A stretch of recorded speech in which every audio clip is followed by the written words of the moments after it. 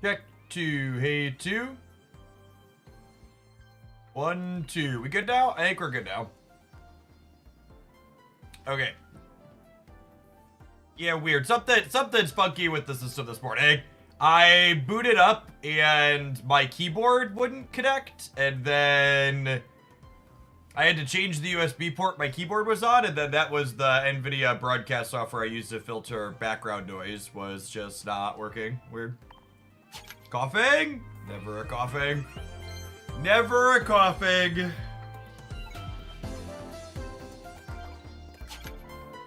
Hey, Alec. Thank you for the entire year. I appreciate that. Welcome back.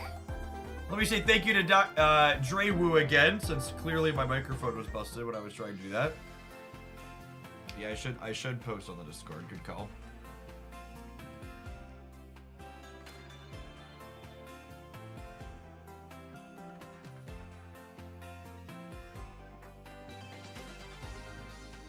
You always pick the same position for the Wonder Picks. Nah. Just go. We go with the vibes. Whatever we're feeling. Oh, I have a pack to open too.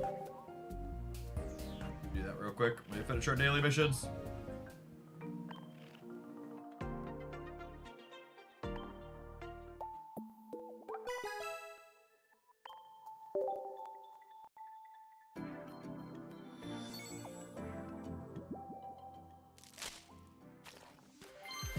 Looking for full art Kogas and Giovanni's and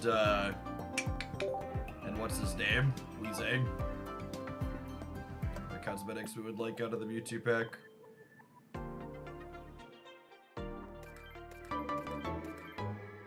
Look at us level it up.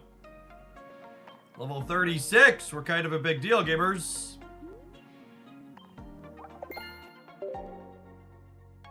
I believe that puts me at over 200 of these things. Yep, 215. We're gonna buy the whole set on day one next time around. Free to play style. Is wonder picking placement gonna be the shuffler conspiracy of this game? Probably.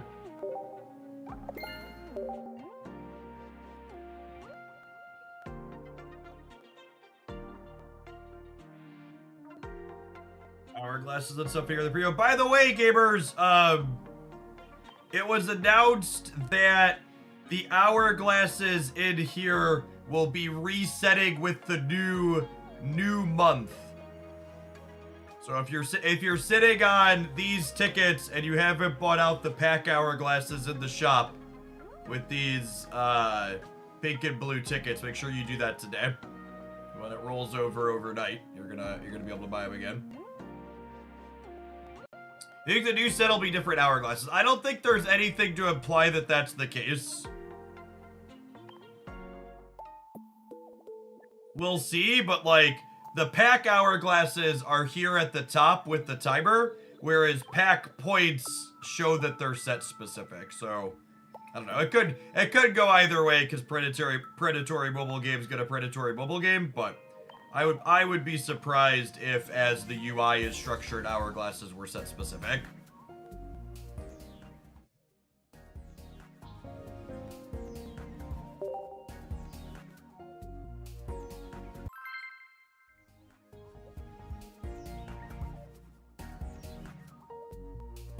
Buy out Wonder Hourglasses, only if you want them. Those will also reset, but they're less valuable.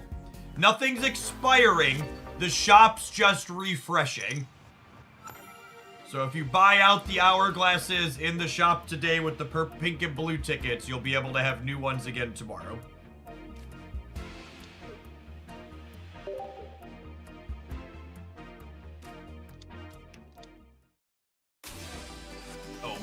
Oh, baby, a knockout. My 30 HP starter is better than your 30 HP starter. Neener, neener, neener.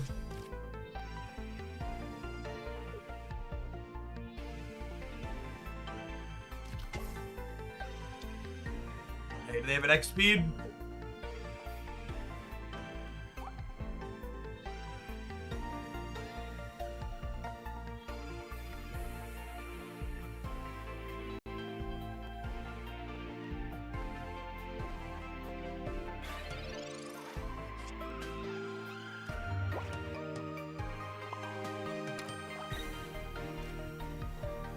I think I'm digging for some other basics here. Blitzel is perfect. Hopefully we can add a Kangamama to the bench as well. Nailed it.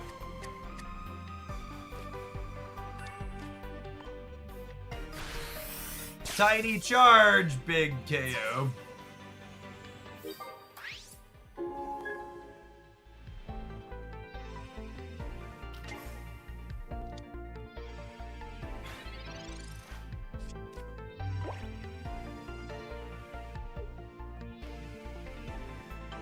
Yeah, Messiah, I'll be curious to see if they keep the power level of this game low, and if so, for how long. Ooh, if they hit with this Misty, War Turtle KOs are time pull on the backswing here. Never hit with the Misty in their lives, thankfully.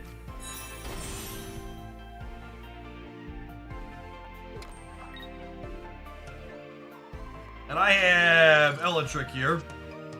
This game should be pretty done.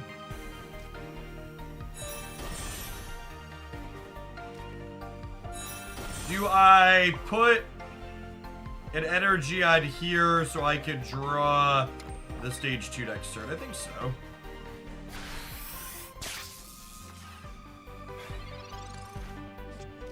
Could be punishing if I brick and they have Blastoise, but with the follow-up Lightnings on my bench, we're probably okay here either way.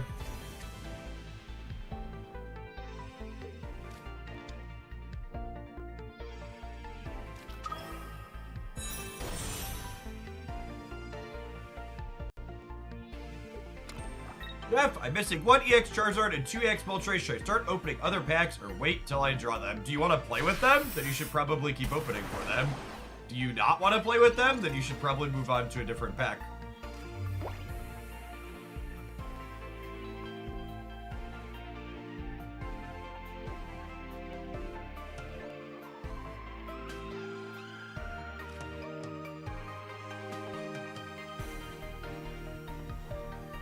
Other people can't really tell you what you would enjoy playing games with.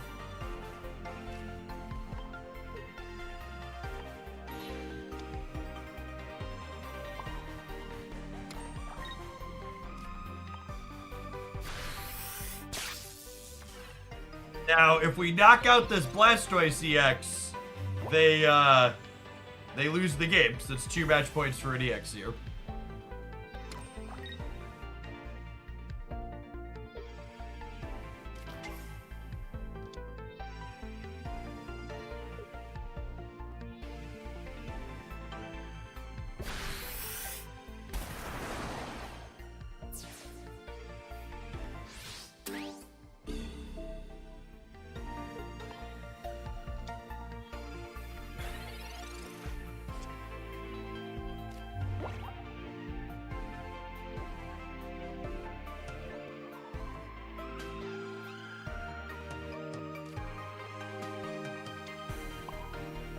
I think we're just cracking them for 50, so that way we knock. Like, I could just let this take a hit and then put Electros out, but I wanna beat. This beats double potion this way because this threatens to deal 60 with the weakness.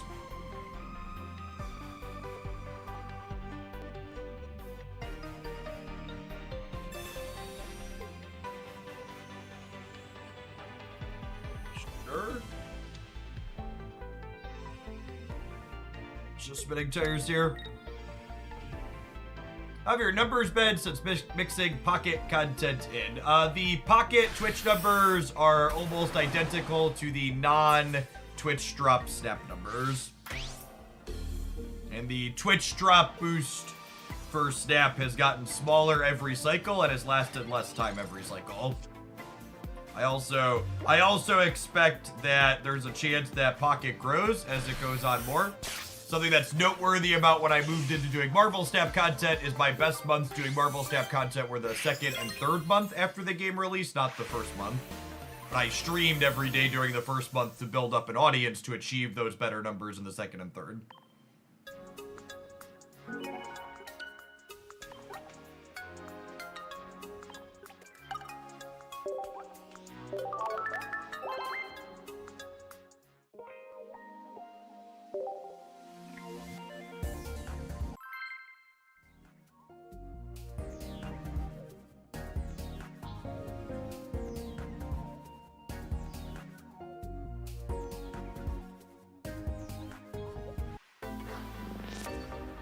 or tiring trying to juggle content for 2 games. I mean, I've kind of slowed down how much YouTube content I do for Snap, so Snap's mostly just being live these days.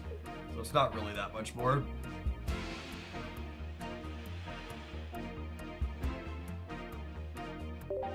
I gotta be honest, when you first started playing this game, it didn't interest me much, but I loaded it yesterday to give it a try and get the enjoyment. I know nothing about Pokemon, and I still find it enjoyable. 100%. You don't need to know anything about Pokemon to find this game sweet. It's just it's a generically good digital card game. They did a good job designing the systems inside of it.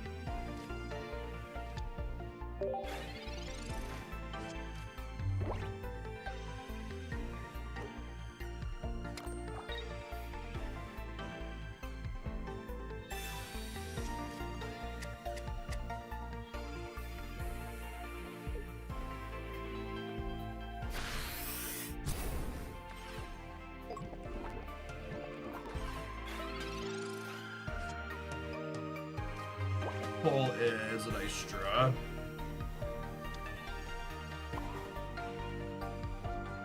I want to attack with the Zebstrika. This makes them. I'll get to put 60 damage for this energy, even though we'll lose to the Buck. But then hopefully the Electric can come up and finish.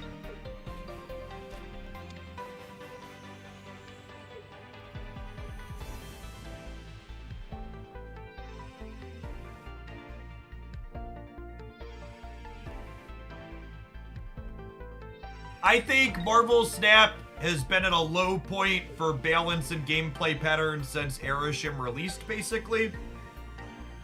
And I don't expect it'll be at that low point forever, but I think the current window at which we're in is not stellar in terms of play patterns. But it's a live service games, and all live service games have their ups and downs.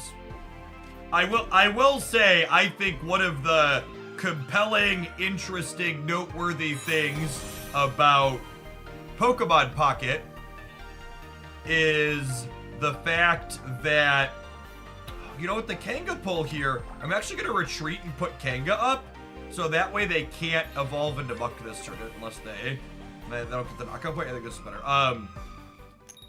What was I saying? I think one of the compelling points about Pokemon Pocket is the fact that when Pokemon Pocket inevitably hits a low point in terms of gameplay, because it will, all live service games hit low points in terms of balance, you don't have to play games in order to progress your collection. You just need to log in and open packs and do wonder picks.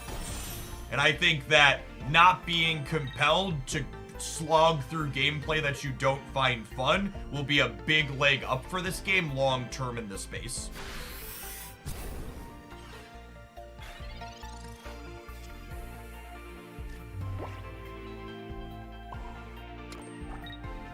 It's a big deal to not have to do chores, basically, if you're not having fun.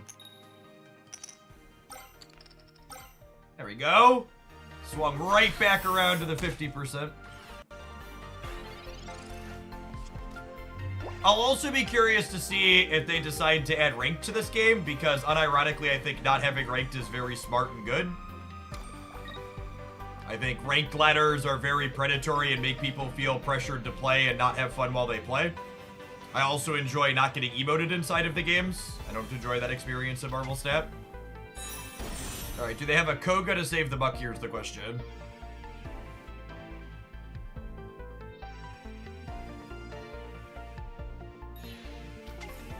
Just a retreat. That's good for us.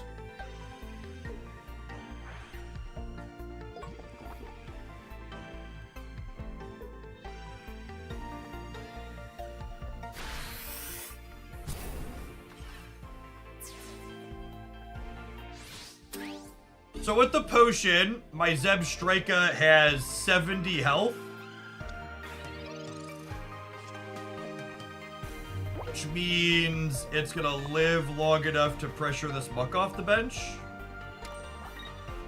Am I supposed to play around Giovanni?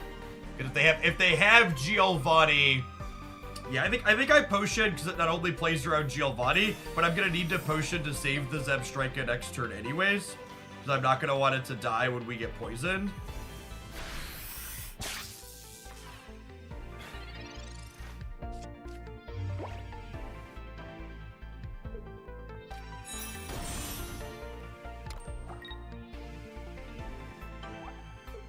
They've not played any copies of Sabrina yet, which makes Arbok extra scary over here.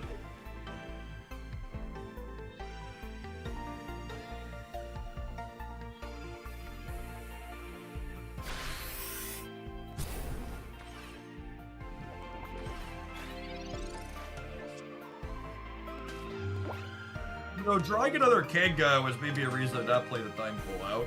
But I guess playing it out has value in the face of drawing another Electric.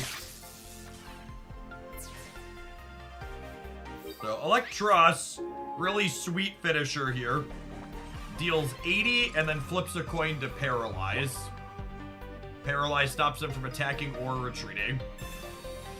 And I like it because Electric here is a relatively solid stage 1. Dealing 40 for 1 is reasonable, but its health's a little on the low side.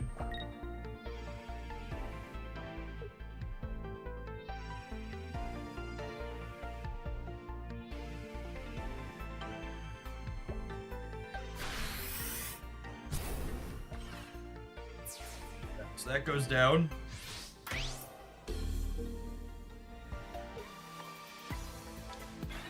I think I might Sabrina this turn to make it so we're not going to get poisoned, ideally. I'm going to do it before they know we have the evolution. What's the difference between sleep and paralyzed? Paralyzed always wears off after 1 turn. Sleep, you have to flip a coin and get heads. So in a way, the way I like to think about it is flip a coin to paralyze is the same as always put them to sleep.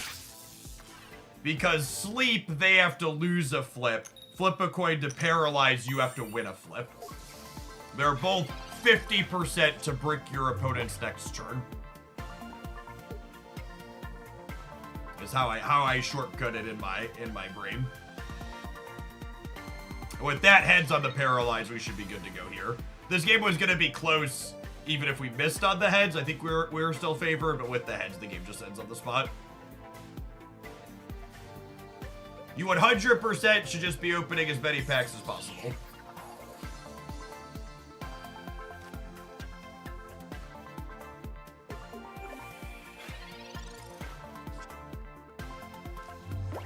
No, be free, enjoy your pocket monsters. Until you have every mechanically unique card, there's no reason to sit on hourglasses.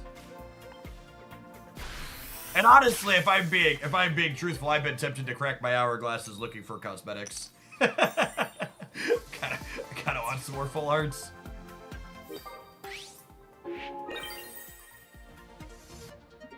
Yes, we were talking about that earlier. The hourglasses in the store will reset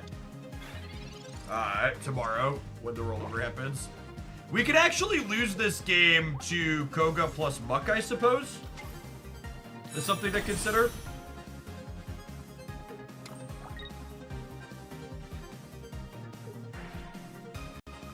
Yeah, because Muck will finish us and they get Koga through the paralyze.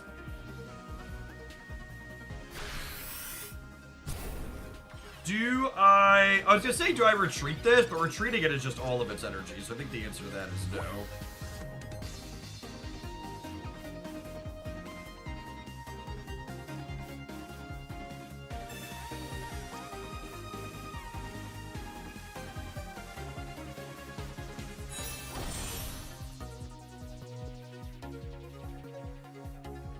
The follow-up Electros probably means we're set, right?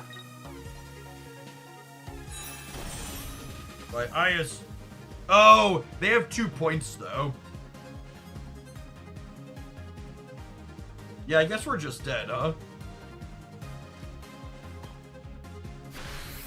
Is there a difference between the types of packs I'm opening? Yep. Exclamation point, best pack in chat to, get my thoughts on the best packs to be opening.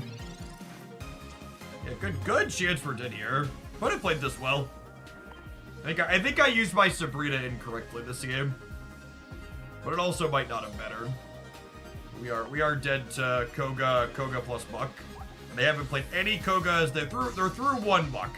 So if their other Muck is buried, we got him.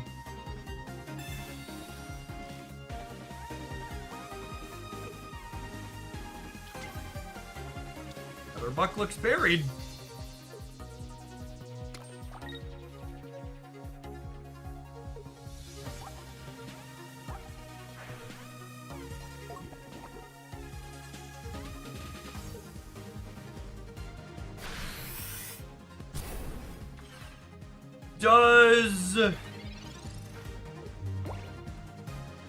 Because they missed, I can actually play around them top decking Muck now, yeah? Because this has 140, which means if I Muck does 120 to something poisoned, plus the poison does 10. So if I retreat here and put the full Electros up, they will have to, I'll get to live if they poison Koga, hit me with Muck. I don't know if we can win the game after. We need like a high roll on Genghis-Khan, I think, but this is our out to play around it. Deaver, thank you for the 2 buds. I appreciate that. Welcome back.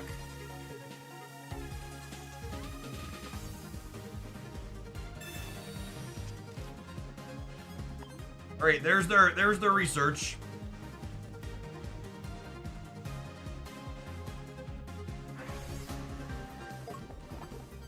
So unless the second Muck or second Koga is their very bottom card, we're probably torched here.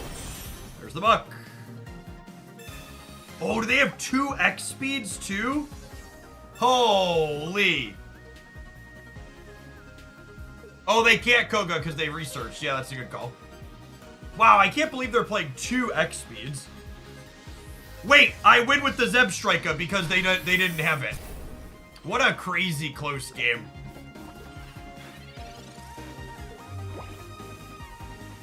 I will say, I think the non-EX decks generate way better games of Pokemon Pocket than the EX decks do. That's why I've been focusing on them. There's so much more back and forth when you're playing to a full 3 knockout points. What a close set.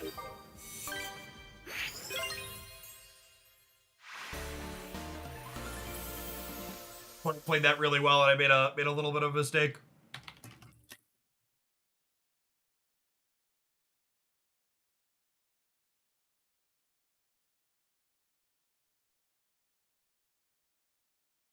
All right, looks like we need to tap our Twitch ads for the morning. I'll throw the deck list up on screen. We're gonna play a couple more with this one when we get back, and then we'll be switching through a bunch of different things today. Thanks everybody for hanging out. Don't go anywhere.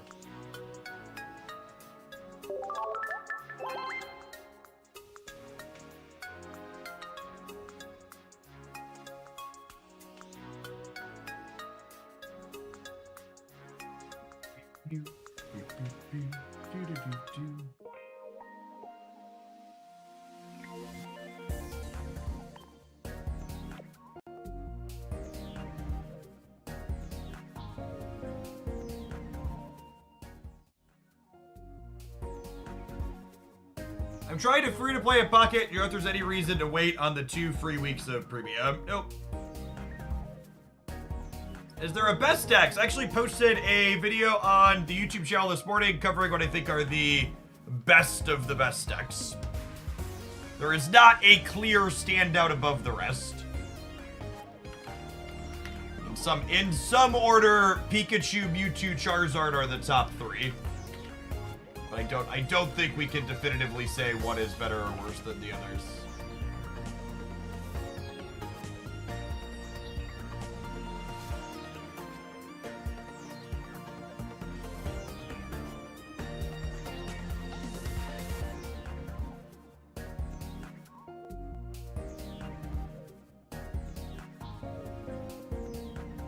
You're a clear set of others. I think the YouTube content we've been making is easily the highest quality Pokemon Pocket YouTube stuff right now. I don't think it's close either. There's a lot of other people making good stuff, but the work my editor is doing just like puts us head and shoulders above other people that are just like a little bit more scuffed. Pitch Dark, thank you for the 2 months of Prime. I appreciate that. Welcome back. We built this deck yesterday because I just wanted to dork around with Electros. I've honestly really liked it. It's felt pretty clean to do a lot of different stuff.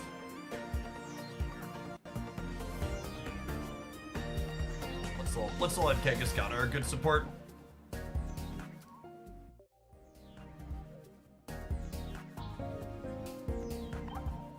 If we can get a variety of people in the other queue today.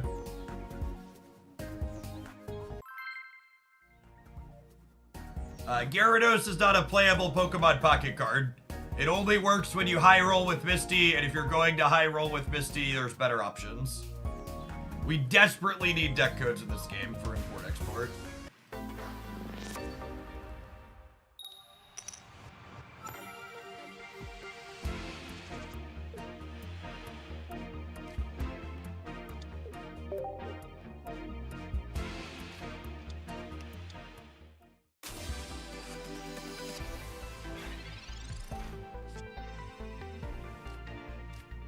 Alright, our Dynamo is in danger, chat.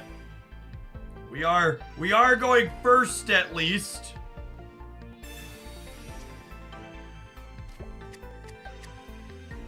Alright, we found Big Mama. X speed Big Mama is the droid we were looking for here for sure.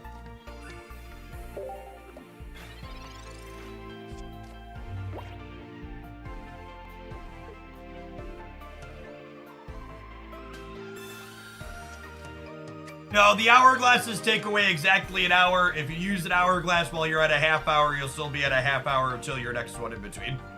They actually have done a really good job of designing the systems in this game, so it's very difficult for you to mess up and use resources inefficiently. I think basically the only big mistake you can make is... I think basically the only big mistake you can make in this game is continuing to open packs where you like have all the EXs and stuff. Part of me wants to just let Kangaskhan eat it and just like start working on this, but I probably should put some damage up here, huh?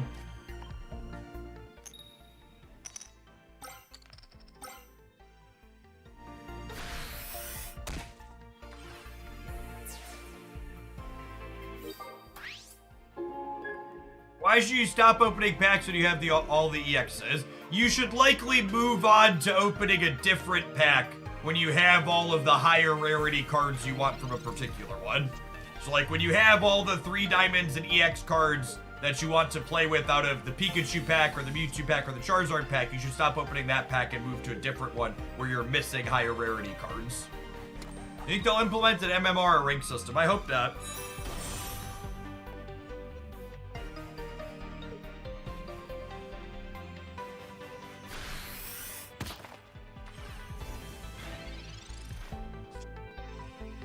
Honestly, Kangaskhan hitting 2 heads there might have been bad for us.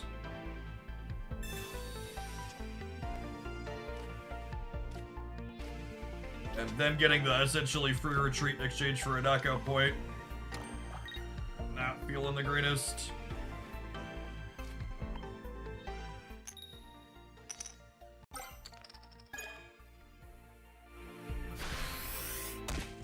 The pack points interface is absolutely atrocious. It needs to be changed.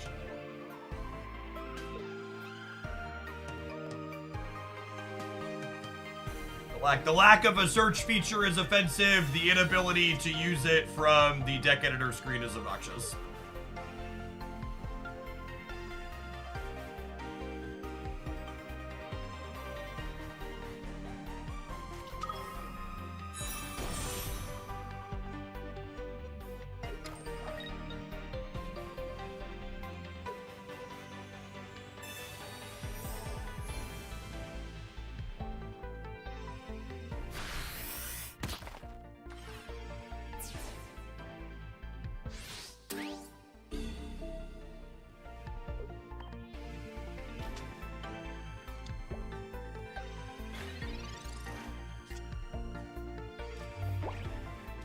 Everything is weak, gamers.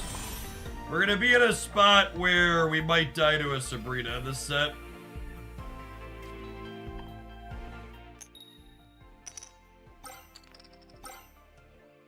Mama's throwing hands, chat. That's really good for us. If Kanga can solo this Sand Slash, it would be huge. Because it would mean when we put Electros up into the Marowak, we have a chance to paralyze it before it can attack us. Which gives us some margin of error.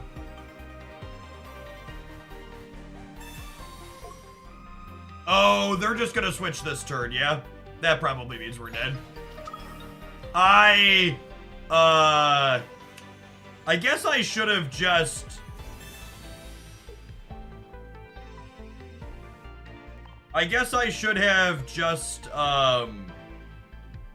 let Kanga take the hits and put the energy on the electric. One of these, alright, I think maybe the far-fetched on one was my mistake this set. We were on the back foot the entire time due to weaknesses, but I think knocking out the far-fetched on one was wrong, and I should have just invested in my finisher from the start. Just let Kanga be a meat shield and buy time.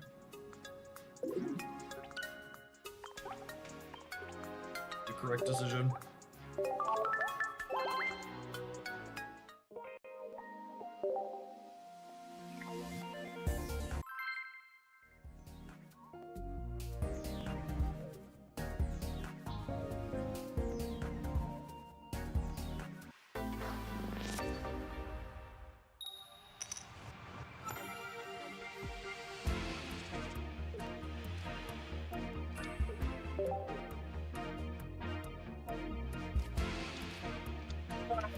Thank you for the Hawaii 5-0. 50 months is a long time. I appreciate the over 4 years. Do you like the weakness? I think in general the weakness system is well designed. I think you should focus on the fact that I talked about I made a mistake in the previous game, not on the fact that I had to play better because of the weakness system. Any chance you can see all of my cards? Nope. That sounds like a waste of my time. I have all of the mechanically unique cards.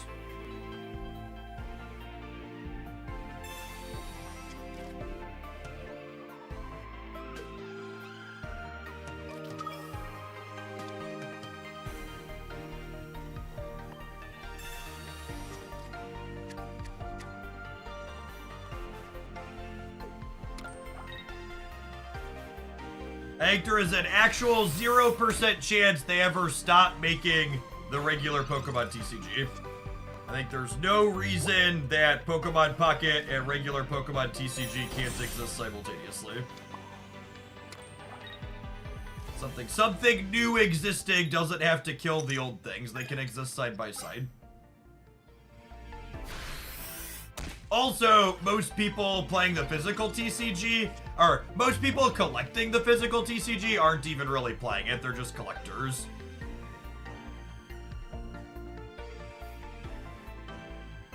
I wouldn't be surprised if in a few years this was the more popular way to actually play the game.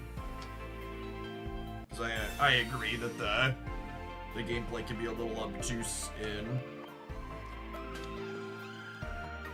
the regular.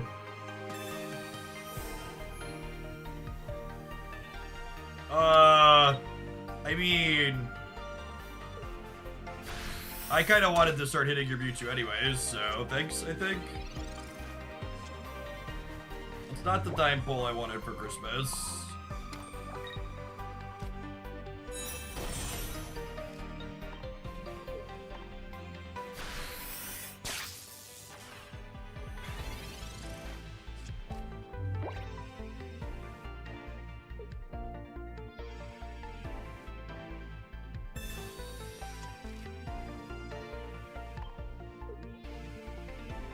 Been missing their routes so far, at least 2.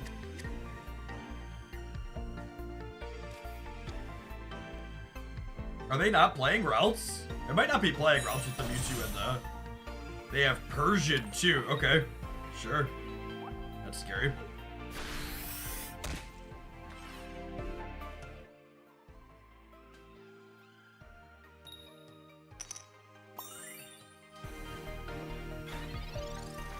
by Sabrina. And it's not the time pull I wanted for Christmas.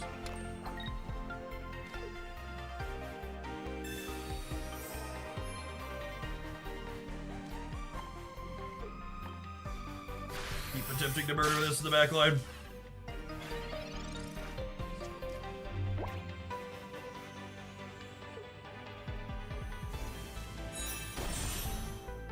So Hypno is 25% chance to brick your opponent's following turn. They have to flip a coin to put me to sleep, and then I have to flip a coin to wake up.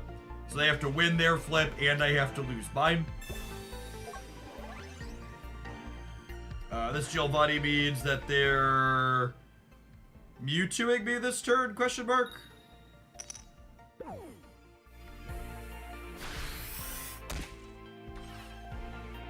A weird Giovanni. You get 2 weeks for free on the season pass. The first bump is always free, yes. Come on, video game.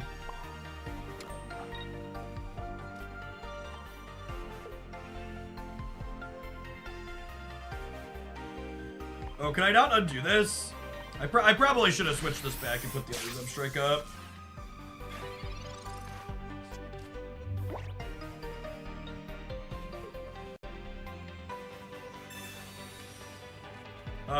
Thanks.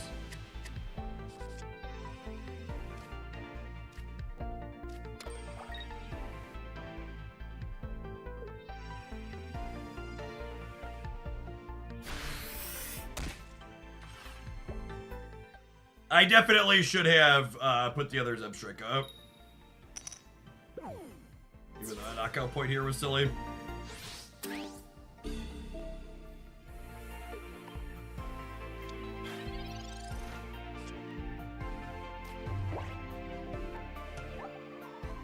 Guaranteed to be the type ball, right?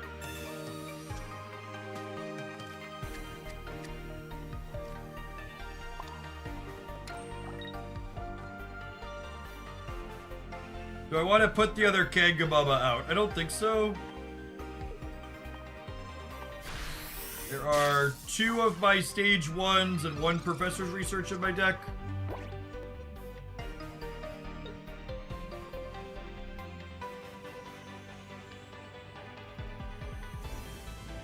I will have a trader tier list up as my edited video tomorrow, where I plan to rate red card appropriately low, and then I'll probably do a video next week dedicated to just red card running through hypergeometric distribution permutations to talk about why it's silly.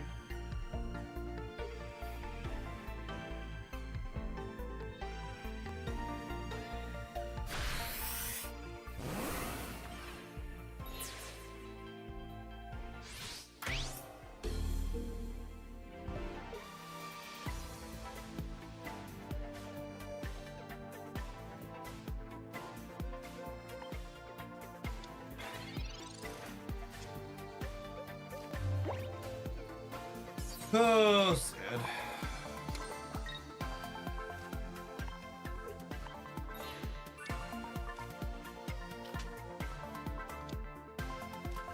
I put that up because if I drew the stage 1, it was best to put it up.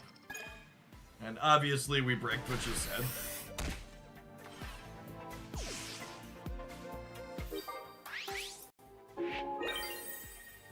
So, despite incredibly mediocre variants on our Stage 2 evolution, we're still in this game because of Zebstrika and Kangaskhan. I played the other Kangaskhan out to my bench here because I want to play around their second copy of Sabrina if they have it.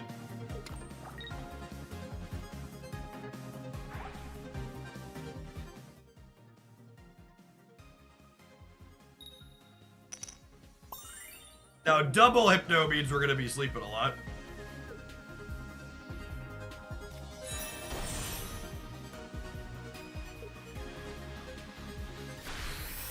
Interesting Mewtwo build from the opponent. We talked about it yesterday. Or we talked about it in the Discord server yesterday. Well, I don't know that Hypno and Drowsy are necessarily the ones I like. I think Mewtwo with single knockout point Pokemon in general is pretty underexplored.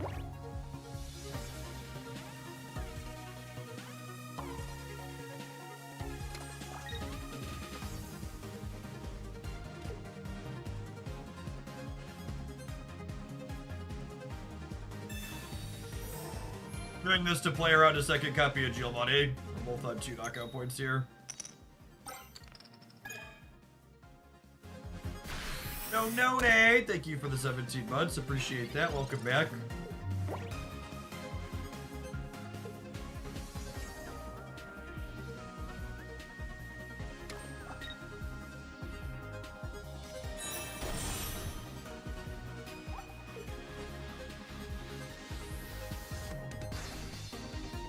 What cards I expect out of their hands. They have their whole deck in their hand. There's probably a second Mewtwo EX unless they're short in terms of budget.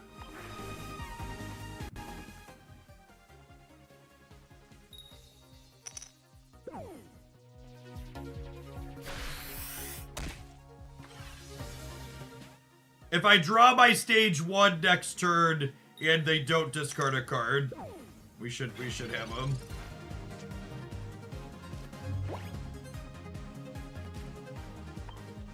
Come on, come on! Oh, come on, game!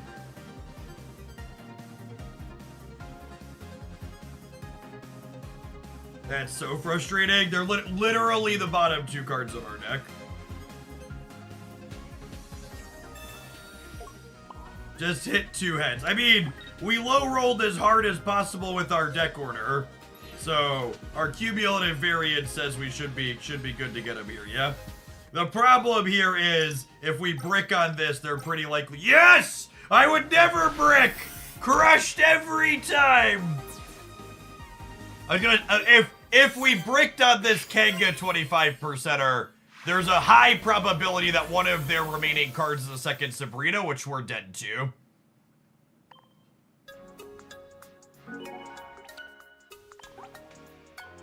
This deck's generated really good games of Pokemon Pocket. I'm going to move on to the next thing I want to work on, but that was another really fun set.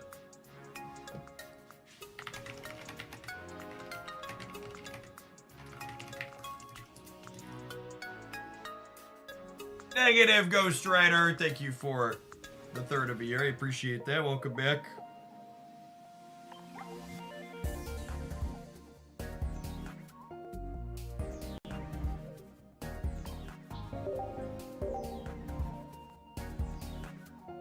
I am not playing on PC, I am playing on my cell phone in my hand right here.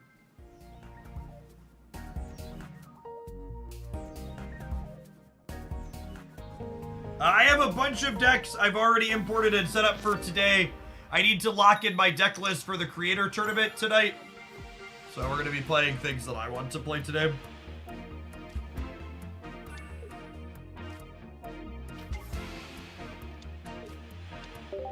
I think I might play in one of the open entry community tournaments over the weekend too, Saturday morning.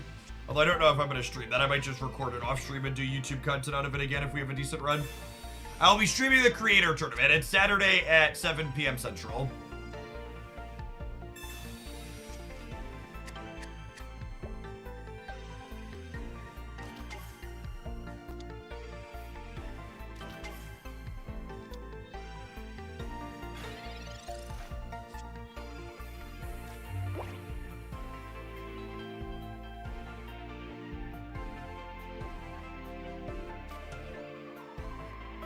Hitmonlee is actually our best possible card in this matchup.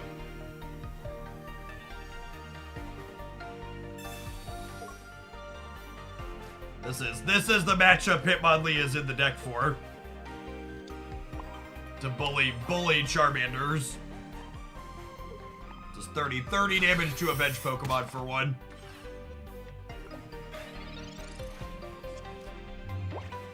LimitlessTCG.com is the place where I've been finding community tournaments and ones you can enter for free.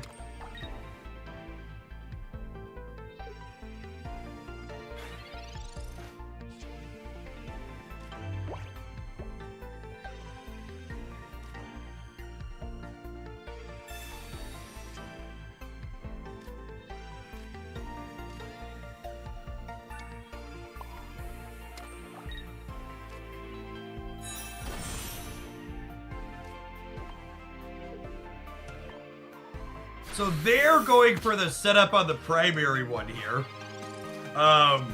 with the Marowak EX in my hand,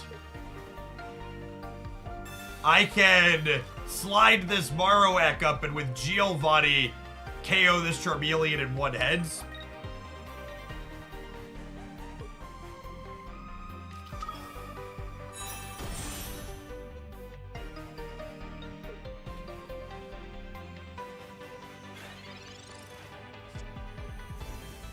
Two heads won't do it now.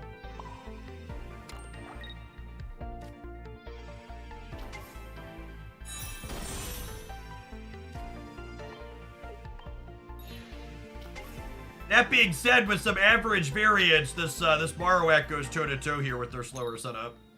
With their oh yeah! Completely average variance. And this game is neat, because it's an example of how the opponent was forced to play in an atypical manner because of Hitmonlee. This entire game played out this way because of Hitmonlee. The only reason they didn't switch to Moltres was because Hitmonlee would have pressured the Charizard on the bench. And now they're sitting here in the Bone Zone, completely screwed.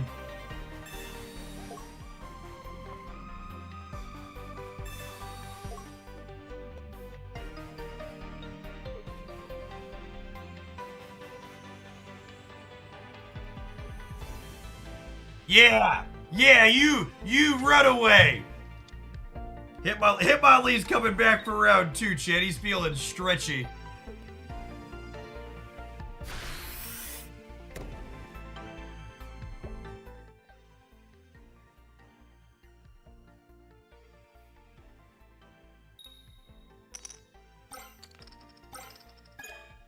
All right, you hit 2 heads. Hitmonlee's feeling stretchy in the Bone Zone. Welcome to my family-friendly, PG-rated stream. So, noteworthy before anybody asks, Giovanni only does extra damage to things hitting their active. So Giovanni will not let me knock out the Charizard here. Awesome for Riz. Thanks for voting early. Appreciate the 15 months. Welcome back. You'll note I declined to evolve my Sandshrew because if they switch to Charizard and knock out my Hitmonlee without a potion, Sandshrew's deal 10 for 1 energy clears Charizard EX guaranteed.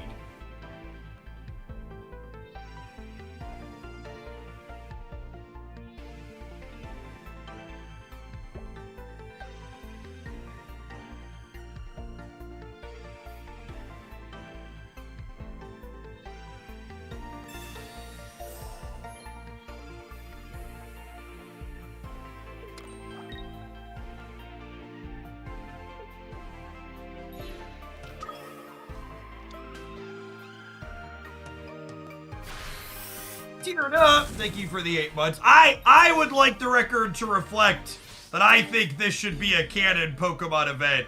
Sandslash, given the putting the gears to Charizard EX here. Definitely feels like something I'm interested in having happen again and again. Giovanni only ever adds 10.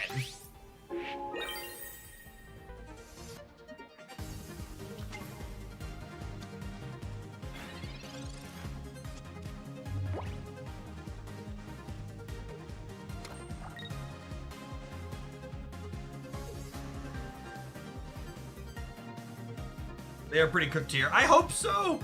I guess there's a world where this Moltres rolls well and then they put up Charizard EX.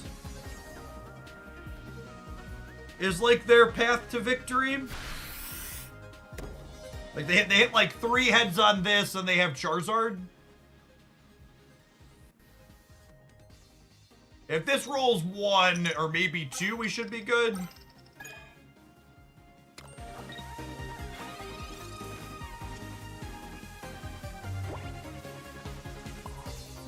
We just start cracking for 70. I think it's wrong to Hitmonlee. Oh, I forgot I have Sabrina. Pain, suffering, Sabrina.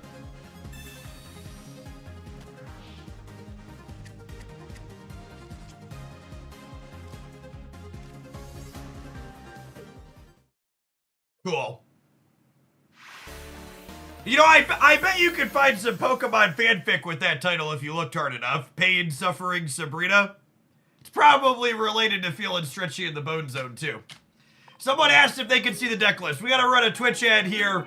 So I'll go ahead and I'll put the deck list up on the screen while that happens. Thanks, everybody, for hanging out.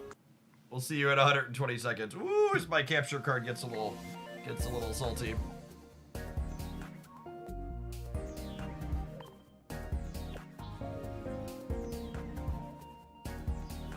I'm gonna run to the restroom really quick, subs. BRB.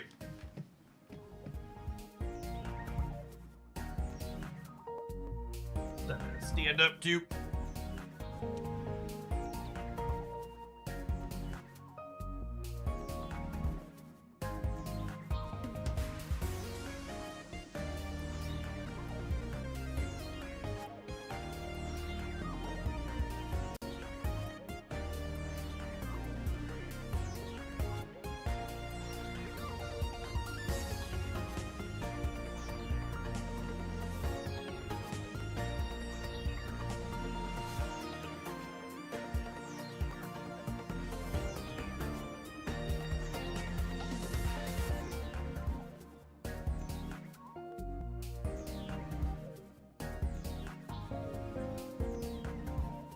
Yeah, a couple of shiny new Into the AM shirts, gamers.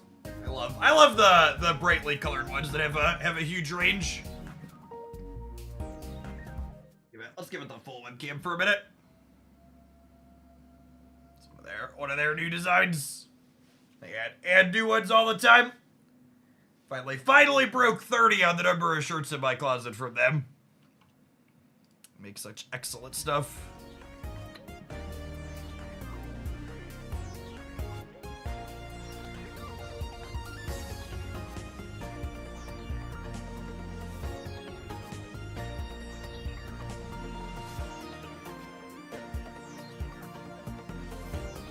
Baker Thrive, thank you for the 33 months. I appreciate that. Welcome back. We will probably work on some Pokemon emotes at some point in the future, yeah? There is no upside or downside to opening more or less packs at once in Pokemon Pocket.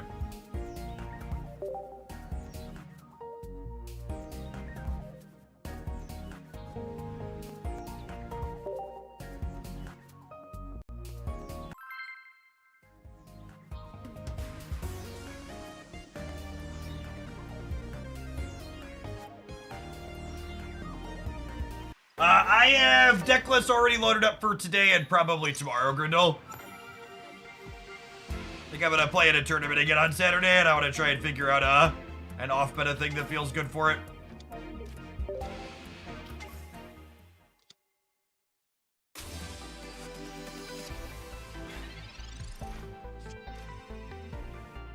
It's Pokemon Hiss.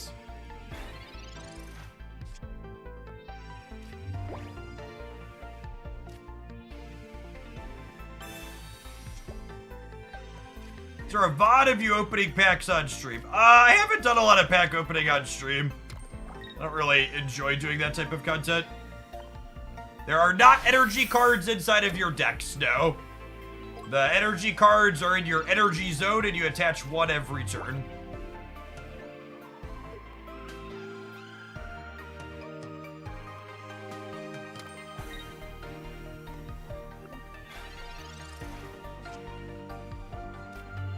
Alright, 50% of the time, it works every time. Or 75%, right? Because, it's only the super low roll that we don't win on here. Cool. And we're done. Just watch the EX decks overview. It was really useful for a meta crash course. Yep. Thanks for checking it out.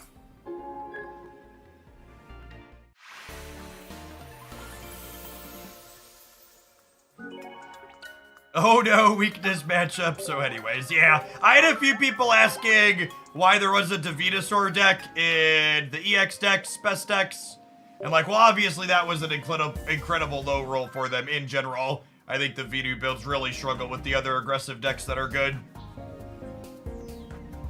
Yes, also try and play more basics, but...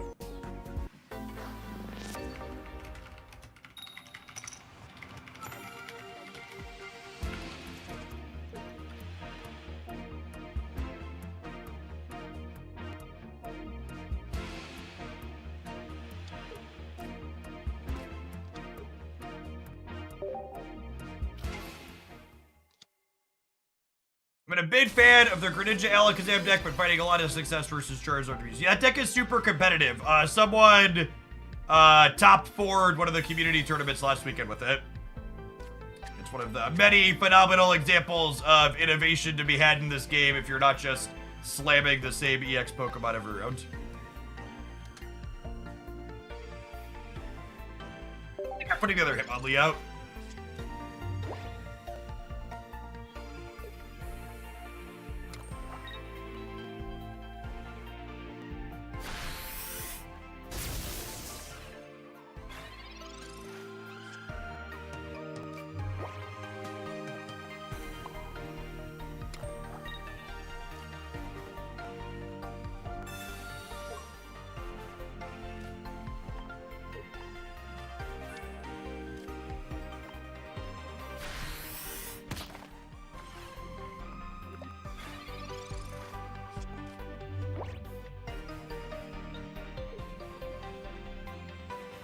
So, Zapdos here, Thundering Hurricane does an average of 100. Which is kind of scary, honestly.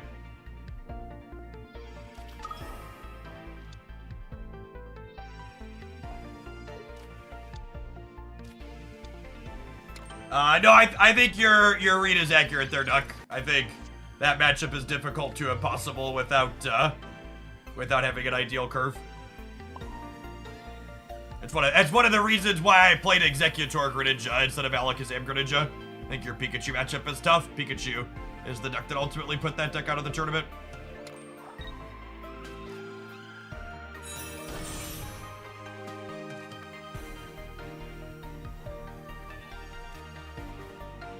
I want to knock something out here.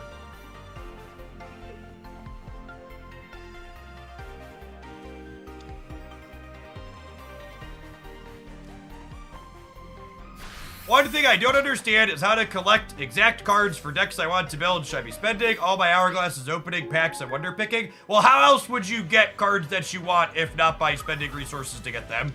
What is the message you're seeing on the internet that's confusing you? Mara, thank you for the 7 months. I appreciate that. Welcome back.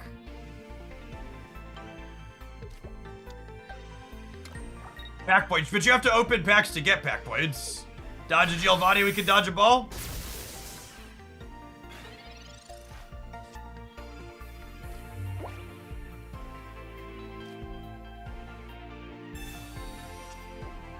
You've seen people saying hoard hourglasses. Why would you hoard hourglasses in this game?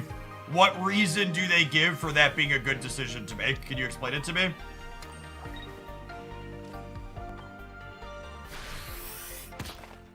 So, if they don't have Potion, we actually win the game here because they knock out the Sand Slash and then Sabrina moves the Pikachu EX back to the bench and we get to KO it with Hitmonlee.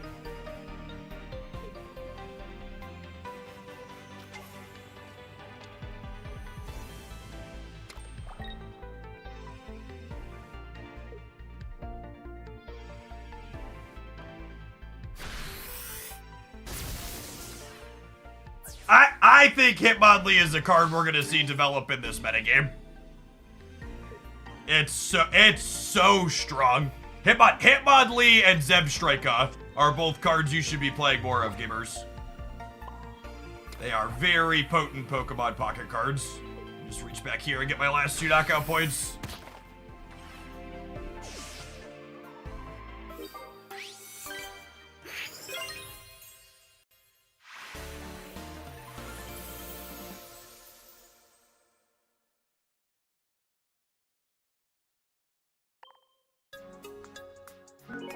Hitmonlee does 30 damage to one of your opponent's bench Pokemon for a single fighting energy.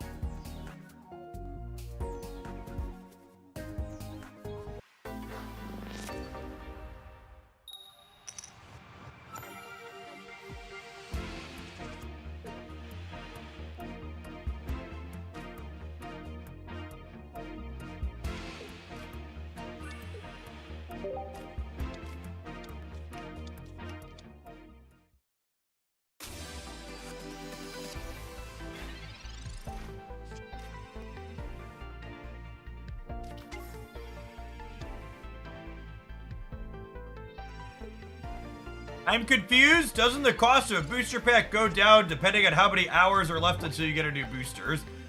I mean, you get packs for waiting, but the wait time is always the same.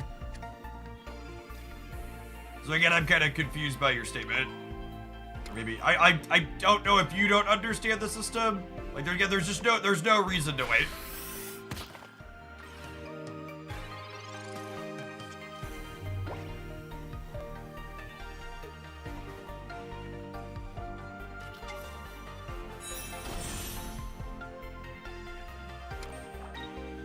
This is why whenever you get advice on the internet, you should push the person giving the advice to ask why they're telling you to do the thing you're doing instead of just taking them at face value.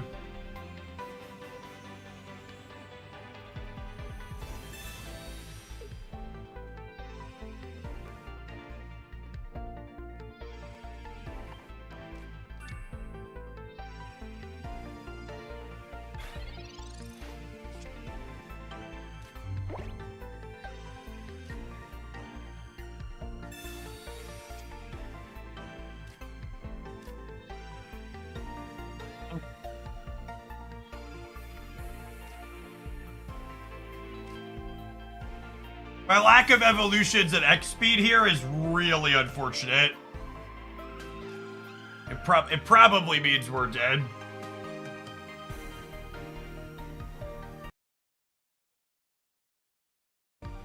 Someday we'll stop bumping the capture card. Today is not that day.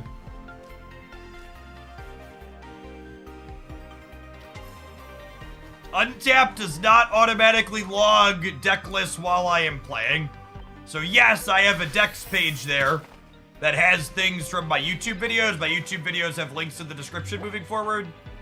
But there's no automatic upload and there's no exporting, so everything up there is done manually. Yeah, there's a bunch of Alakazam decks up on my Dex page, Messiah.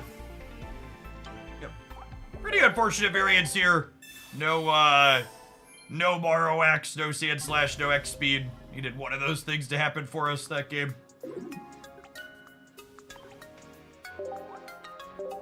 Sometimes. Someone asked, what did you cut from the deck you highlighted today to fit Hitmonlee in? That question is what we refer to as a leading question because it comes with the implication I started with one deck list and cut cards to get to another one, as opposed to starting with an empty deck editor screen and then building from scratch.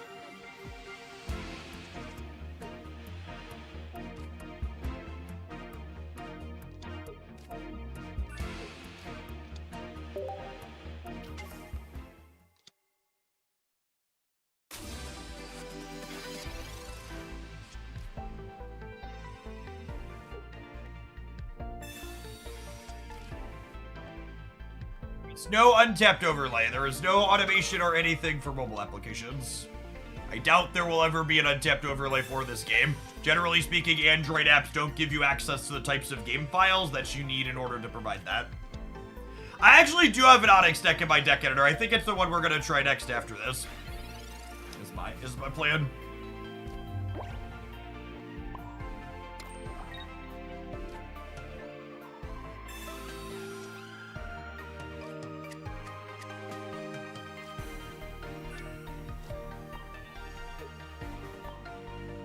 Like to start snoot booping the Pikachu EX ASAP.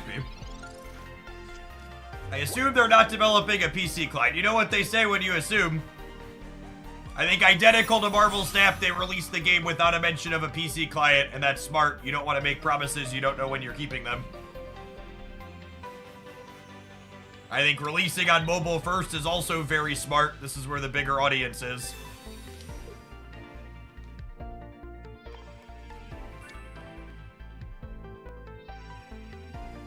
I think Grapple Locked is a playable card. I do not. I think a Switch version would be incredibly smart. I hope that's something they're thinking about.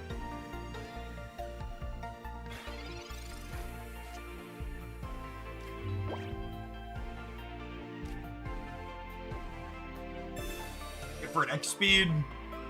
Maybe I want a second X speed in this deck. I think I'm only on one.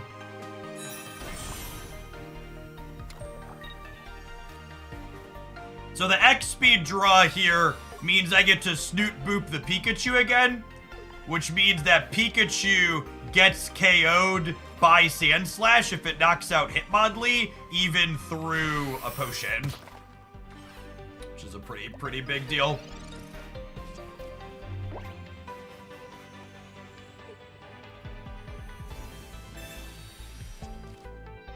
I assume they'll wait for Switch 2 at this point. I assume the Switch 2 is going to be fully backwards compatible with everything that launches on Switch 1. Which maybe that's a big assumption, but I think that's part of the reason they've been waiting.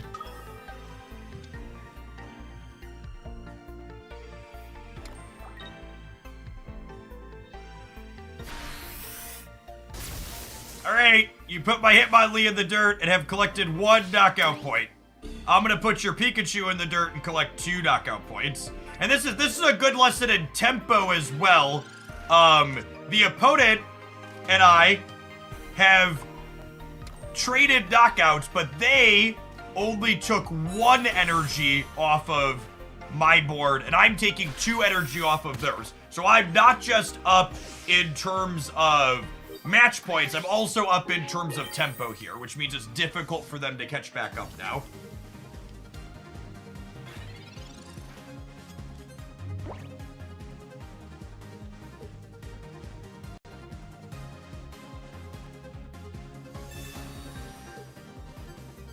Oh, you know what? Evolving the other Sandshrew means that I can't retreat back now. I didn't think about that. It's an interesting thought slash thing to consider here. The evolution lesser is probably wrong.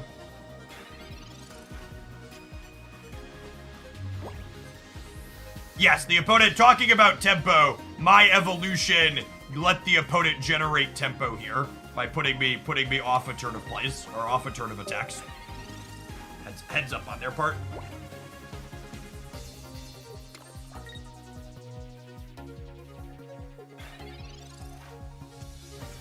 Oh, you know what? If they have X speed, I could be in trouble.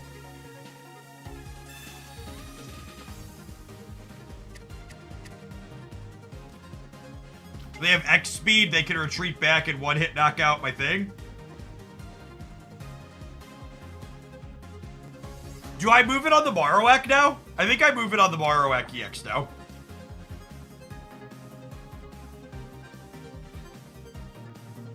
Yeah, I think I just passed. I think they're representing X speed the way they're setting up. I've only played 1 of those yet. Their deck almost always plays 2.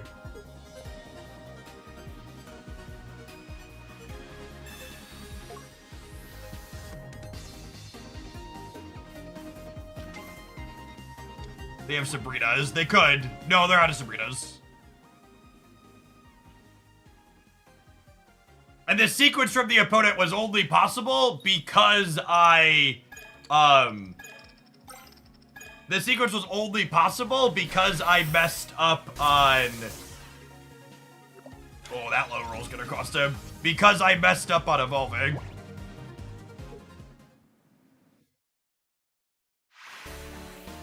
A little fortunate on that roll, but our Marowak EX was likely to win the game either way.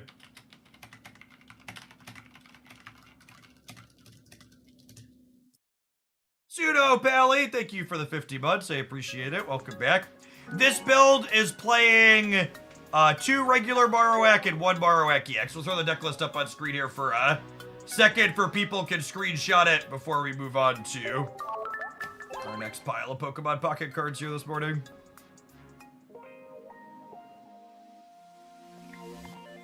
It's possible I want a second EX. EX saved our posterior a few times. But one of the things, and one of the reasons why I only have 1 EX in here, is because I think in a deck like this, you really want to make them knock out 3 Pokemon. So you don't really want to be putting up Marowak EX until your opponent has punched through 2 of your things.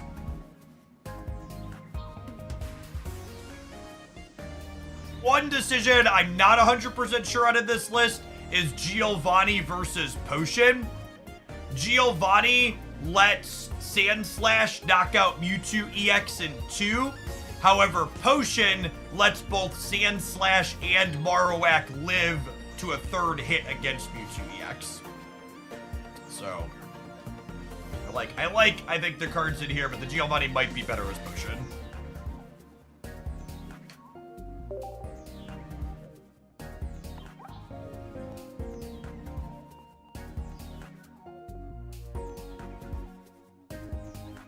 What's the way to track cards I've gotten in this game from each pack? You can chisel them on a stone tablet and then reference that tablet every time you go to open a new pack. Do you ever remove Sabrina to fit the potion? No, I think 2 Sabrinas is really important because it makes Hitmonlee a lot stronger.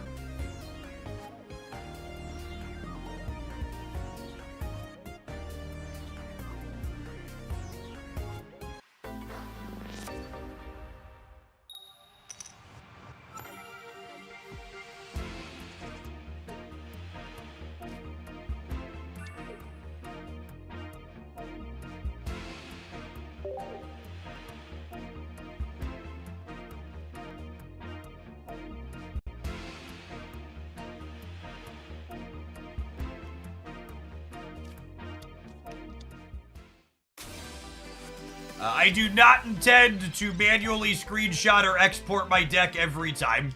On Marvel Snap, it happens on the overlay automatically. Maybe we should make a command about that. It's asked frequently enough.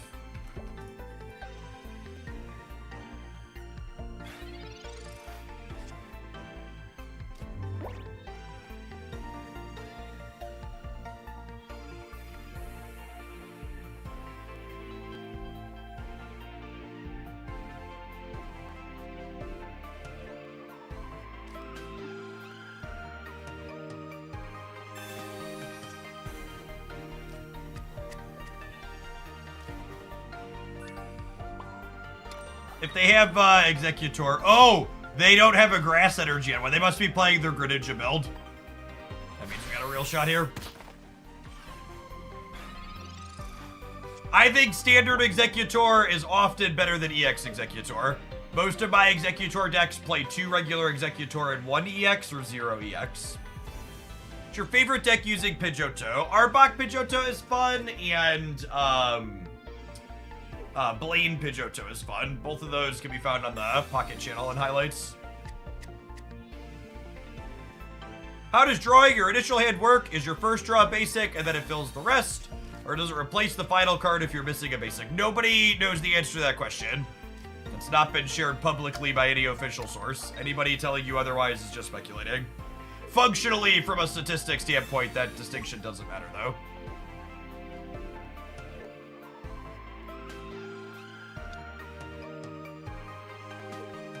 Alright, they have Grass on top of their deck, and they have the Executor EX.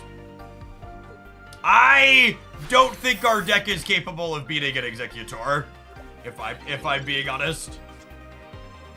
Potion and X speed only come from the shot. I'm just gonna mail. Put it here. For people that are new here, let's have a brief segment that we regularly do on this screen, dunking on people who are very silly on Twitter. It's just a different focus. Snap is more competitive, and Pokemon is like collecting the cards. Pokemon Pocket had more community tournaments with hype before their launch than Snap has had in the last few months combined. I fully expect Pocket to have a thriving community tournament scene.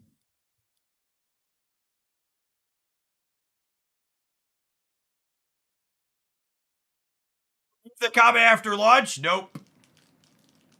Had more community tournaments with hype before their launch than Snap had the last 2 months combined. Maybe you're right.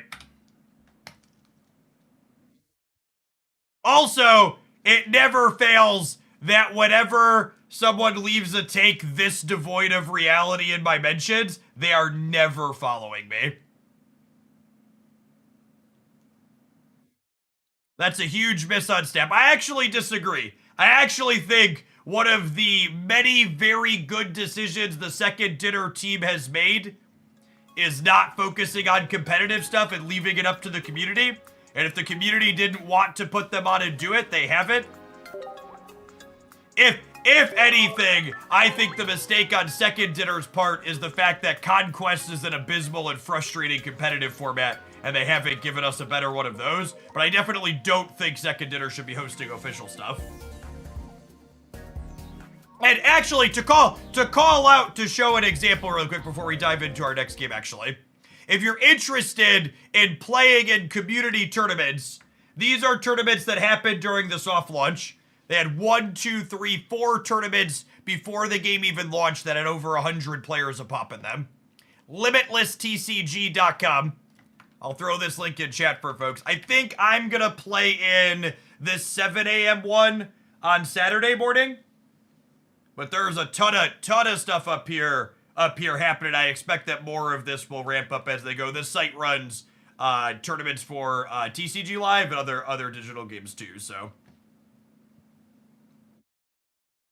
there's a few people that have been running regular tournament stuff and are looking to continue doing that moving forward.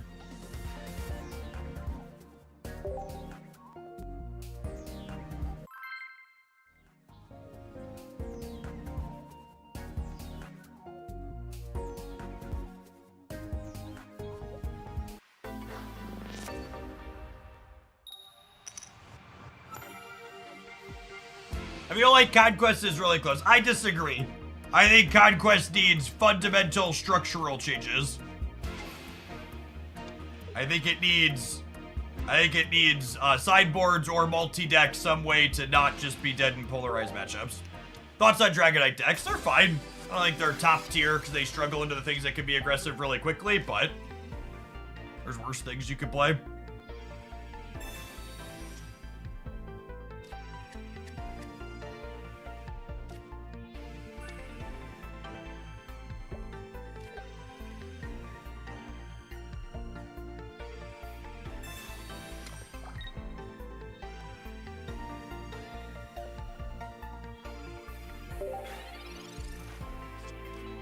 So, I haven't explored a lot with Brock.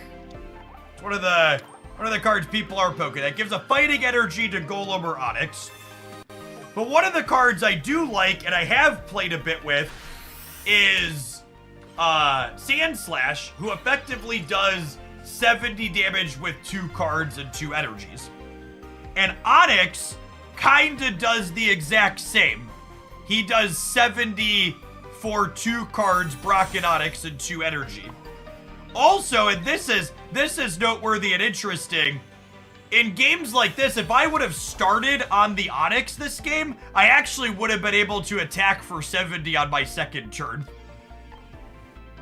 If you have double Brock and start. Yeah, we've done viewer deck days for Pocket. I don't know that I'm going to do today or tomorrow, because I think I'm going to play in the tournament Saturday morning, and I'd like to work on decks that I think are good before then, but probably earlier in the week we'll do viewer decks. We had viewer decks yesterday.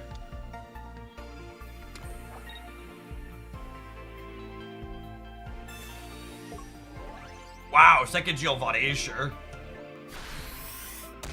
Brock being a supporter is a little bit of a downside. To a degree.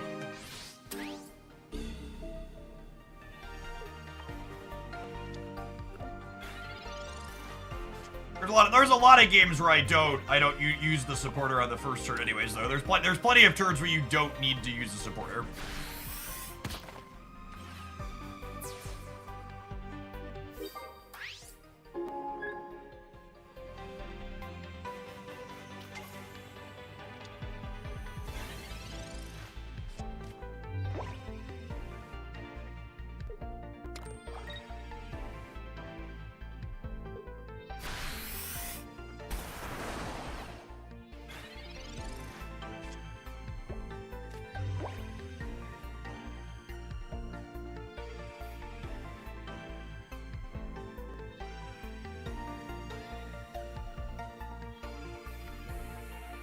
$70, so we need to potion. Keep him off that break point. The energy on here to work towards Sand Slash.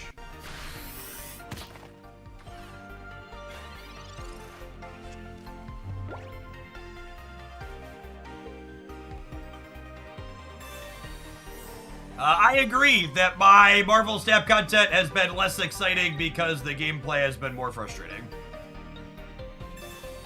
Pseudonym, thank you for the 40 months. Welcome back. Gosh, this Sabrina is brutal.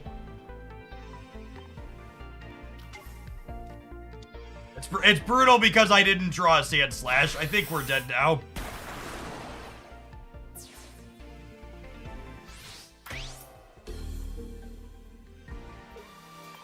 I need to draw my second potion. Yep. Dead. I guess I actually should have put Sand Slash up so that way Sand Shrimp so I could draw Sand Slash was 2 outs instead of 1. Yeah, we needed them. They had the exact perfects, right? They had double Giovanni to kill our Marowak into Potion to live the Onyx, into Sabrina to pull my bench up, into me not having Sand Slash to live the attack. If they miss one of those 4 cards they had, or we hit Sand Slash, we could be in that game. There's just a lot that broke their way.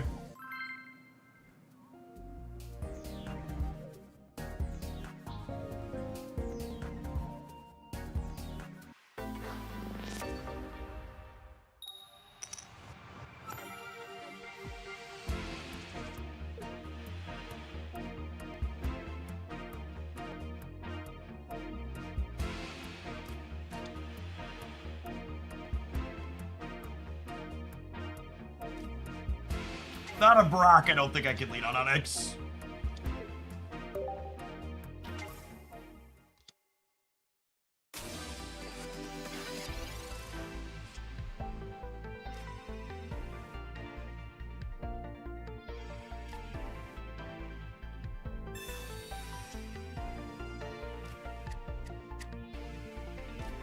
The more I get asked the question, should I open my booster packs in Pokemon Pocket, the more it hammers home to me how much the economy in this game is well designed, where the right answer is spend your stuff.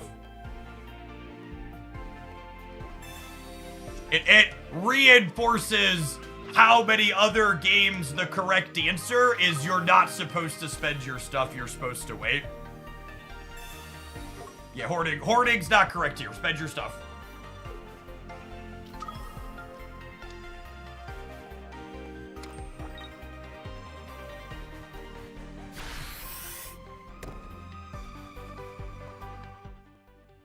Where are people hearing don't open? I don't think people are hearing don't open packs from people in Pocket. I think they're just hurt and broken from other games where there's lots of ways to spend your resources wrong.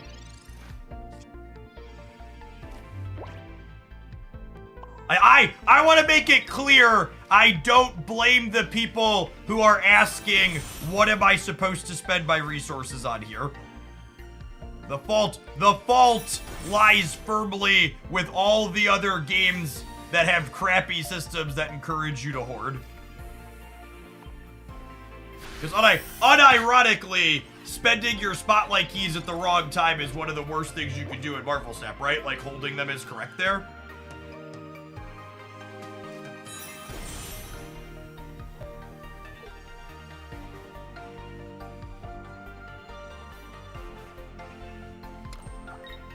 EXs are too hard to pull, my dearest gamer.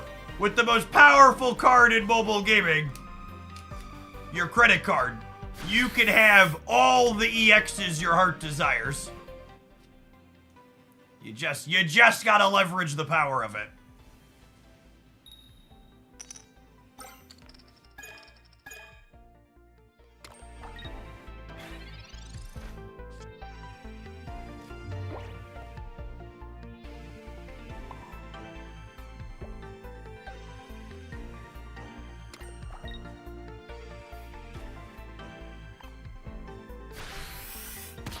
Is it better to spend pack points on EXs or other cards? Technically, the ratio of pack points is higher for the more rare cards. 3 diamonds and EXs. But the actual answer is the optimal thing to spend your pack points on is the cards you want to play with.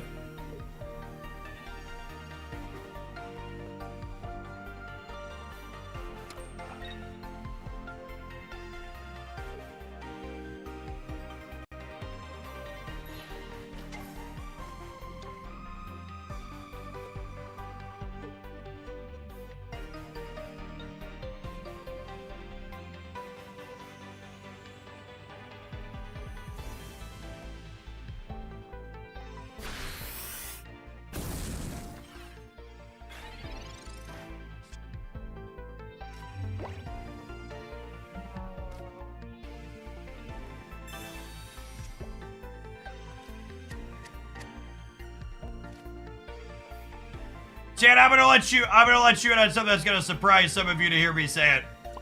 I think there's a chance that my Onyx deck is not very good.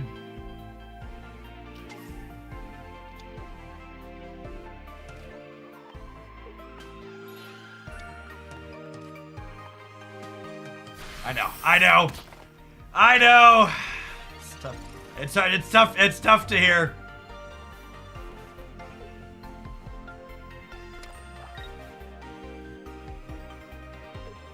How do you know what cards you're chasing in packs? There's in client posted which cards are in which packs, and then there are also websites like Untapped.gg that you can search for them on. I mean, telling me Onyx looks playable when you pair it with another unplayable card like Kabuto isn't really making the compelling argument you think it is. Like, Kabuto is one of those cards, or Kabutops, whatever his name is one of those cards where, like, if the metagame shifts in a meaningful way, it could be really good. But as long as Mewtwo and Charizard are 2 of the top 3 decks, a card that gets one hit by both of them and is built around sustain is just not going to be good. Yeah, it's one of the cards where if it just had 10 more hit points, it would be very good. Because it still died to Charizard, but you could fix that matchup with like a Hitmonlee, but like always going down to Mewtwo and 1 as a stage 2 is just not tenable. You're gonna get pushed out too often. Speaking of getting pushed out, non-subscribers, I appreciate you being here, but you're getting pushed out for 2 minutes. We're gonna take a brief pause for the cause from gameplay while that happens. We'll see you in 120 seconds with some more pocket action. Thanks everybody for hanging out here on a Thursday. Mewtwo always plays 2 Giovannis. I don't know that 160 would help. So that context ignores the fact that you can play other things like Farfetch that help push out the Giovannis. They also don't always have it, is another thing as well. So bringing up Giovanni there is big dice to Doomblade energy. Making them have to have more things has value.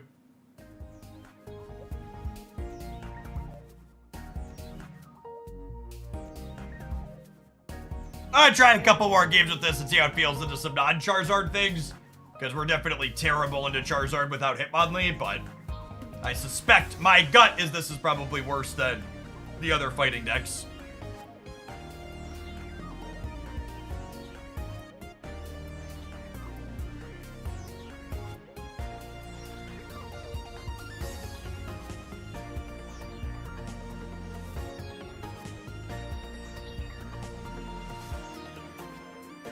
I think Voltra's EX is going to be a staple in Fire decks. It's a staple in Charizard decks. Maybe there's an Arcanine Ninetales deck that wants it.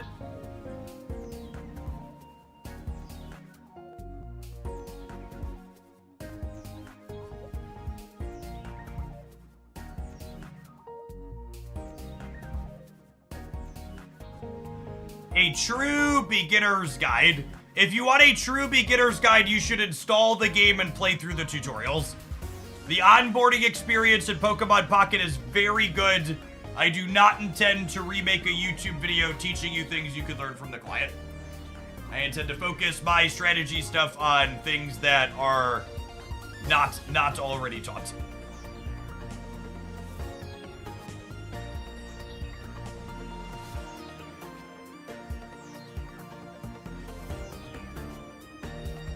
They do a good job. Dr. Jones, thank you for the 22 months. Welcome back. Any thoughts on Machamp EX? We actually played a pretty solid set with the Machamp EX deck yesterday, and I have a different build I want to try today.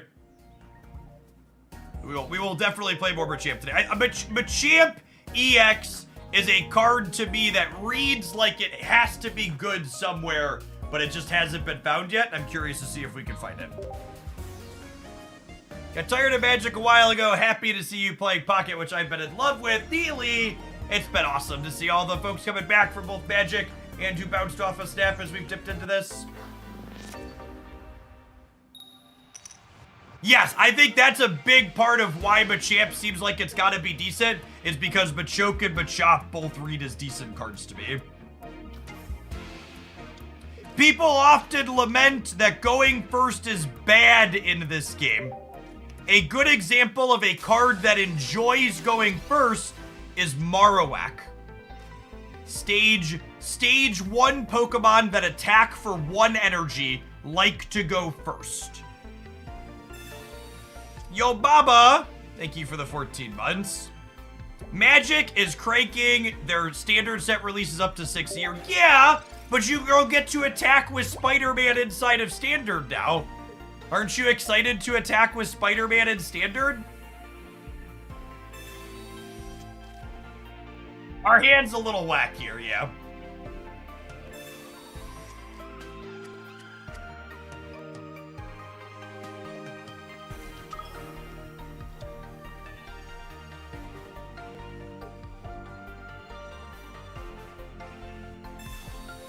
So long, Marowak!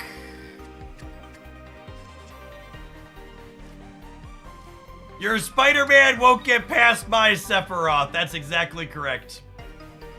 That's exactly correct. Your Spider-Man's never gonna get past the Sephiroth.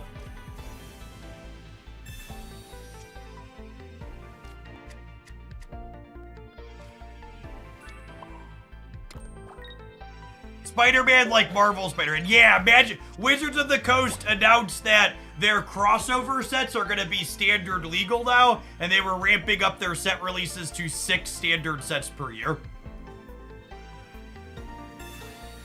Which makes it extra funny to me when they talk about, when I hear people talk about Marvel Snap releasing too many cards. Alright, I'm gonna put this deck in a trash can. We had 2 good decks to start this morning. We were about to hit a stinker eventually. What does Stage 1 versus Stage 2 reference mean? It's how high they have to evolve up. Basics evolve into Stage 1. Stage 1s evolve into Stage 2. So Stage 2s are more powerful because you have to assemble 3 cards together to get them out.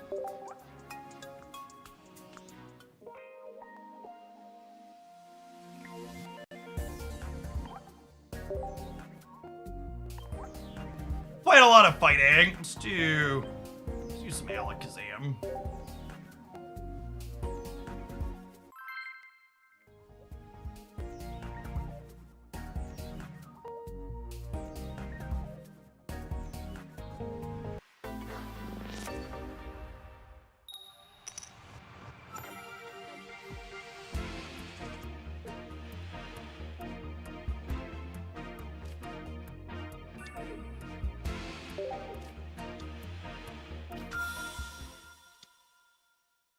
Any viable Pidgeotto decks? Yeah, I think Pidgeotto is great. I like Pidgeotto with Arbok, and I like Pidgeotto with Rapidash and Blaine. You can find deck lists with gameplay for both of those on my Pocket YouTube channel. Clefable, another one that just fits that mold of dealing 40 for 1. This deck list is playing Kangaskhan and Clefable as early starters to build up towards Alakazam as a finisher.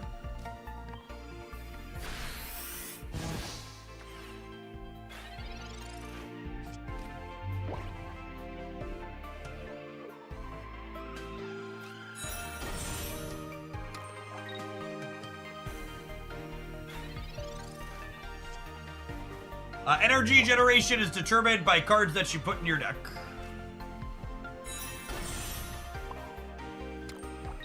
You could also set it past that. There are some decks, for example, that play Weezing while explicitly not having dark energy get generated. Not having an Abra hurts because we're not building up towards Alakazam.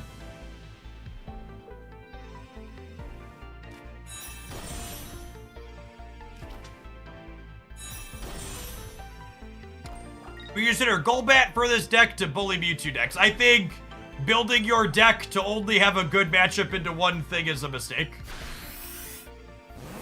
I think Clefable's 100 hit points is important against both Starmie EX and Pikachu EX.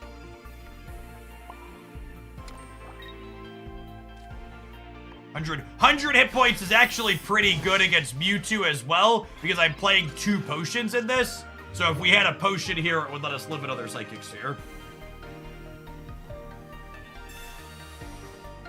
Yep, 5 cards doing nothing. Definitely want a red card, B. Well played. Good game.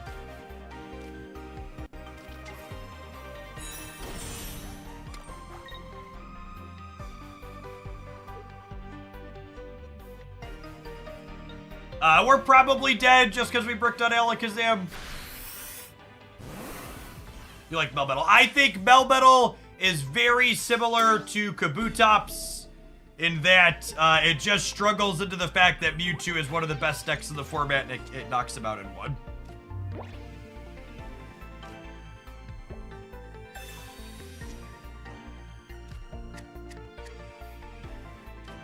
Rapidash is a good Pokemon pocket card, yes. The Blaine decks are very competitive.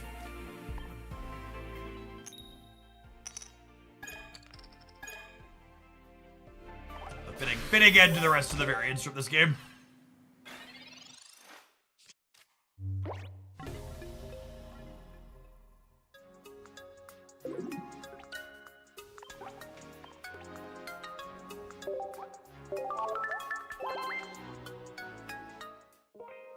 Is Gengar good at Mewtwo decks? I would be surprised if that's the case. I think Gengar in general tends to be pretty weak.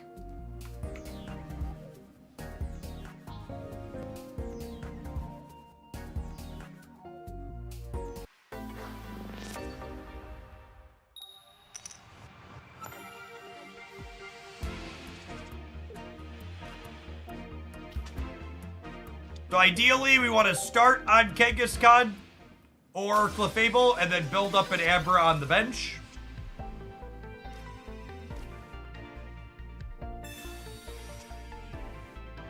There's our Abra. And then with Abra already teed up and Kadabra in hand, I'm just not going to play the Research because it plays around red card.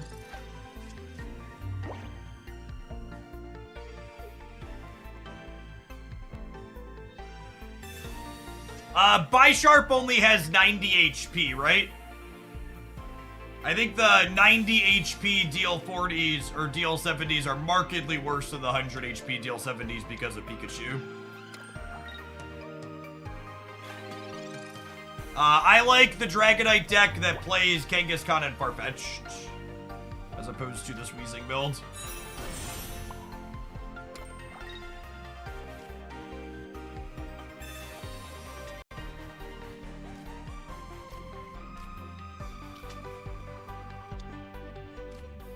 Alakazam's pretty solid into Dragonite, because if you get it set up at 1 hit, knocks it out.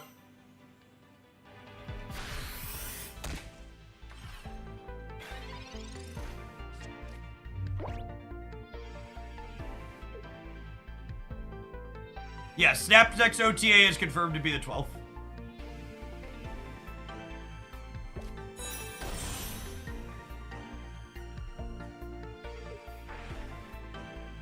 So the opponent's deck is explicitly playing Weezing without Dark Energy like we were talking about a moment ago. The card exists purely to buy time with Koga while they set up a 4-energy Dragonite on their bench.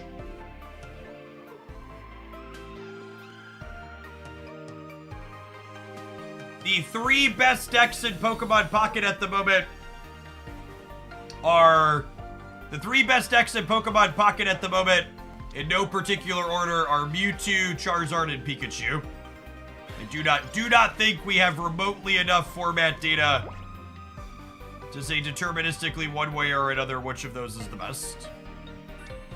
You always want 2 of each card. Not always. Often, but not always. Teleport here lets me switch out while keeping the energy on Amber, which is nice.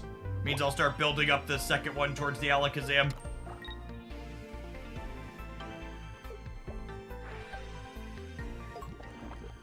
I also think we definitely don't know which build of Pikachu EX is optimal. There are a lot of different supporting casts that have been having success with the card.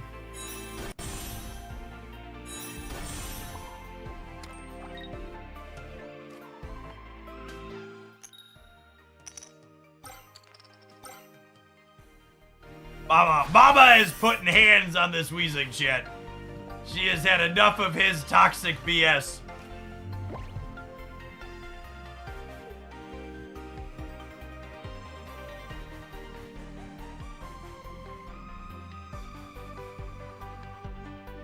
I've been enjoying the Executor Greninja deck. Yeah, that build's solid. So there's Koga, which lets them pick this up.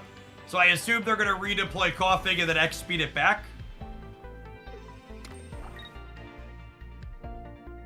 When I reference decks being popular, I'm talking about community tournament stuff. Wow, I can't believe they're attacking us with the Dratini. This is so aggro.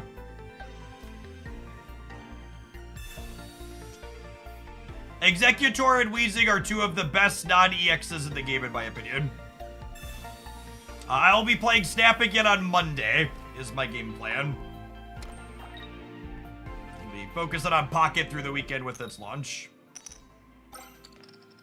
Mama don't miss today, chat. The kids have not been good, and she's had enough of their stuff.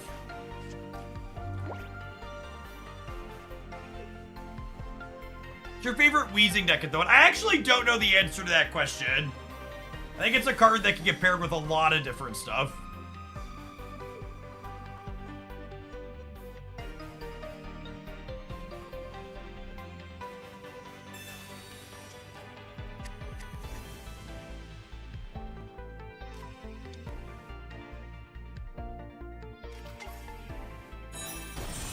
It's worth noting that Alakazam is pretty bad against Weezing, though, because they're never putting energy on it.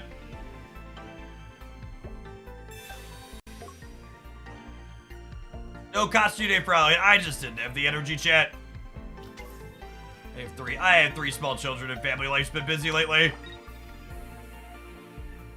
A combination of my 2 children woke me up from sleeping 4 times last night.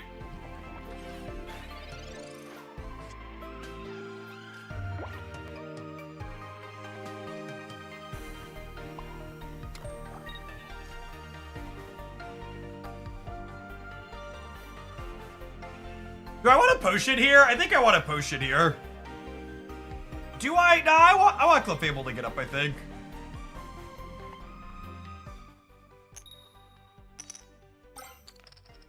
All right, Kangaskhan, I'm sorry. I'm sorry.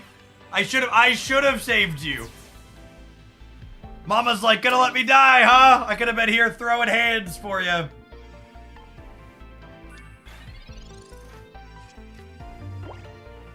Two Alakazams and 3 cards, gamers. 2 Alakazams and 3 cards.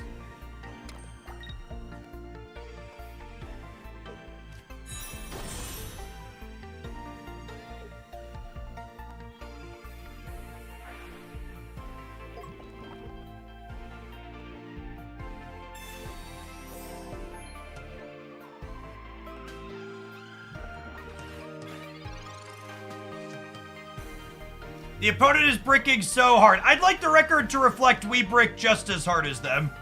Our deck's just not all in on one thing.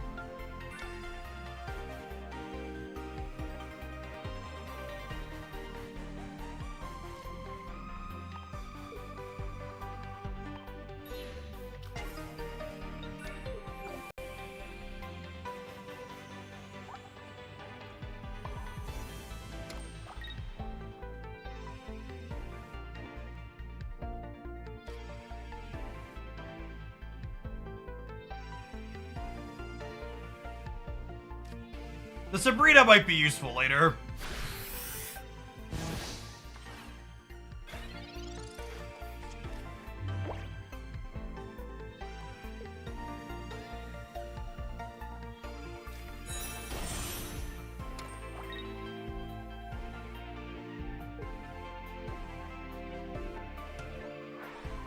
Light Punch Groin, thank you for the 15 months. Do you like this version of Alakazam better than the Greninja one you posted? I think this version of Alakazam is better against Pikachu EX and Starmie EX is the idea here.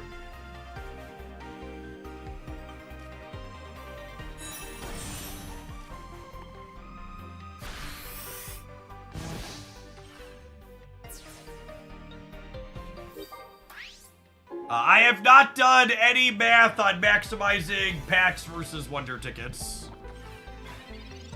Oh, you know what? I should have potioned here, because without potioning this Alakazam, if it gets hit twice by a Draco Meteor, it dies to poison. How is this one stronger against Pikachu EX? I think that's a really good exercise to the reader. I think you should look at my deck list and think about that question.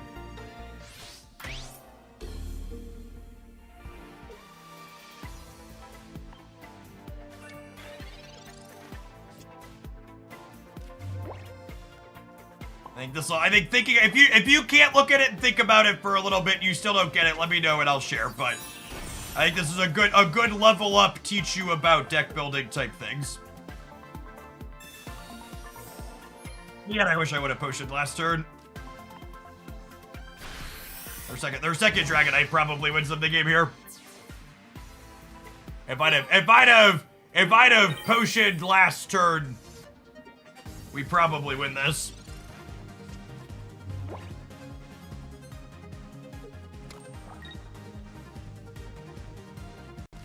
I need them to do 50 to everything is the only way we win. So close. GG opponent. Yeah, we both flailed around so long that we got to double Dragonite. Weezing is very good against this build. If we had been playing, speaking of, if we had been playing the Greninja build of Alakazam, we probably win that every time with how long they flailed around. But because we were playing the Clefable build to be better against aggro, we were worse against control.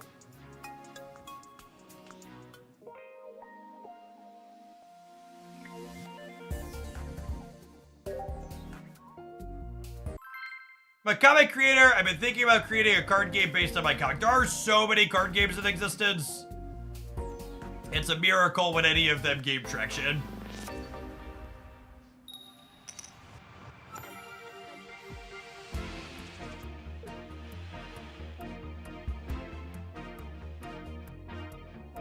Like, you would not believe the number of emails I get per month from people releasing new card games.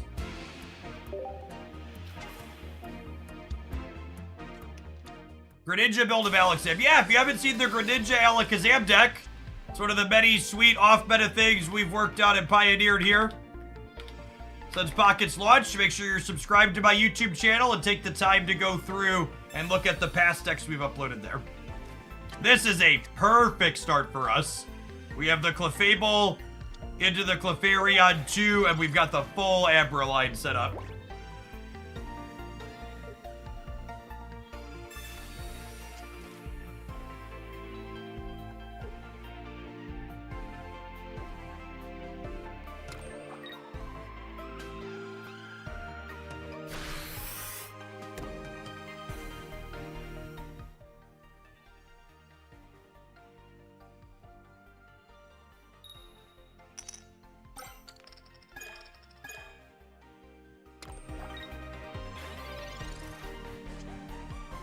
Jeff, do you want 6 figures to push our NFT card game? My dearest video gamers, I promise you if you ever see me pushing a crypto card game, it means I got 6 figures. Everybody has a price. Push comes to shove, I've probably rejected low to mid 5 figures over the last decade in cryptocurrency sponsorships. Because, like, individually, they're never that high.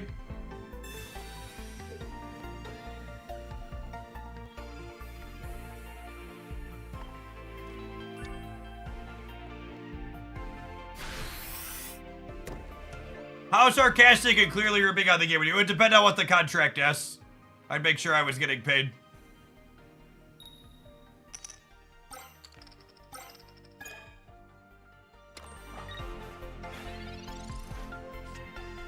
For people who aren't familiar with the content industry, typically speaking, the highest paying sponsorships in this space are crypto, online gambling sites, and games that contain loot boxes that you can buy for real money. Or to translate, gambling.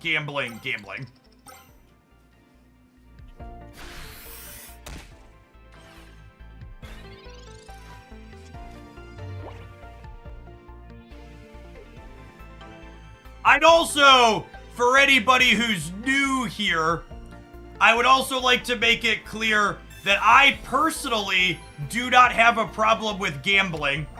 I think gambling is fun and a very reasonable thing to enjoy in moderation. My problem with cryptocurrency and NFTs is that they are not marketed as gambling. They are sold to people who proceed to lose money on something they were pitched as not remotely gambling. My issue with that space is not the fact that it's gambling, it's the fact that it's billed as something that's explicitly not gambling. Gambling is not okay when you're lying to people that they're gambling. Anytime anybody makes money off of cryptocurrency, they made money because someone else was left holding a bag. They just weren't the last one. Blockchain in and of itself also adds literally nothing of value to the gaming space. The reason why every crypto video game is an awful game is because if you have a good idea for a game, you don't need crypto to implement it. Which means whenever a game involves cryptocurrency, it's literally someone went, I want to put cryptocurrency in a game, let's build a game.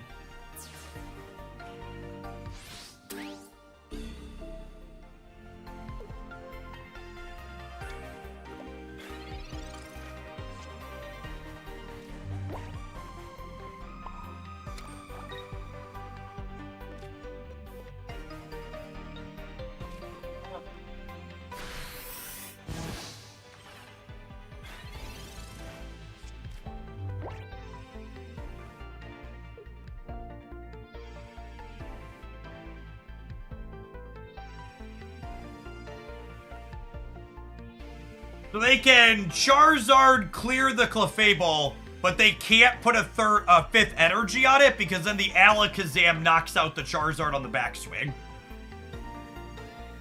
So they can clear Clefable here. And if they don't clear Clefable, they need to retreat because if they leave 4 energies on this Charizard, the Alakazam knocks it out in 1 hit.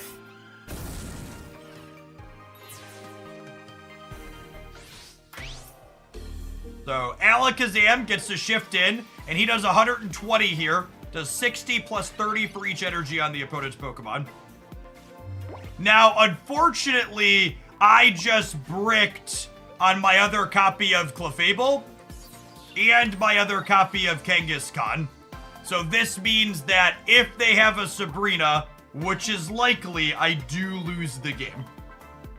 I don't have any agency to play around that here, unfortunately. My second Pokeball, second Kangaskhan, and second Clefable are all in my bottom 6.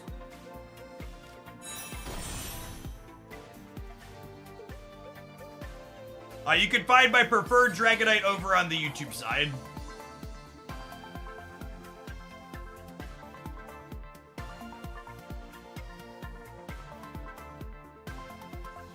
They're waiting here. They might not have it. Usually Charizard has 2 Sabrinas, but their second Sabrina might be in their bottom 5, just like my other cards that let me play around it are buried in my bottom 6. Yeah, they're actually just bailing. Feels good.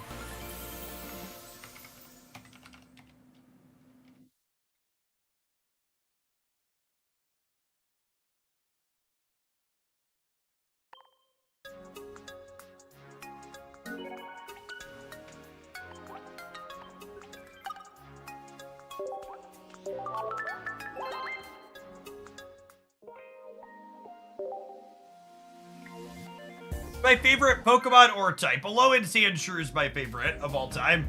That's why he's hanging out under my camera there, despite not being a generally popular pocket monster.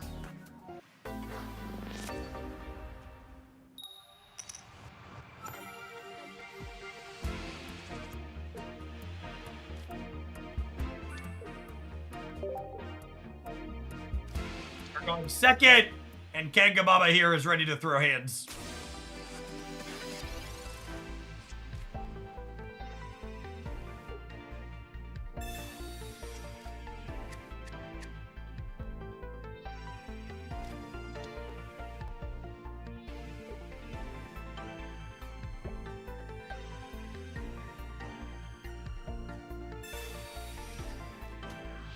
My hand needed another basic, so thanks. Abra, please. I always feel sad when they red card my bad hand and then my hand is still bad. I feel cheated because it's like, you made a decision that was terrible and then you didn't get punished for it. You gave me a redraw and I missed again.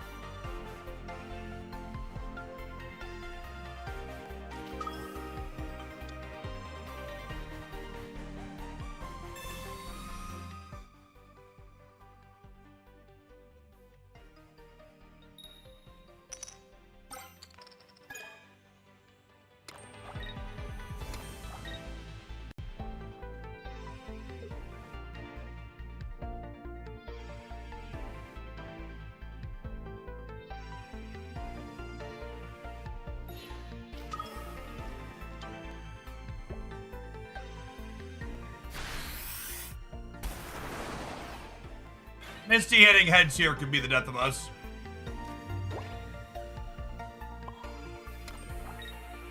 Second potion was a good draw. Second potion means the Kangaskhan gets to live for an extra turn. Which is a big deal. I guess I could Sabrina them to force them to have the X speed too.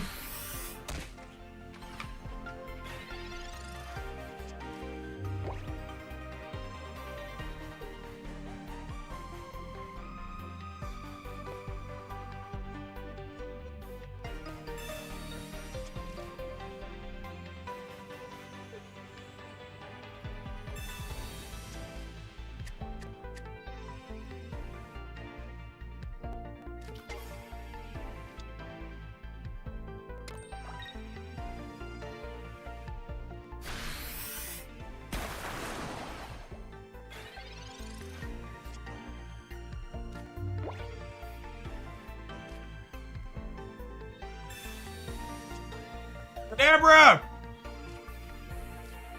So unlucky. Is spending pack points on Sabrina insane? No, not at all. In fact, if you're not opening Charizard packs, you 100% should be spending pack points on Sabrina. And even if you are opening Charizard packs, buying one right away is probably fine.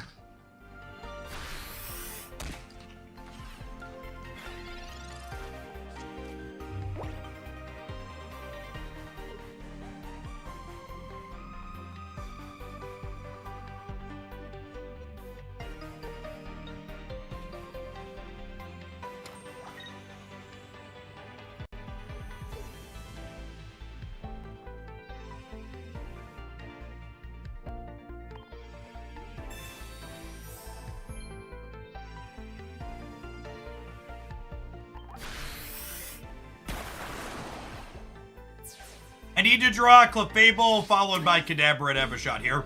But statistically, we're probably dead.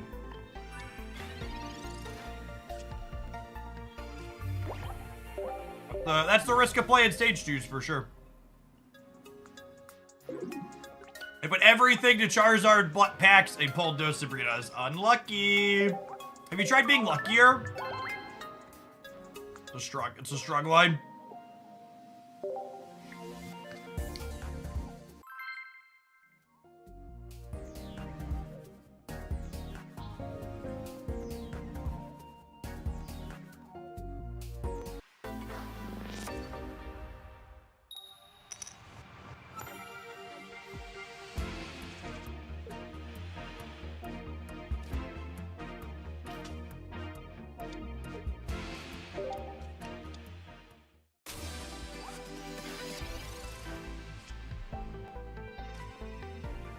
When you want Misty in Pokemon form.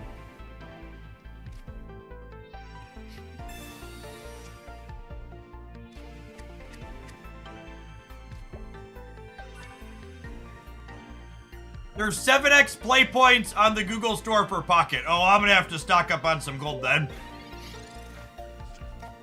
I'll put a few hundred in for the future.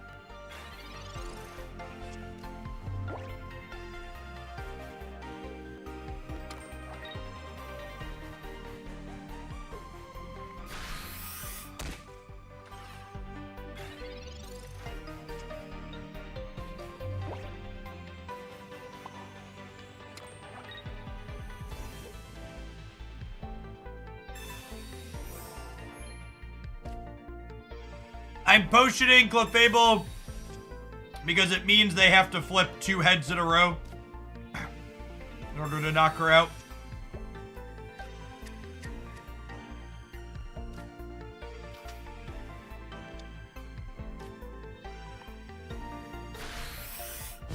If you're wondering what play points are, they're an extra currency in the Play Store that give you bonuses or discounts on things.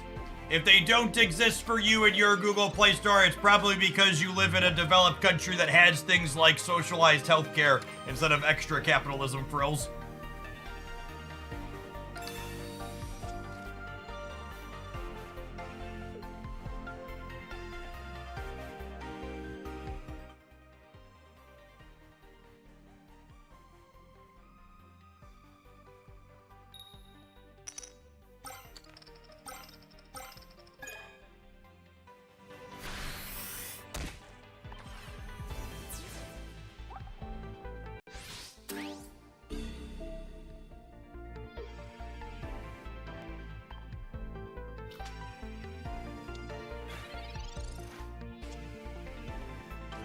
Oh, I'm glad I played around not drawing the Alakazam.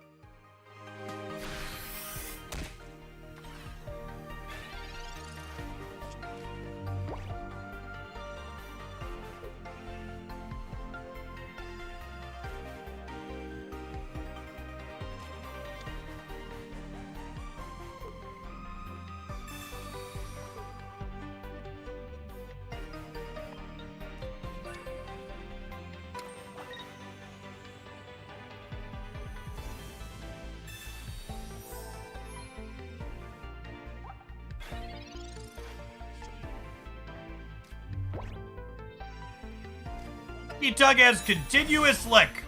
Flip coins till you miss, do 60 for each heads. There's a joke in there somewhere about the attack being called continuous lick and then needing to get heads. But I'm gonna go ahead and leave it alone, I think. For the children.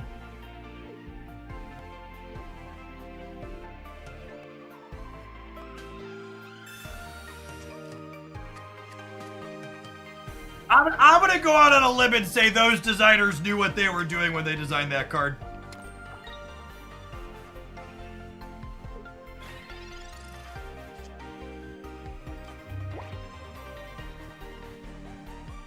Oh my gosh! Continuous lick needs to get heads, has 60 damage and 90 HP. Wake up, sheeple. This card designer knew exactly what they were doing, and they are having a hoot and a holler somewhere back in the office.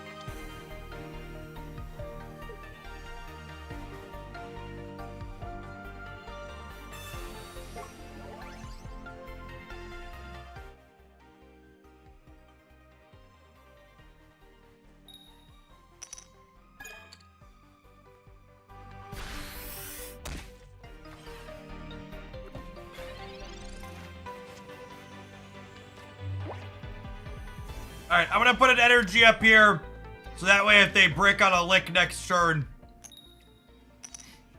we can get Alakazam in there.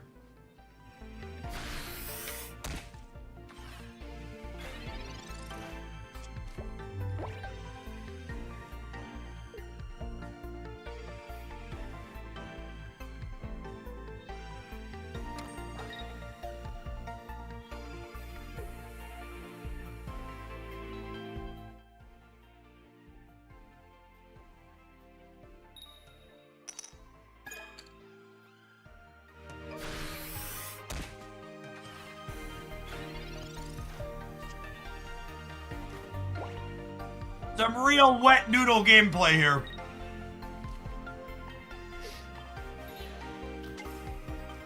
Thankfully, Alakazam's ready to step up. Put baby in a corner.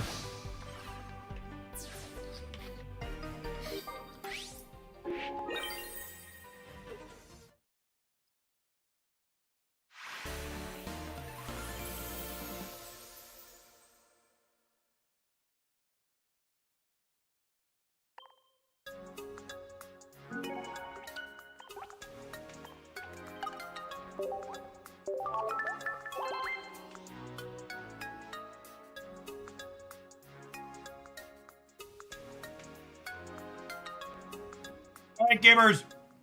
We're gonna play some more with the Alakazam, but we need to run some Twitch ads. I'm gonna finish scarfing down my lunch. Actually, I'm gonna run upstairs and grab a caffeine while the ads roll and then finish my lunch. We'll see you in 120 seconds for some more of this. Thanks for hanging out. Don't go anywhere. Yes, they did concede. We got our second match point and then they bailed.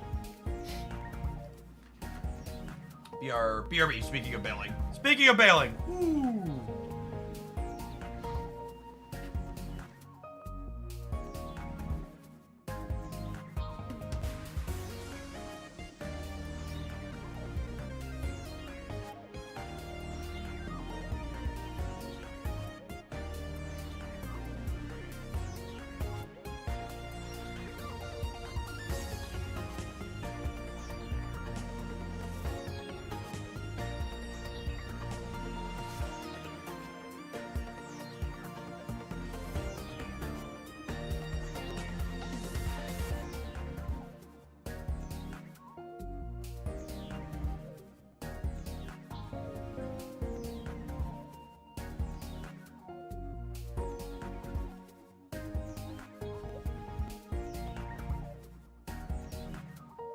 Alright, chat.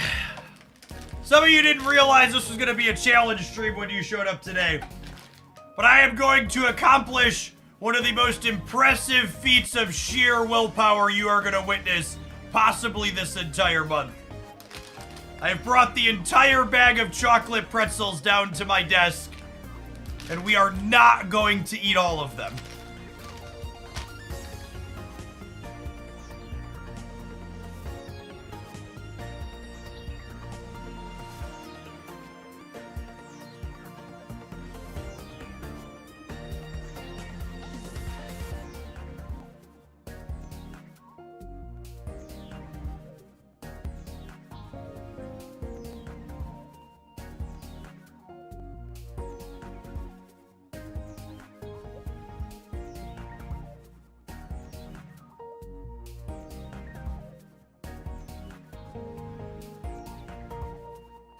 Picture it didn't have. I'm gonna need a wellness check on the bag of pretzels in about 30 minutes, okay?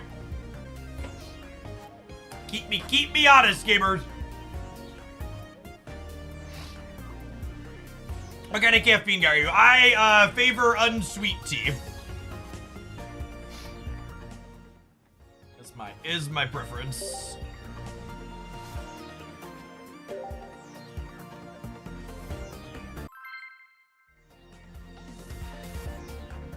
You only have that kind of willpower because you're not playing against Erishim. That's true. I logged in to do my snap dailies while I was at the gym this morning, before I went live, and I queued into Erishim and then didn't finish my dailies. I was like, you know what? I'm just gonna exercise and read Twitter.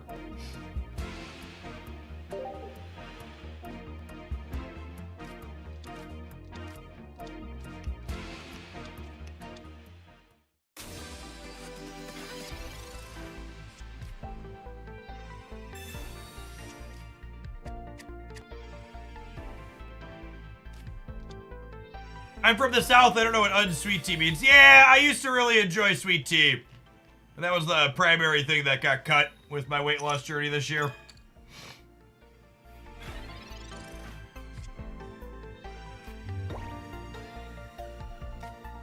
One Abra, please. Unlucky.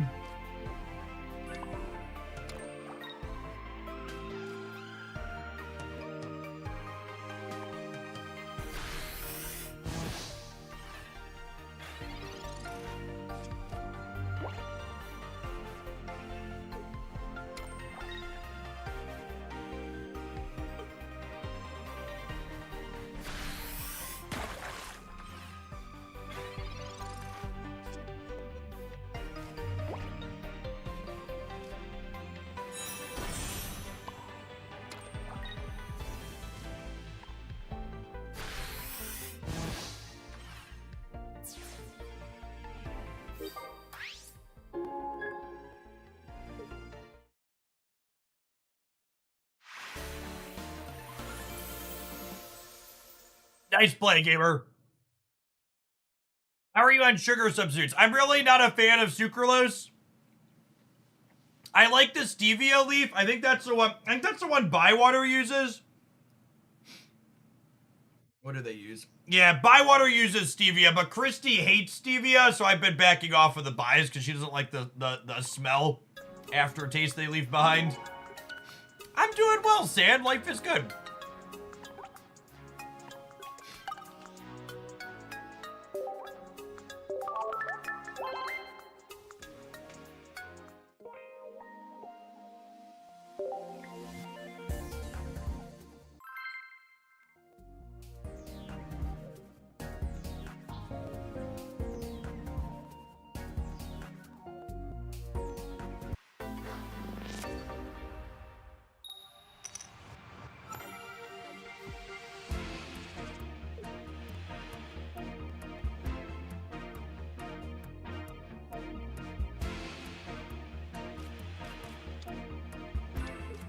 Double Clefables, double the love.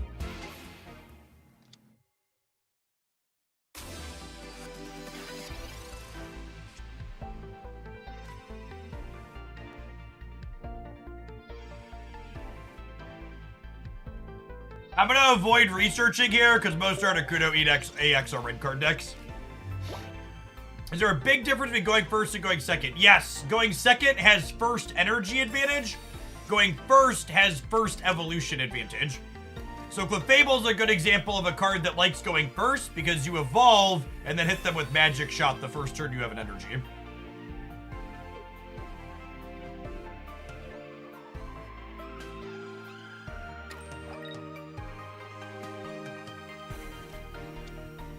All right, chat. I have consumed 11 chocolate pretzels, and I am putting the clip on the bag.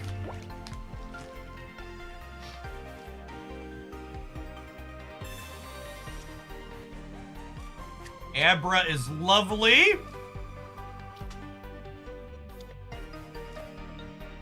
So they are still on the desk. That's true. That's true. Having to unroll and unclip them is a little bit of a hurdle, though. It means I won't just grab another one when we hit a bad beat.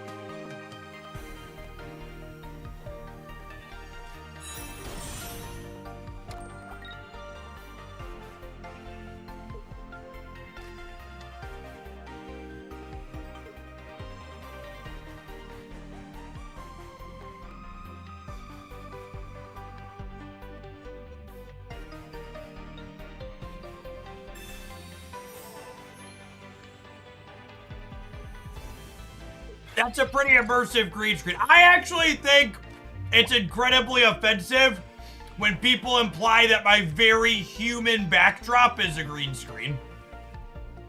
I worked very hard to make my background appealing to other humans watching at home.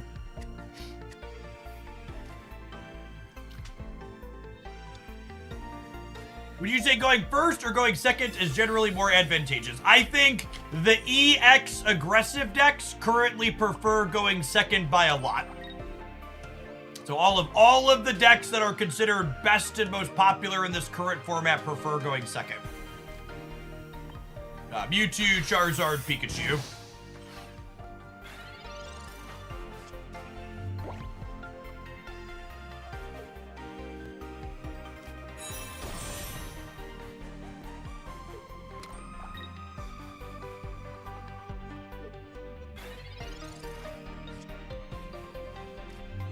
What's the main difference between this and the physical TCG? Everything. It's actually shorter to list the similarities. Your Pokemon attack and get knocked out. The similarities. They retreat.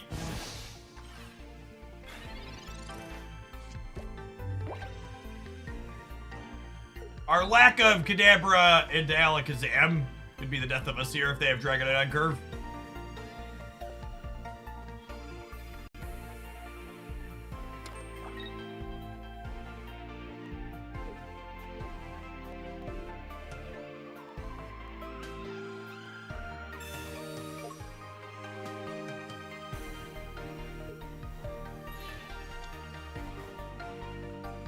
Tails back for Dragonair is pretty good. I think enough people don't get in attacks with Dragonite, or with Dragonair on their way to Dragonite when playing the opponent's archetype. This is a really solid play for the opponent.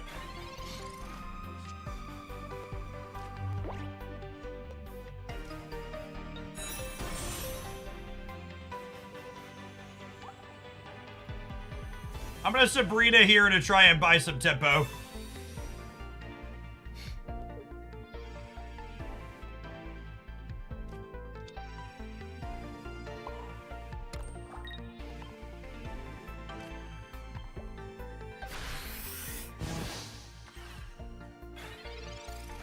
Articuno and Dragonite seems ambitious. They're probably on 2 Misties, I'd assume. They probably mostly attack with Articuno via Misty. Misty high rolls. Like so.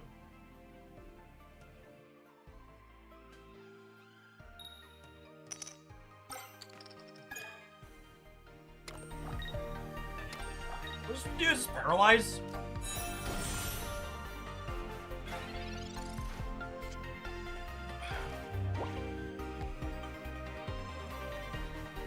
I guess I'll put an energy on Clefable.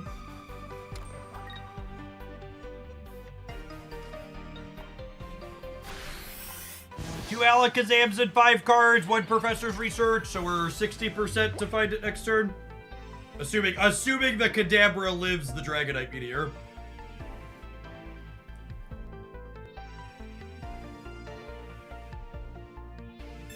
I feel like Pocket has an interesting / good number of decision points.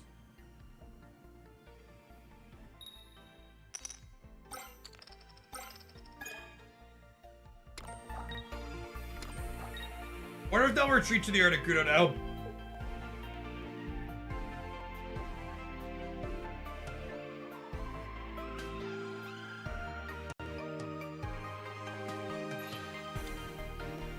Nah, I think they're supposed to use the Dragonite. I think they need to knock out the Kadabra. So the Dragonite does 50 at random 4 times. Can I hit a 60%er? I cannot. Womp womp.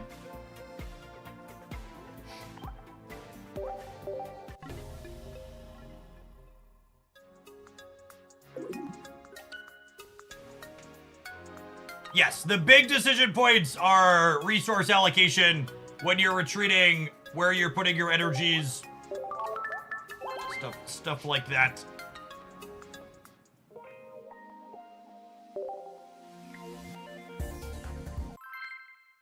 The random does not check for death before going to the next hit, so in theory it could do all 4 hits and 200 damage to a single thing.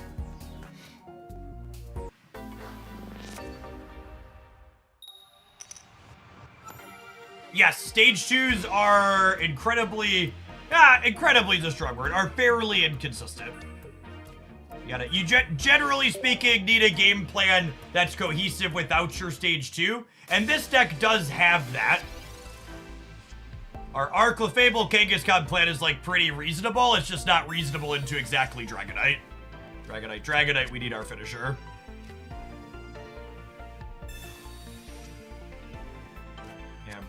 Lovely. Clefable, notably weak to metal and not dark, like a lot of psychics. One of the nice things about this build is our Pokemon have 3 different weaknesses.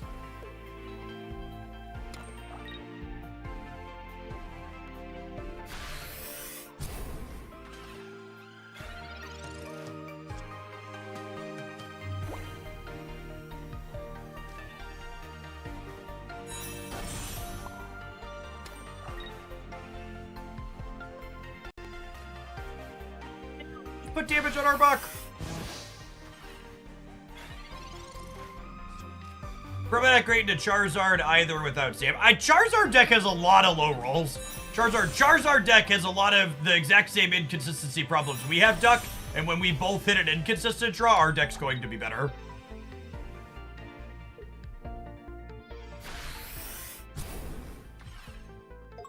Yes, this game is only on Android and iOS currently. Is there a good Blastoise deck? Not that anybody's aware of.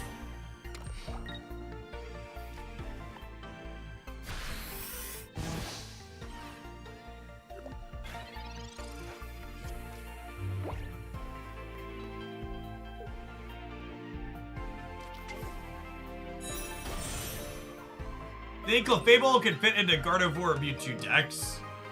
Probably not. I think if you want another Pokemon in Gardevoir Mewtwo, it's probably Kangaskhan. Because it's only 2 deck slots instead of 4. You'd have to give up a lot of trainers to fit Clefable into Gardevoir Mewtwo. I think there could be merit to exploring a Mewtwo EX deck that plays Kangaskhan and Clefable instead of Gardevoir, though. Is something that I think could be neat.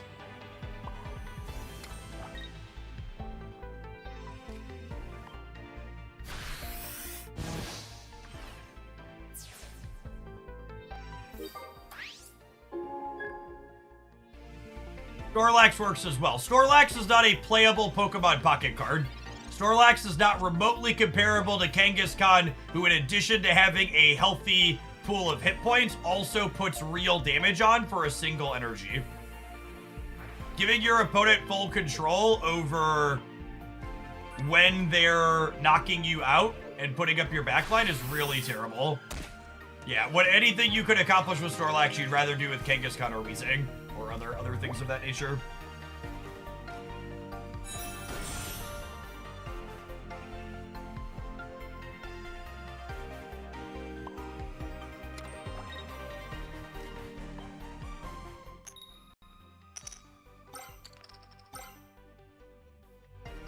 Mama's got hands to throw, gamers!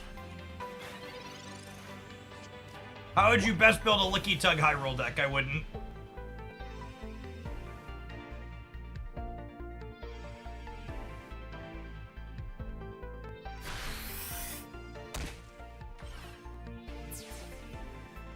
We've played a bit of Onyx Weezing.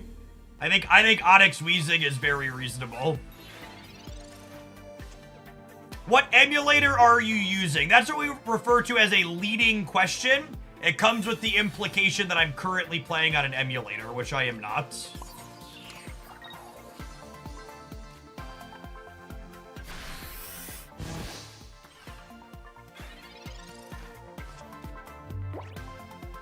Oh shoot, I'm dead to Giovanni.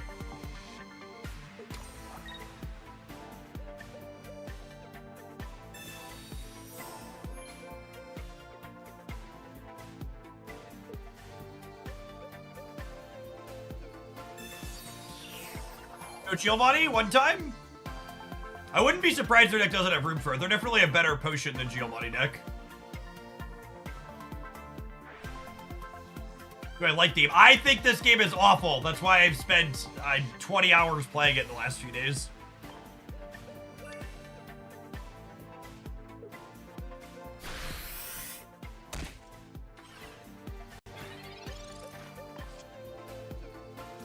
It's our boy.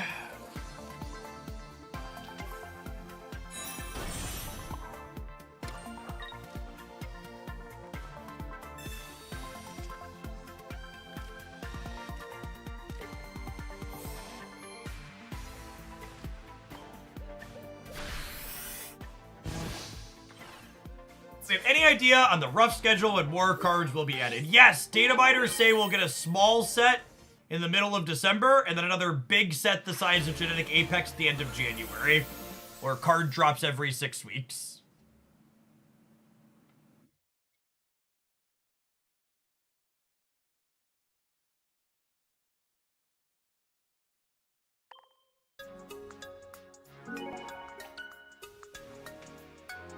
This game better than Snap? It's different than Snap.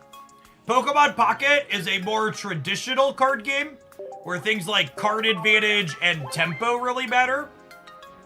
Whereas Marvel Snap is more innovative and different in the space.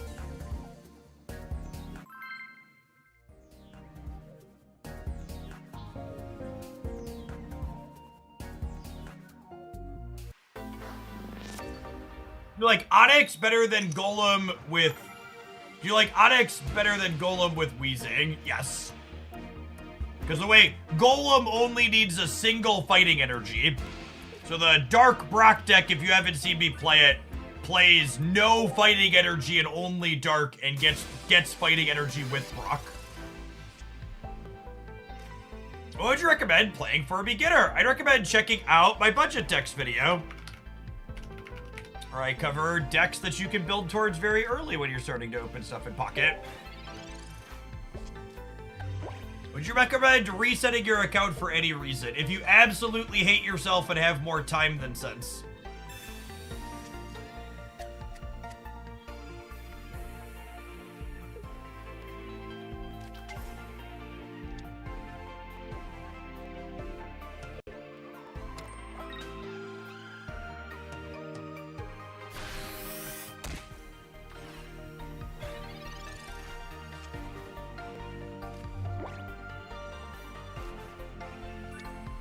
I think I'd have to have a pretty incredibly low roll on what I started to re-roll my account.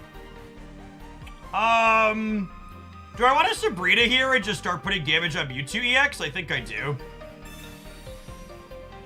Don't embarrass me, Kangaskhan. Put damage on the Mewtwo EX.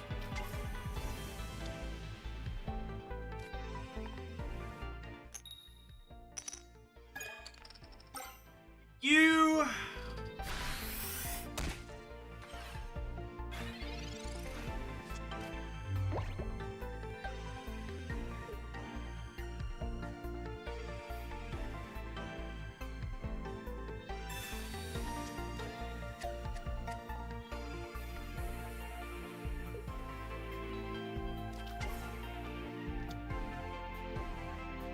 We'll see how power up the full health one or not.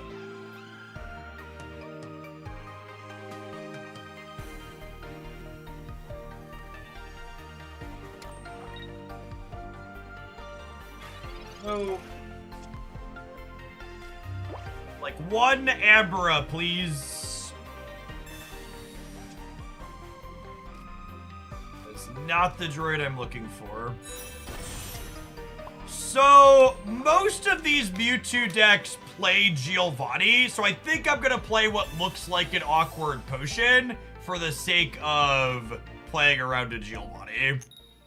Which they have Farfetch, so they might have cut Giovanni for that, but... it is a full art Alakazam, not immersive. Still a fantastic piece of artwork, though.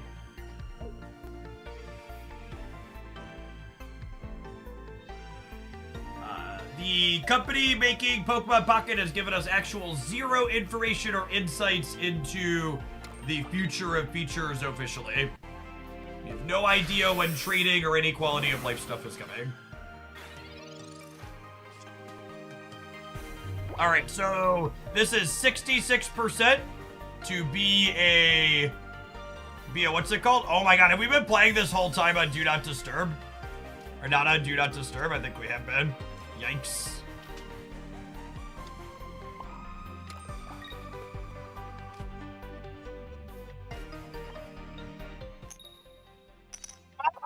Mama! Thought she was gonna get him, chat. She was so close. I assume they're gonna retreat back to the duck here now.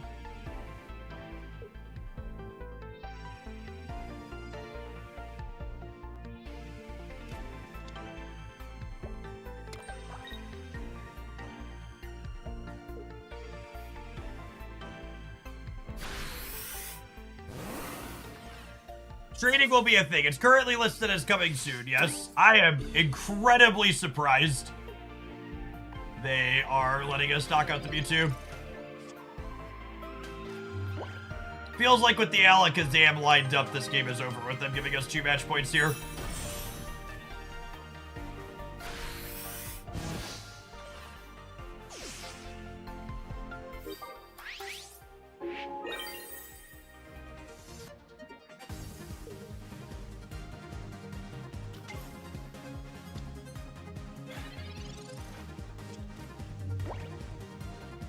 So to give you insight into my deck building choices and theory with this deck, the basic idea I had when thinking about this deck is Alakazam is good against Charizard EX and Mewtwo EX, and Clefable and Kangaskhan are good against Pikachu EX and Starmie EX with their cheap attacks at 100 HP health pool.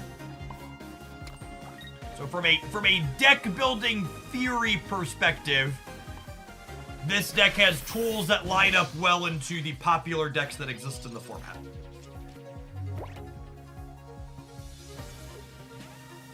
The 100 HP thing, survive a hit from Starmie and Pikachu EX. And then Alakazam finishes the heavy hitters nicely. If they have a potion, we die here.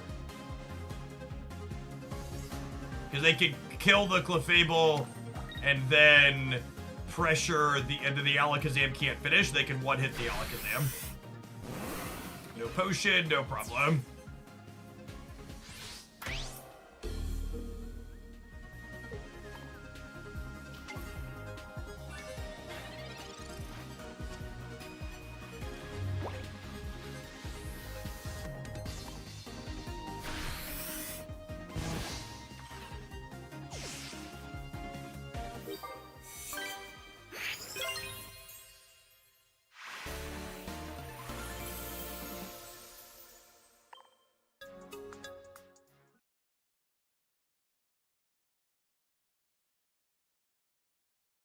Do not disturb.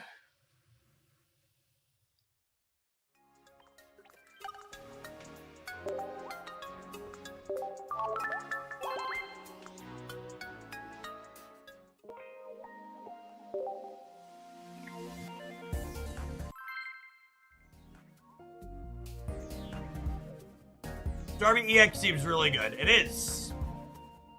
The Economist endorsed tariffs. That probably has to do with the fact that Elon Musk acknowledged that the economy is going to have to crash for regular people under Donald Trump's absolutely awful tariffs policy.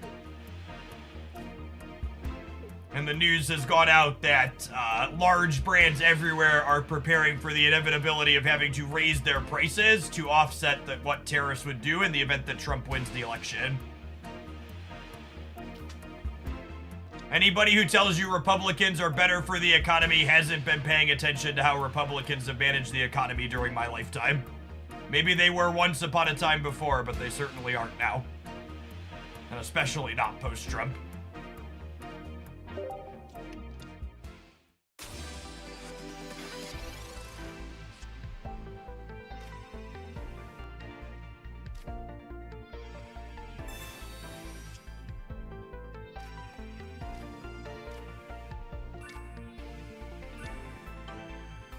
Tim Walz is a very good speaker. He had a line at one of their speeches last night that China's gonna pay for the tariffs just like Mexico paid for the wall. Which is wholly the truth.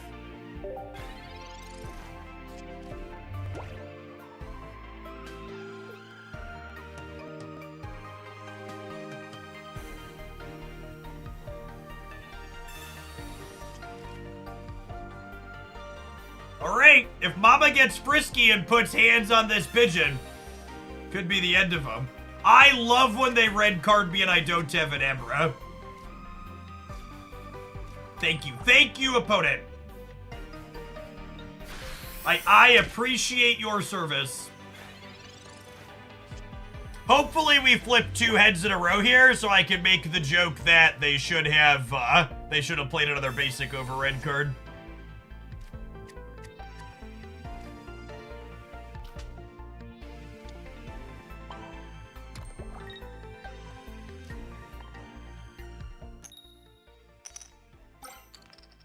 See, chat? Should have played another basic over the red card.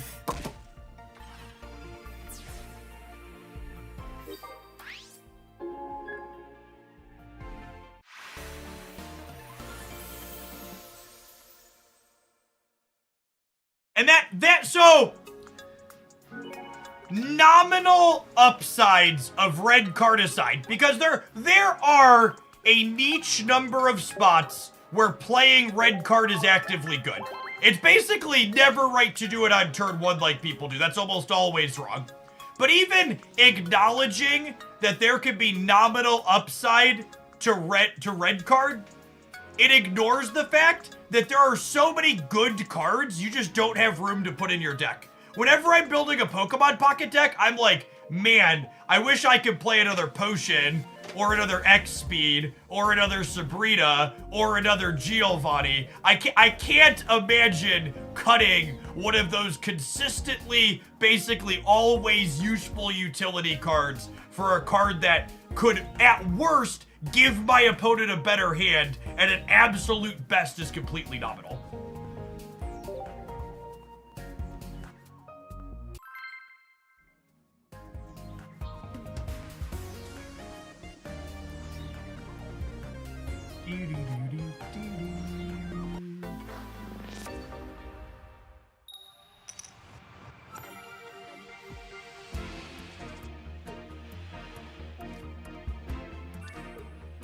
All right, mama.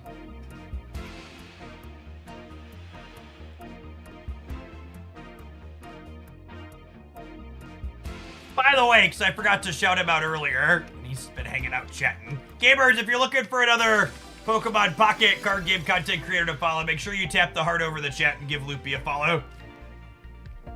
People always ask me who I'm subscribed to and watch on Twitch. Loopy's one of the people I'm subbed to. They're making good, fun card game stuff. Check them out.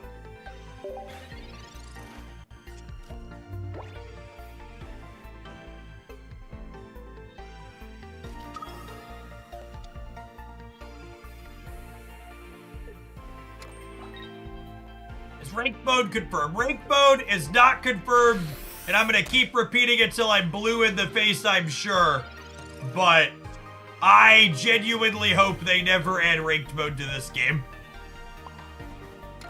I think if the only reason you're gonna play games in Pokemon Pocket is because you find them fun and you get enjoyment for them, that would be a great thing. It almost never gets talked about because ladders are free and a lot of people don't equate free things with being predatory. But ladders are an incredibly predatory element to games like Pokemon Pocket, Marvel Snap Magic Arena, all the other card games that have them. They make you feel compelled to play in ways that you don't find fun for the sake of making a number go up and snag prizes.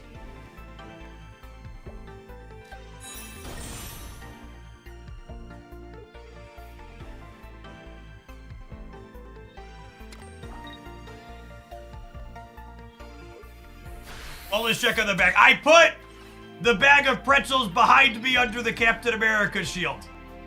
You'll know if I go for them. I had that idea shortly after we talked about needing a wellness check for them.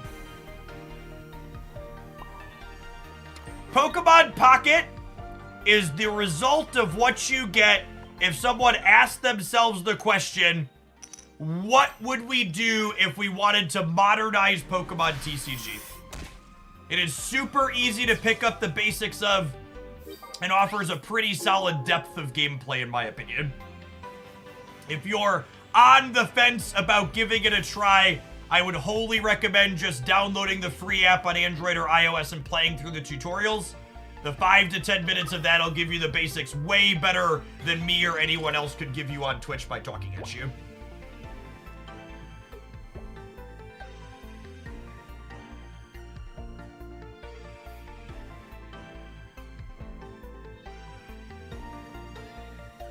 The card acquisition seems rough for a free-to-play player. I have never played a card game other than Runeterra where players didn't think the card acquisition was rough.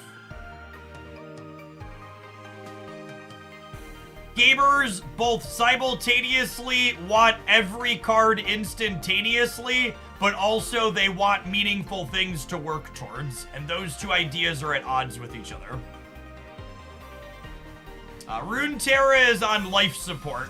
They announced recently that they were no longer going to be doing most cosmetics, and they were cutting their game balance team and level up animations for future champions. They're also no longer doing full sets of cards.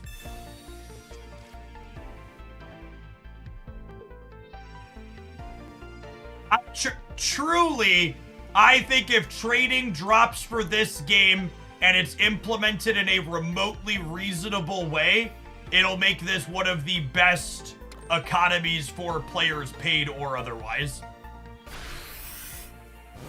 The average case scenario for rolling a mix of the cards that you're interested in getting is pretty reasonable in Pokemon Pocket.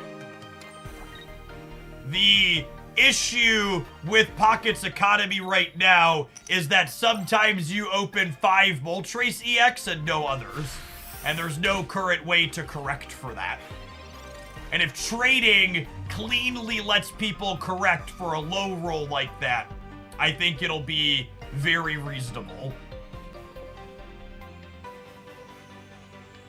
And I think there's a chance that Pocket is the first card game to be able to do that and stay in business, because paper Pokemon is basically the only paper card game that has a really solid, reasonable, affordable economy.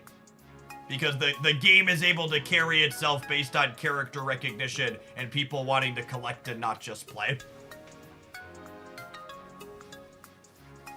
All right, gamers, it's about that time. As always, if you want to dodge the adverts that happen every hour here, you can subscribe on Twitch even for free if you have Amazon Prime.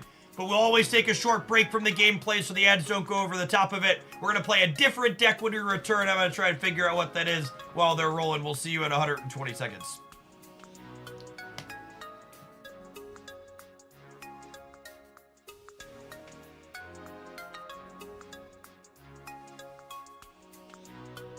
Frying in 8 Starmie EX. Yep.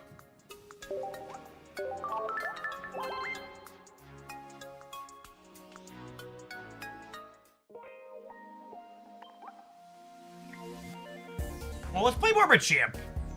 I wanted to try. We played a viewer submission yesterday that was Machamp plus Fearow. And Fearow was kind of stinky, but Machamp was really good. Let's try some more Machamp.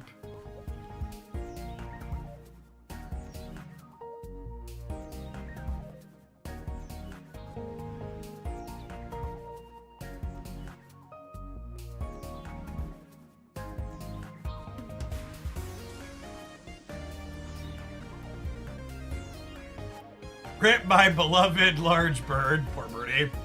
Poor birdie. Bye, bye, birdie.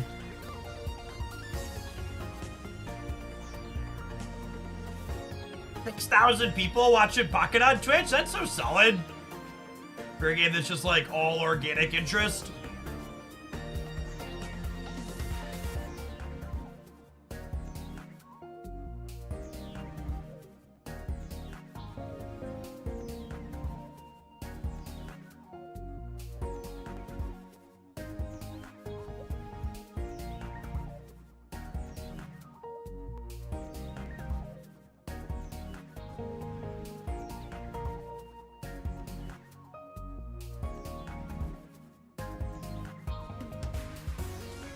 Oh, my Charizard are sitting there without a ramp bird.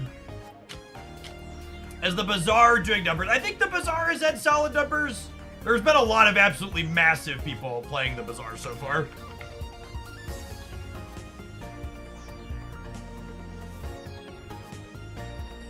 They currently have 11,000 people watching. But 2 of those are like Crip and Rarin, so they're like half of that themselves, yeah. Crip had like 8,000 people watching him for most of yesterday. He's a very, very large content creator.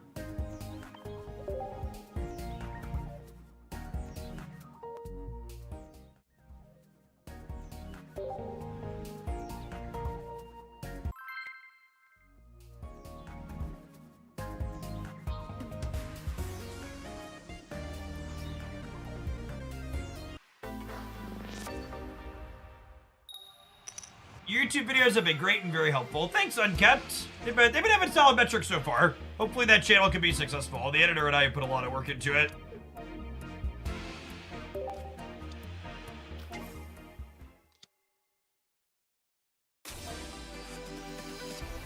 What's your take on Lorcana? My only opinion on Lorcana is that Lorcana gamers told me that the prices on their game finally came down and it was affordable, so I bought some starter decks. And then I came to realize that finally came down and affordable meant decks were like $300 to $400 instead of $600 to $800. And I chuckled quietly about typical TCG players and promptly never opened my starter decks and they're collecting dust.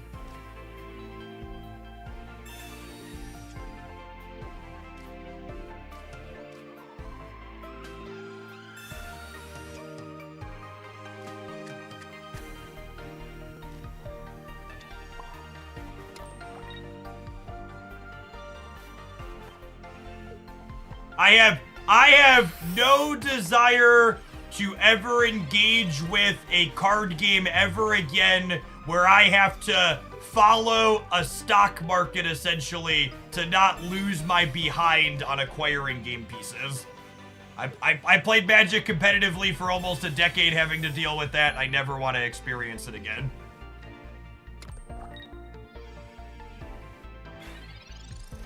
I also think Disney's lack of a digital client in combination with the fact that they sent a cease and desist to the community-made digital client is incredibly baffling and silly. They 100% should have left Pixelborn alone until they were ready to roll out their own thing.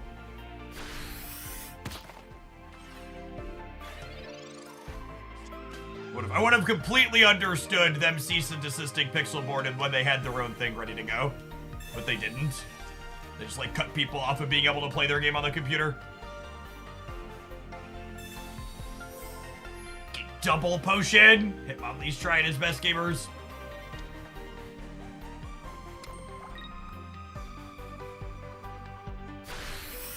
A lot of Snap streamers are playing this game. Did something happen to Snap? Snap's current balance iteration is the lowest the game has ever been, in my opinion. Their current metagame is very much not great.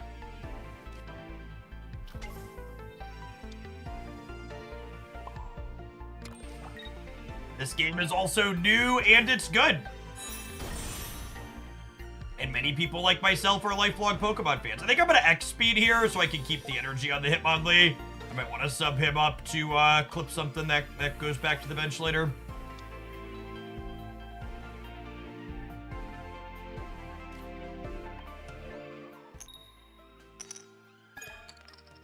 Oh, Marowak! He's like Big Kangaskhan, shit. He's like Big Kangaskhan.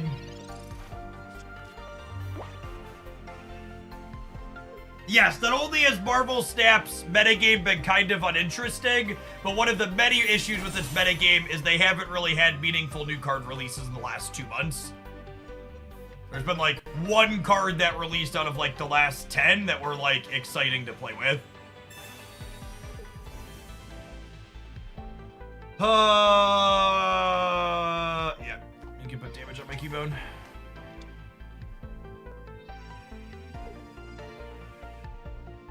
Zap has felt like a complete my mission short. Unironically, I loaded Snap to play during my rest breaks at the gym this morning. I queued into Aeroshim and then I logged out. I was like, all right, I don't need these 450 credits that bad.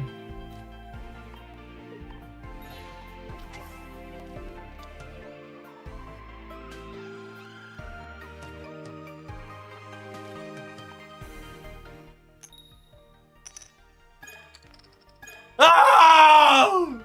Pain! Suffering! Variance!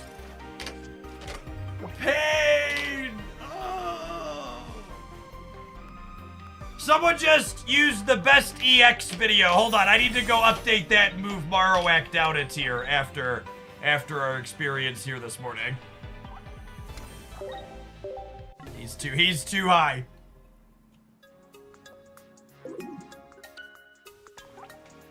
Nuki.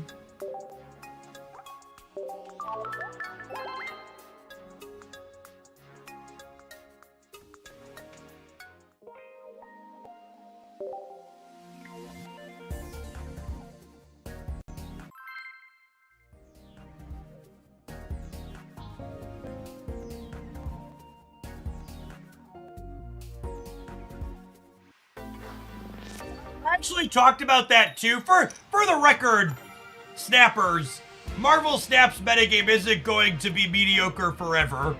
All live service games have ebbs and flows and low points and high points.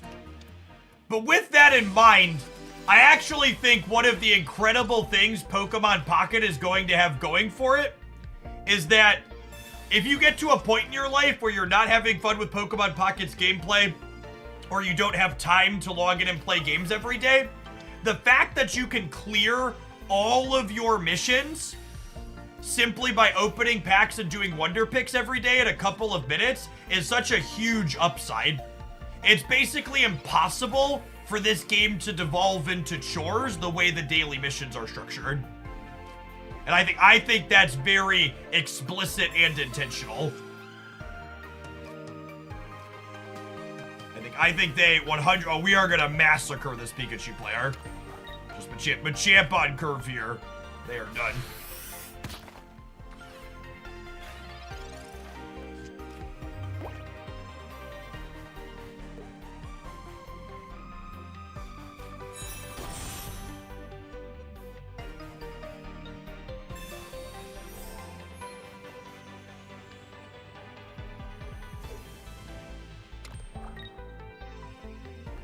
Mind giving you a brief state of the summary of Marvel Snap. Shadow King and Cosmo both have nearly 30% play rates.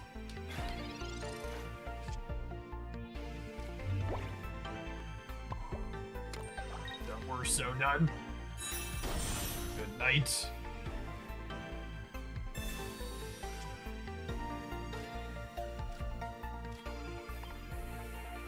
Actually, you know, I shouldn't have researched there. Because they could red card me again, and I want the extra research to try and guarantee them a Champ BX. Probably doesn't matter because I don't have a bench, but...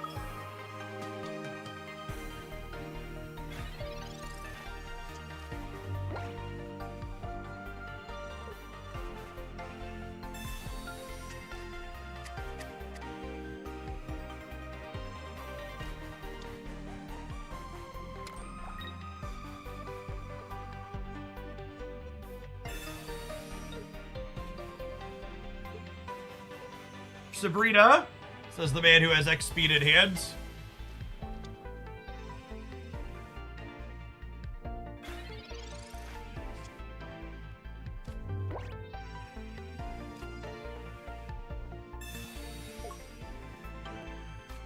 Are we the baddies? No, we're playing the unplayable card against Pikachu, the best deck.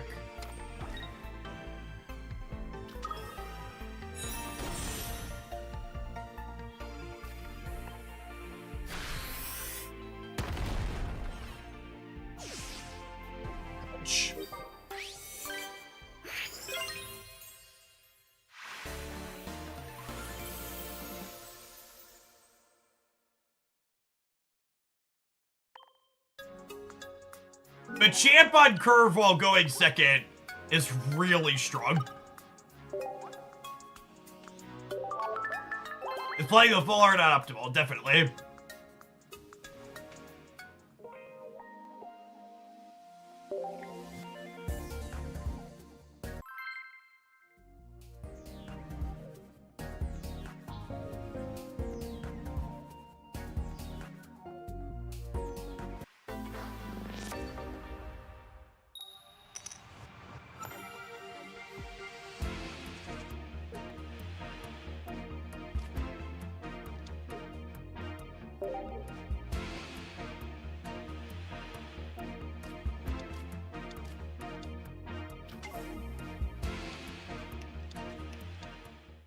Starting on Bulbasaur instead of Lilligant. It's an interesting choice.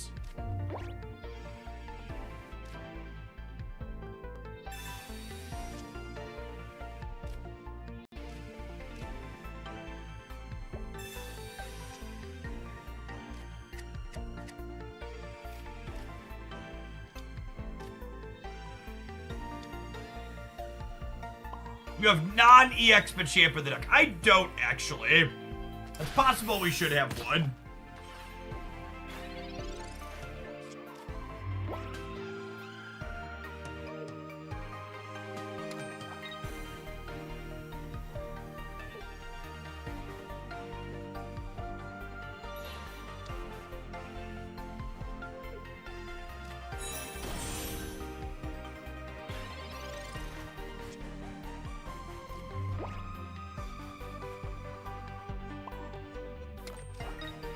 Having a choke here means that we are taking this down next turn.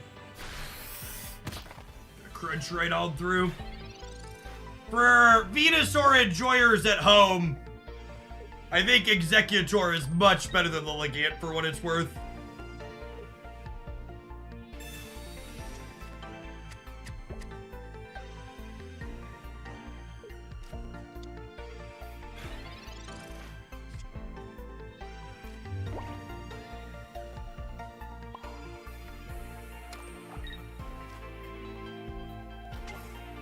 We have assembled the Exodia.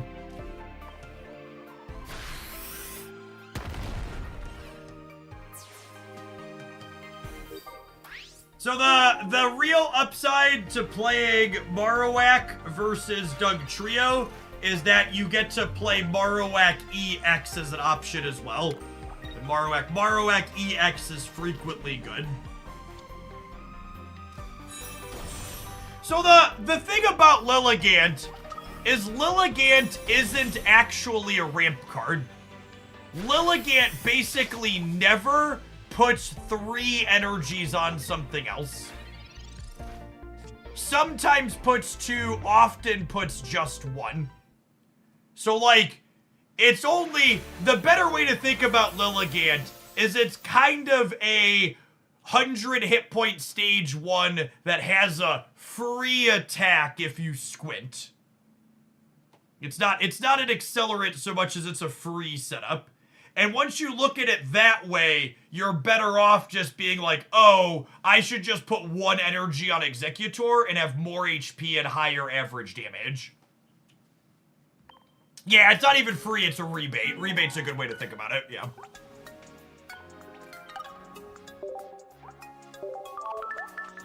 Completely agree. Yeah, just set up the egg. Executor is one of the best non-EXs in the game. You can play a mix of regular and non-EX Executor too. It's quite solid.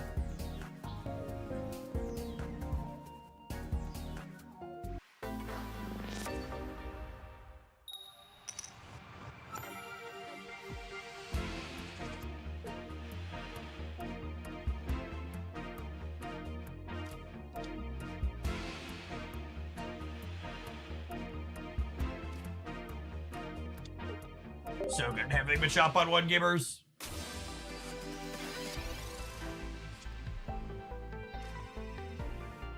Oh, we're going first though. That makes it a bit worse.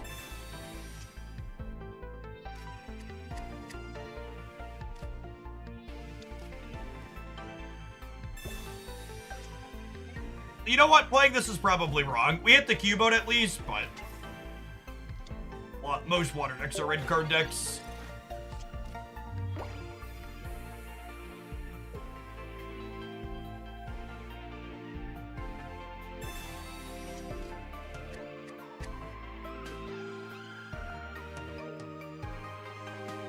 Going first versus going second often isn't about what matchup you're in so much as it's about what cards does your deck have in it.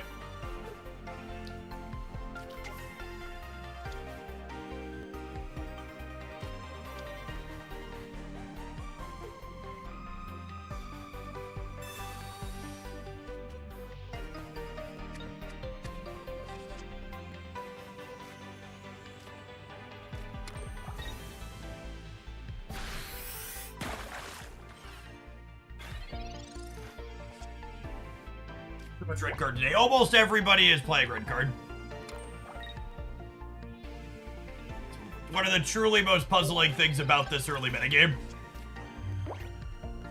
There's just no good basis in game theory or statistics to run that card. Just pure vibes energy.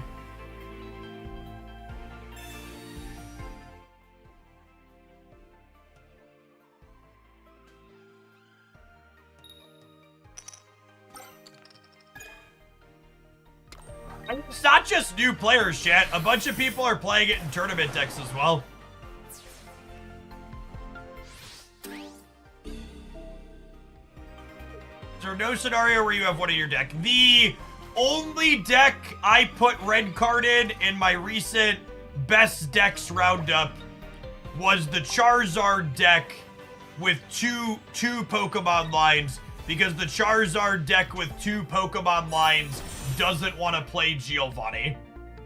So you just have space and there's no other cards.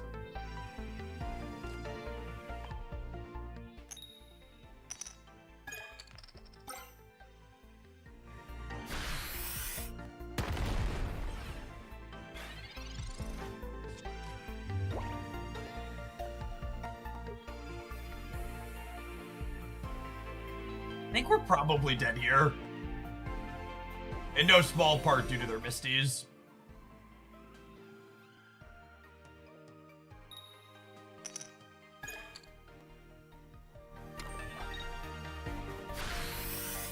Yes, red card is a great card because speaking as someone who's experienced a lot of card gamers over the years, card gamers absolutely love to make their opponents feel bad or feel like they got them. And red card is 100% a, ooh, I got you card.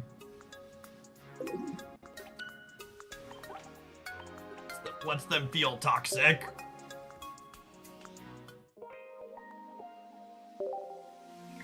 And they don't get to actually know when it burns them because they don't see the opponent's hand.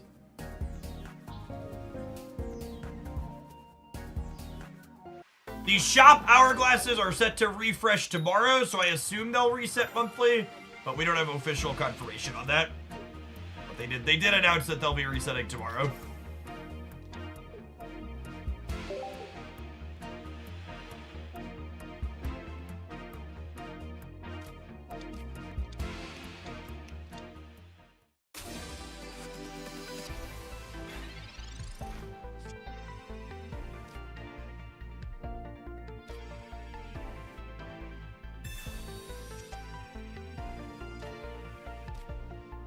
Basics I wanted for Christmas. We hit the Marowak for Cubo though, which is good.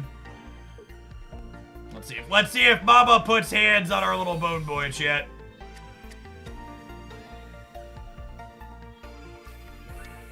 I would not be surprised if we see a Switch client before a PC client for this game.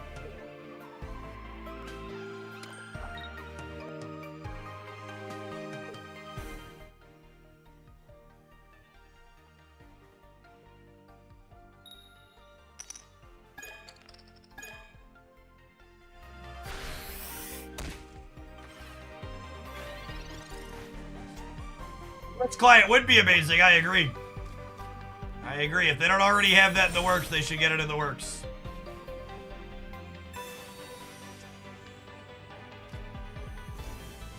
Our land. And Kenga is weak to fighting. We'll go ahead and bone Mama here.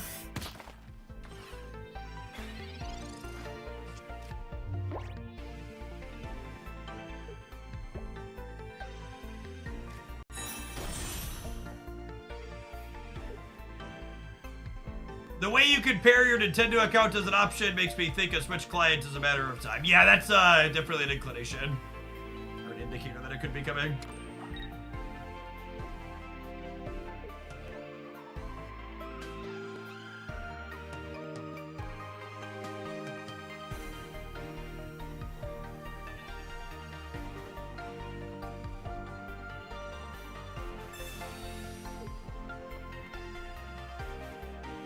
It's actually really good. This thing has a retreat cost of 2. Although I guess it knocks out Kangaskhan in 1.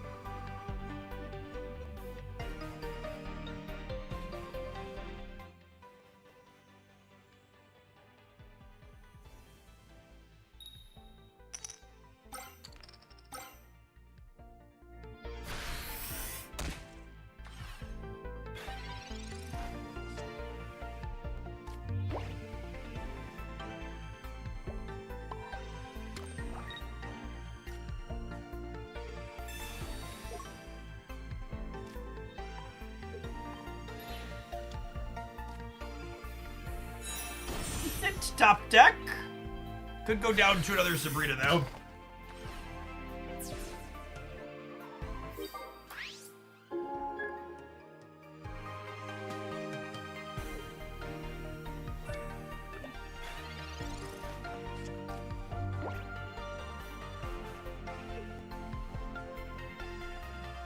Lucky Tongue hit 7 heads in a row. You're not beating that one on your top damage delta anytime soon. Is that 420? Blaze it.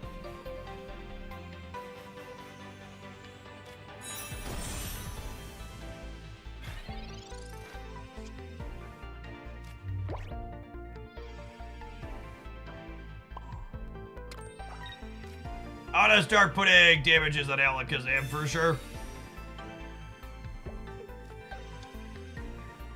Marowak here notably only taking 90, so it's gonna take him 2 hits to clear it.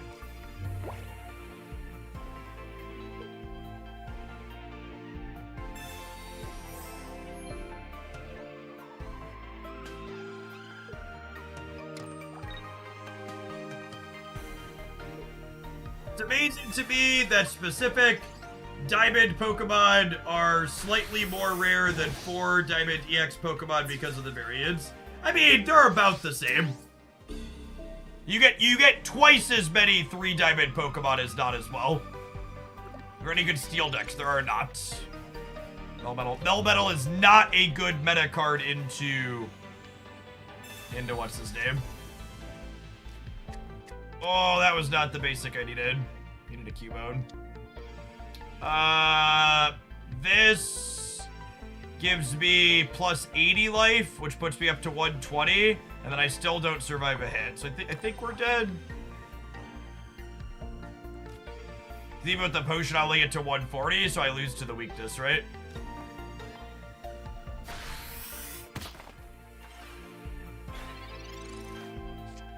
We needed to hit Cubone so I could move into Marowak regular. Have a shot. Put it.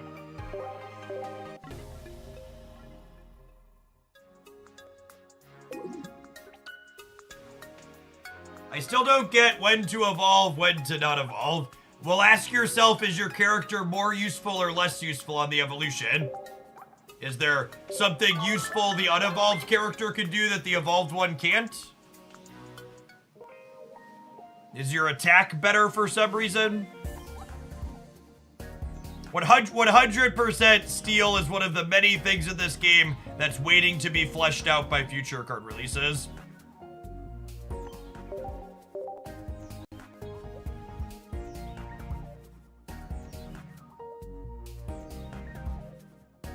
Yeah, retreat easier or attack sooner are usually the 2 things unevolved Pokemon can do.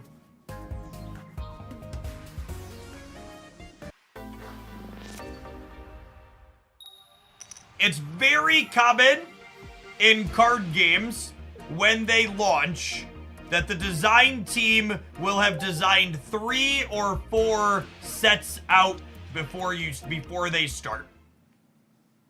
And it's very likely that there are synergies and things connected between those different sets as you're starting.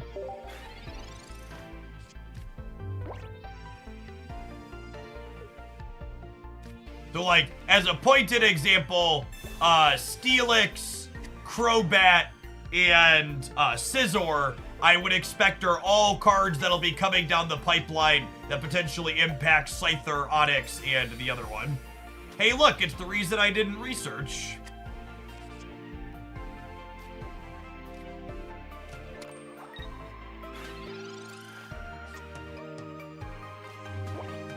We're looking for Weezing, so I want to use Pokeball first.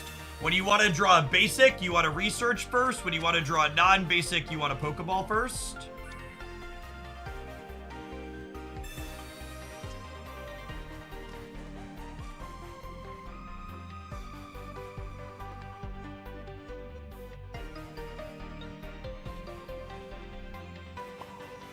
I think I'm going to get Arbok geared up rather than attack them here. Because if they have X speed, they're going to knock my Coughing out anyways. Then I'm going to need Arbok ready to go to put the Pikachu down. How long should you pull from one card pack before changing to another? As long as it takes you to get the cards you want. So we played around this X speed by putting the energy on my benched Pokemon. So we have a shot. If we can dodge Giovanni, we can dodge a ball here and have a real chance. Does Sazzle have an upcoming evolution as well? Card seems below rate. I actually don't know the answer to that one because Sazzle is a Zoomer Pokemon, and my knowledge largely stops at Gen 2.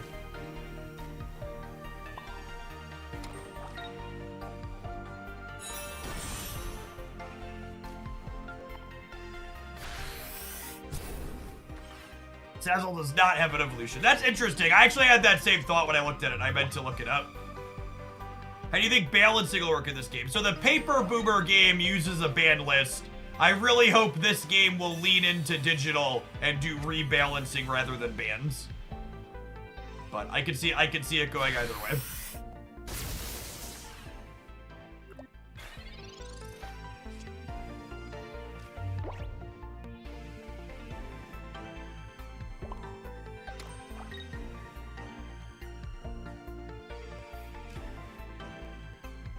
They didn't have the Giovanni previously, and they haven't played a Blitzel yet. So I think I'm gonna potion here, so they have to draw the Blitzel to knock out the Arbok.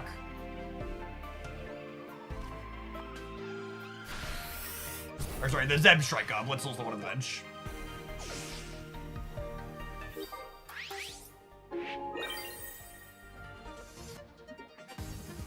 And then if the Zapdos can't knock us out, the Sabrina will pull up one of their backs so we can get the win.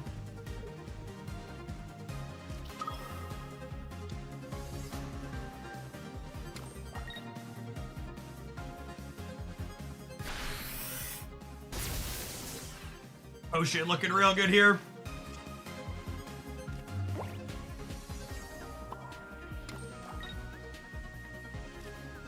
We should be good to go here now, right? We Sabrina. They put the Pikachu EX up.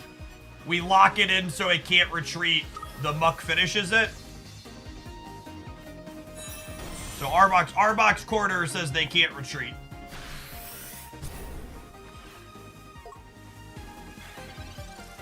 They have only one knockout point, and Arbok only gives them one more. Even if they top deck to potion, Giovanni lets us clear. That was a good, clean game. We played around their X speed and then set it up and knocked him down from there.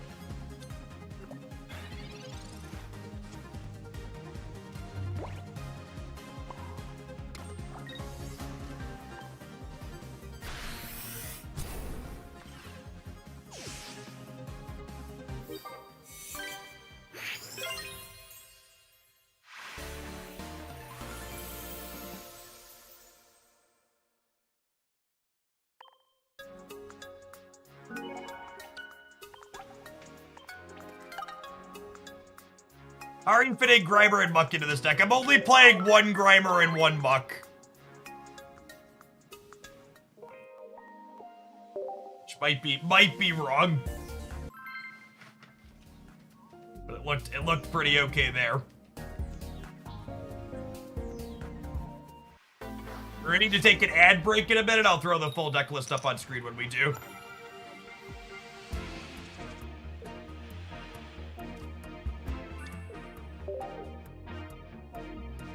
Arbok is a very good Pokemon Pocket card.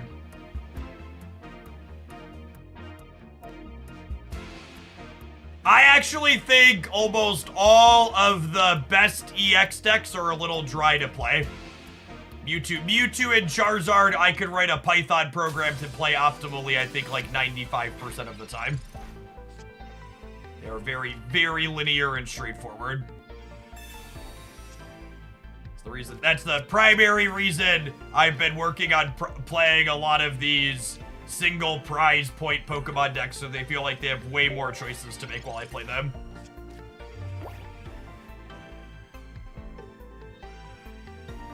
I think Pikachu EX is actually the least linear of the best decks because it has so many Pokemon it has to play. It more often has games where you just don't start Pikachu EX, so you have to have more wiggle room.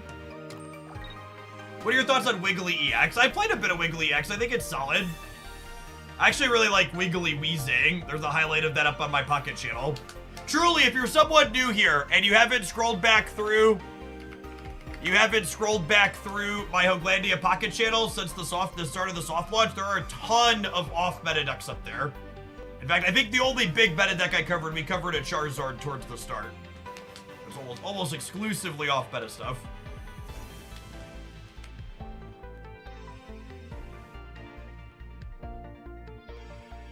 My thing that brings me joy in card games is coloring outside the lines. So that's what we focus on doing.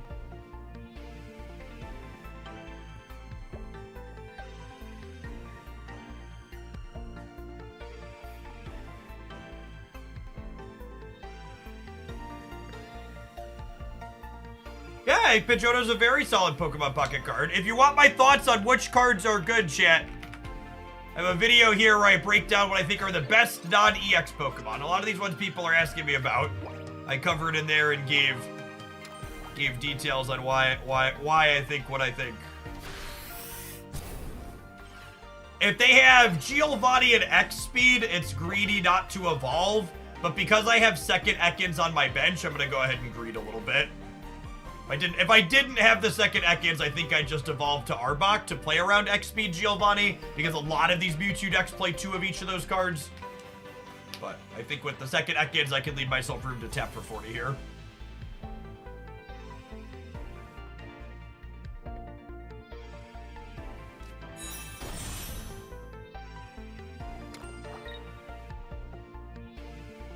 What's my favorite version of Marowak EX? My favorite version of Marowak EX is the one that doesn't constantly flip tails.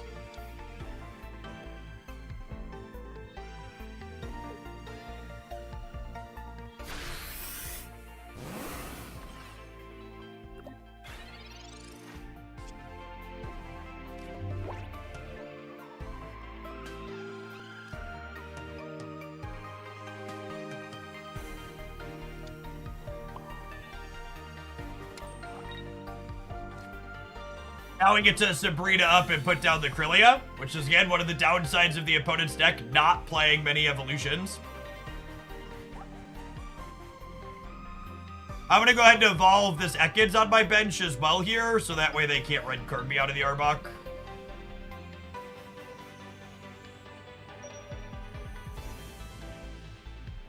Can I get a wellness check on my opponent's phone? Anybody, wellness check on the opponent's phone.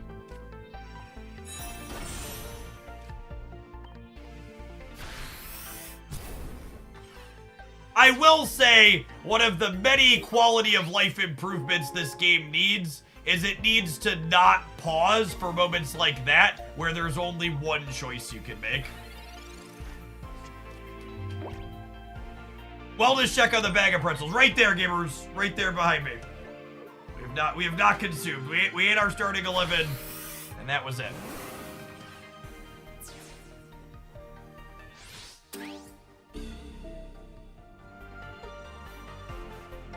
I'm actually gonna put Grimer up here and get them poisoned.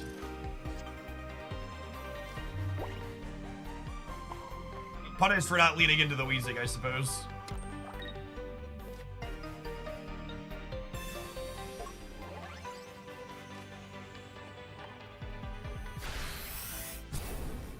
$40 with weakness, so they're 10 for poison. You want to get it within that 90 points of Arbok plus whatnot. They have to use the side drive to finish the Grimer. Ooh, we could see a retreat here.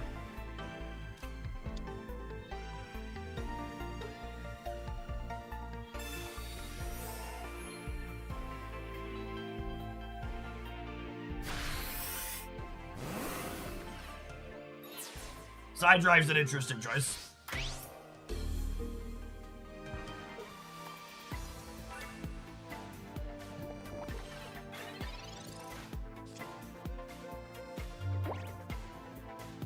The opponent's not quite dead yet, but we're done here.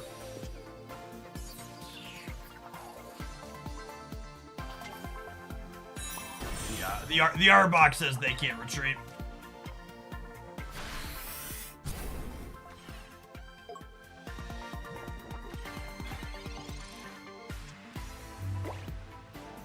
Stay right where you are, video gamer.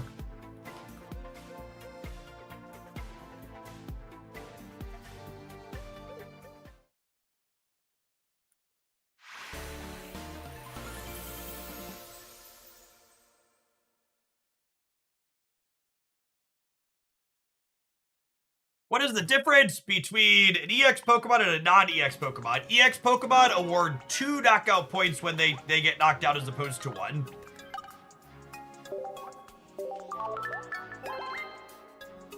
Alright, let's run some adverts. I'm gonna run to the restroom. We're gonna play some more of this pile of cards when we return. Throw it up here for people to see. BRB.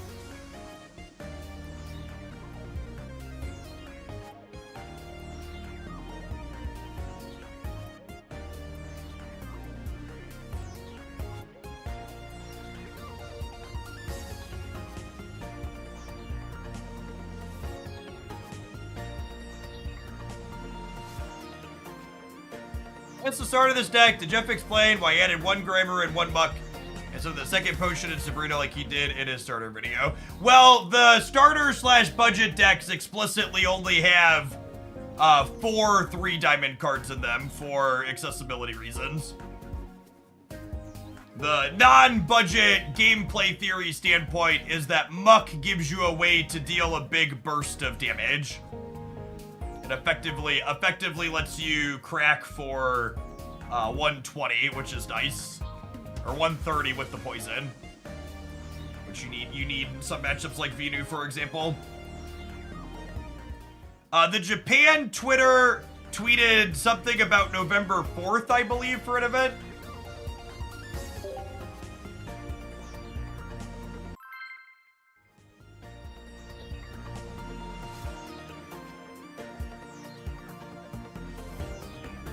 What's going on, Lit Fan?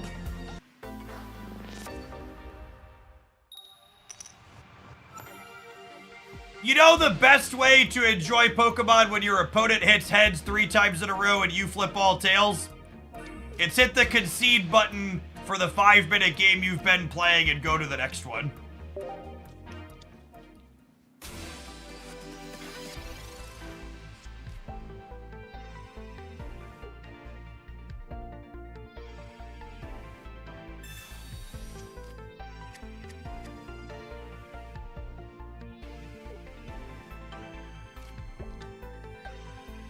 There is no way to endlessly grind more free rewards in this game, no.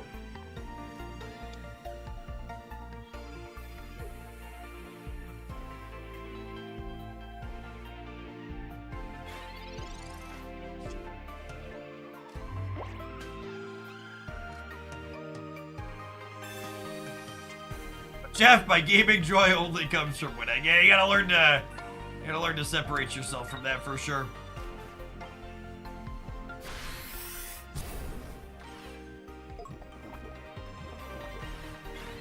Koga's a decent draw because it means I can retreat out of this Grimer with the Muck. That makes it tough to build multiple decks. The easiest way to build multiple decks is by leveraging the most powerful card in mobile gaming, your credit card. Are there bots in the versus queue? No. Pokemon Pocket does not try and disguise bots as human beings. Which is another thing that I enjoy. I absolutely despise that Marvel Snap constantly cues me into bots.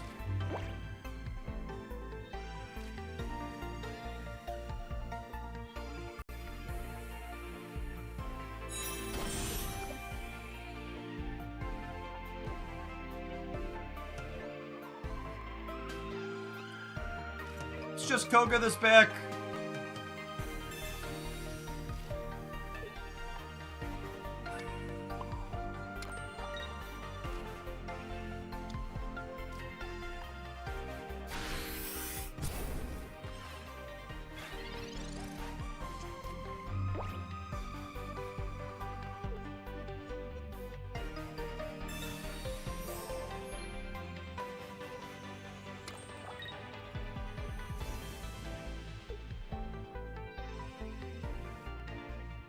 Having a Weezing to start feels like they're at a pretty big advantage in this mirror match.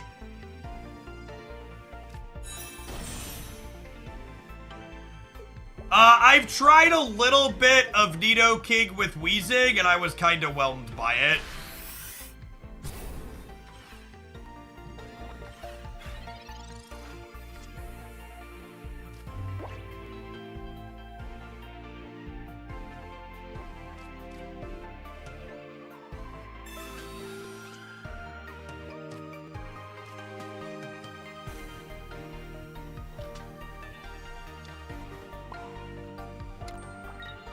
Am I X-speeding or am I giving up the energy? I think I'm X-speeding.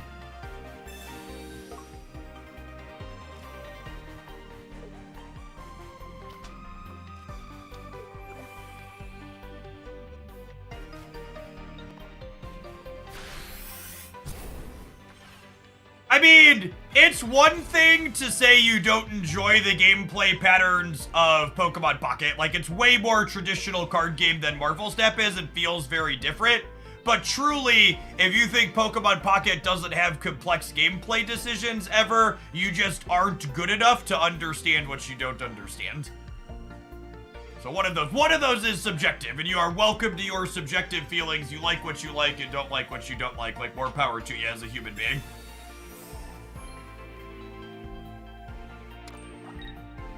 But there are definitely plenty of good and interesting decision trees in the games that you play.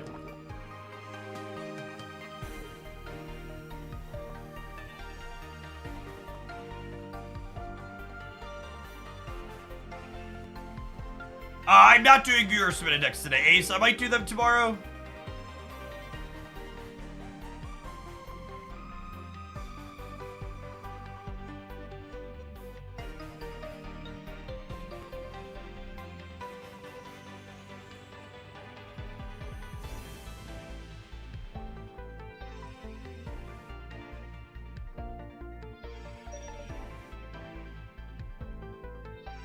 Some connection problems.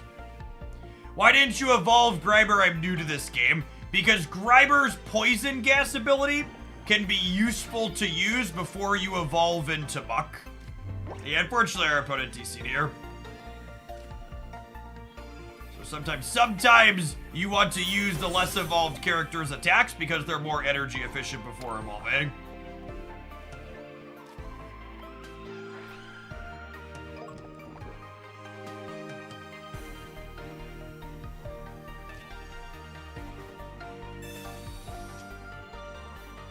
I really like Weezing and Executor decks are my two favorites. I think the decks that offer the most interesting decision points are the ones that tend to be all non-EX Pokemon.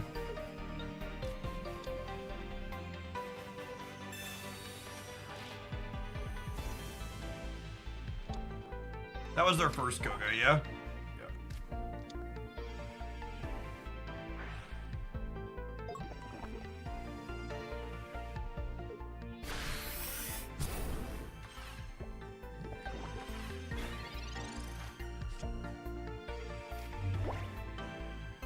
Hitmonlee is a phenomenal Pokemon Pocket card.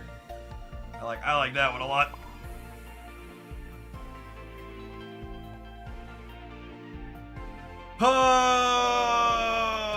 Well, I'm definitely doing this. The question is just what am I doing after? I guess I'm technically not getting knocked out here, right? I go to 50, they knock me to 20, I go to 10. If they Koga back, they could get me. They Koga plus Arbok.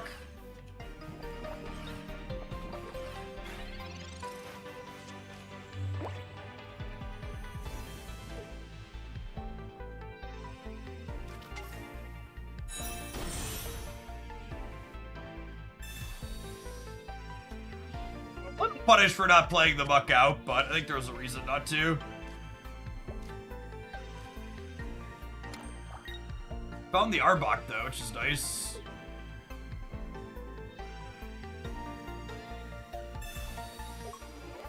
Giovanni's a tough beat. I don't know that we'll beat that one.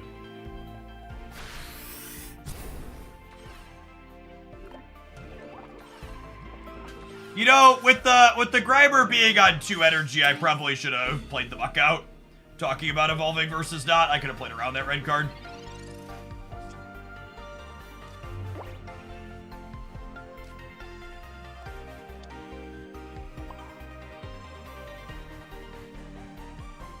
Maybe I should have put the Ekans up here instead of the Grimer.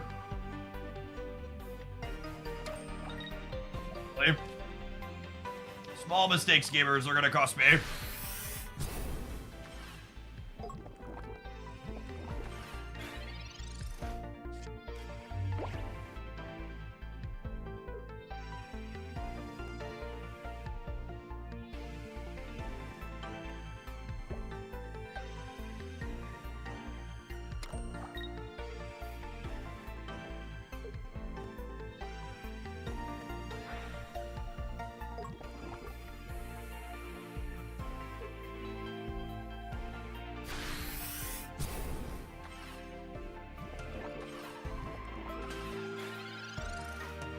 Fucker, Giovanni. Nailed it. Easy game.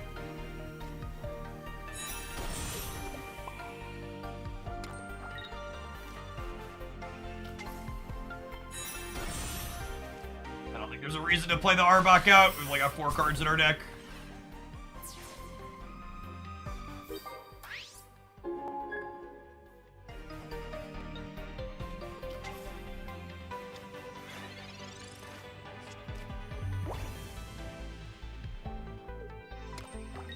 This is my favorite Weezing deck. I haven't played enough of any individual Weezing deck to have a strong opinion on that.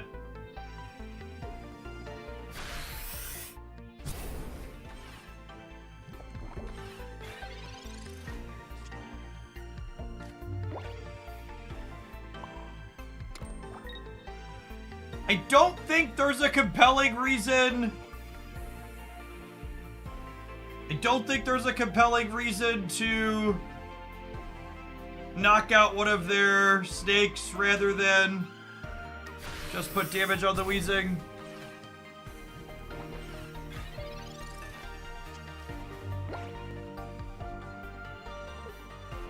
Did I forget to attach an energy this turn? I might have.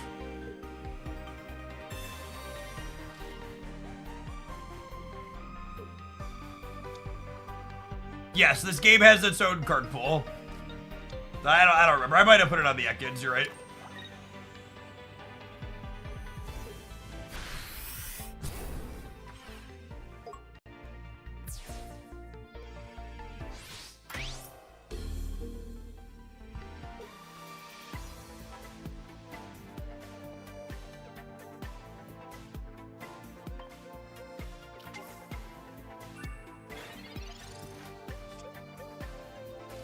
See, I think I just count on drawing the Koga here. And I'm going to play the Arbok out to play around the Sabrina. I played 2 of those already. Only 1 Sabrina so far. So we'll Gas Leak. We'll tap him with this. And then next turn, we get to Koga out of the corner and Arbok their Arbok. And be 2-2.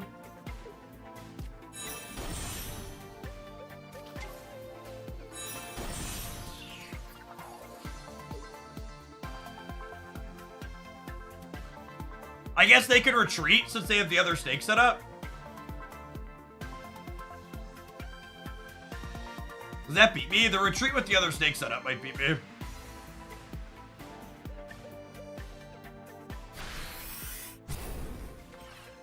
Oh wow, they're just not playing around the Koga. Cool.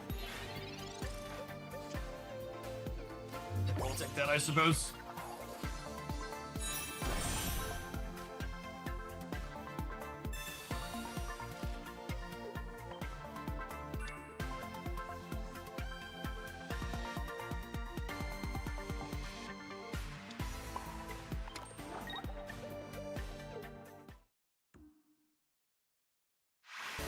They're retreating.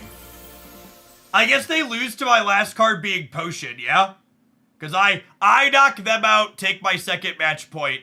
They knock me to 40, and then I Sabrina up the Wheezing and deal it to 50. They're out of Kogas, and the poison saves me. So the combination of Potion, Sabrina at the end there gets me the win. It's honestly a really good beer match. Beer matches usually suck in card games.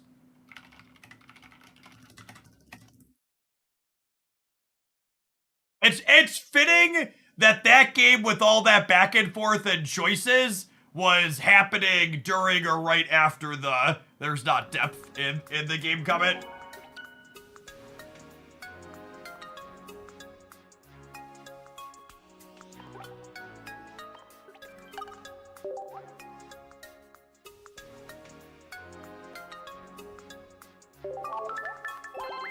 Would you have won if they retreated the Arbok? I don't know. To maximize collections, it's best to use Pokegold to get more packs. There's nothing else collection-based to do with it, so yes. The only thing Pokegold does is get packs or cosmetics.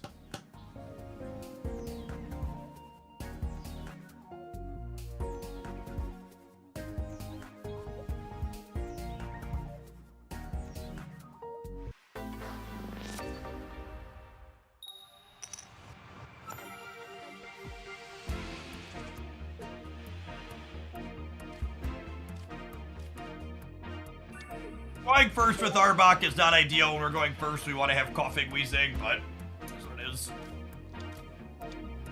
Does this game have any bad mirrors? I haven't been playing any Pikachu, Mewtwo, or Charizard, so I have no opinion on those mirror matches.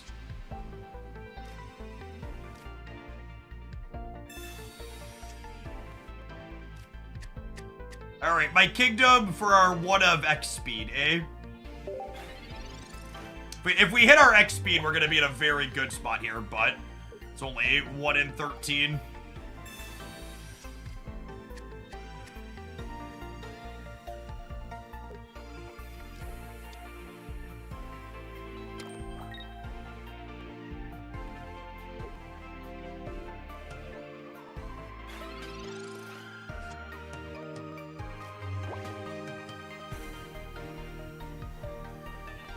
Now the question here is it worth spending 2 energies to put 60 damage on Pikachu?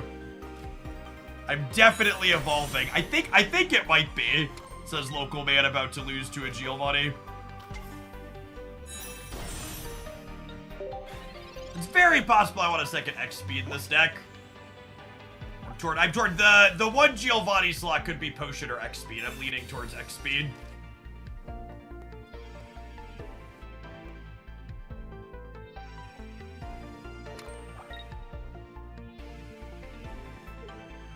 I think EX Pika is busted. None of our early tournament data implies that it's busted. It implies that it's good, but it implies that it's like one of the many things you can do to be competitive.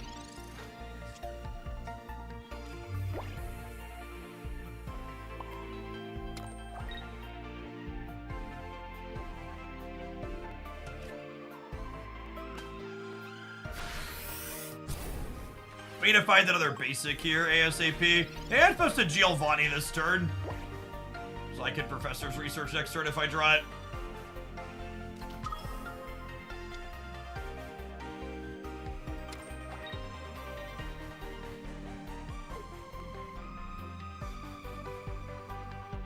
I truly think all of the people asking for any of the top cards to be nerfed right now are very silly.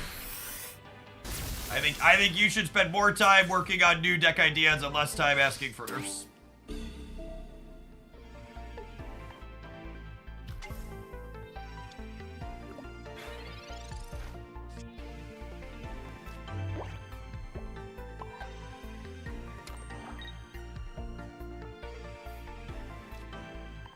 Probably dead. Not drawing a second basic here. Or a third basic, I suppose.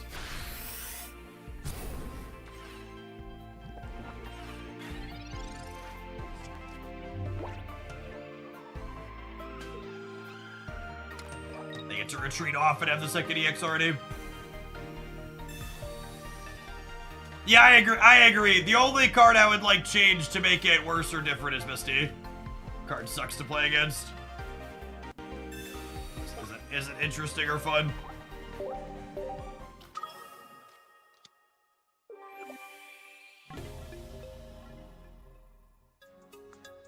I think there's a handful of things I would like to see buffed a little bit as far as card changes go, but some of those could become relevant with future card releases too, so it might not be necessary over time.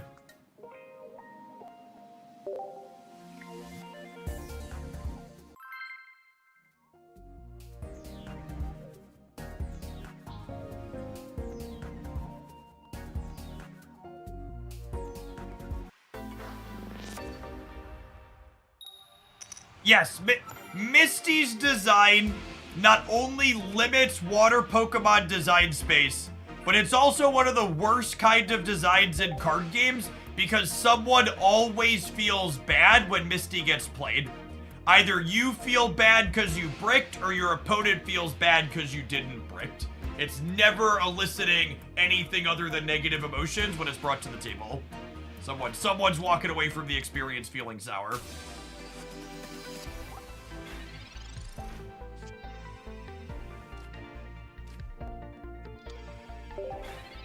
Fighting Pokemon.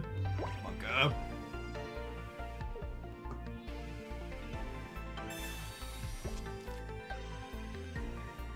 The only benefit to opening 10 packs at a time is saving time.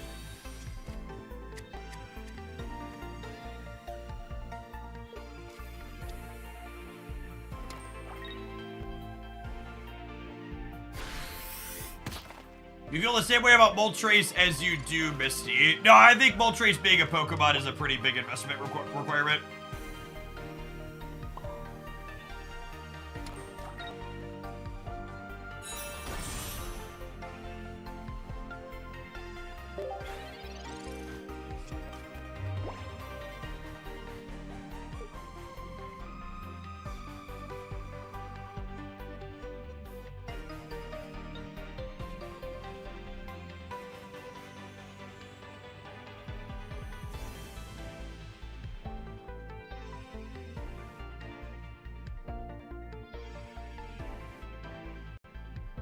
Flips is a way different distribution than Flip Button Tilt Tails. That's also true.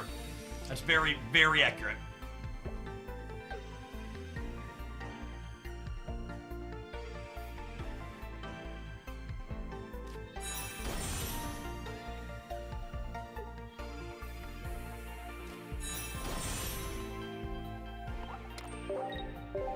That was just type matched. Not really a lot we could do there.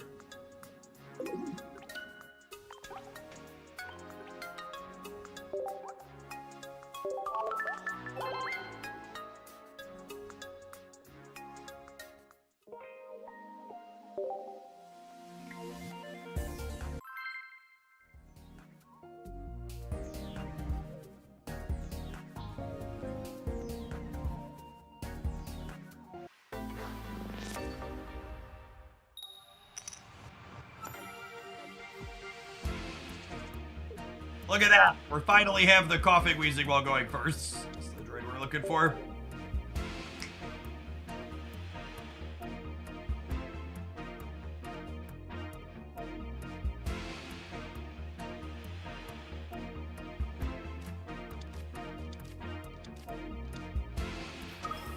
A lot of basic Pokemon gamers.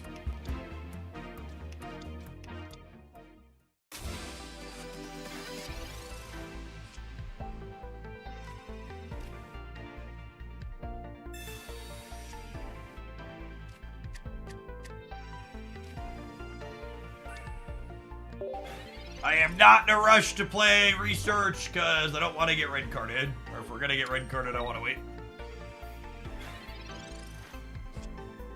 There was a Pikachu EX build in one of the recent pocket tournaments I was playing Raichu, like this opponent is. I don't remember if I was playing Magneton. I think it was...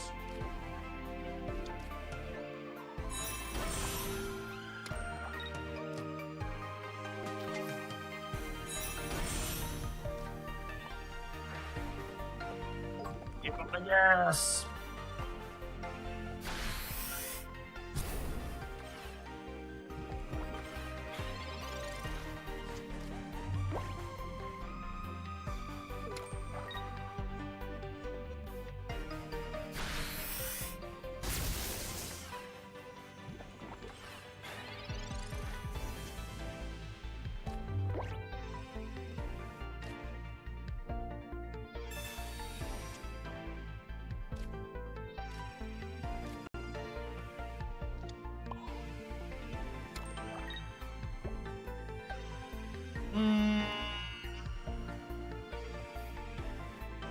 I think I'm waiting on the muck because I want the flexibility to be able to poison gas.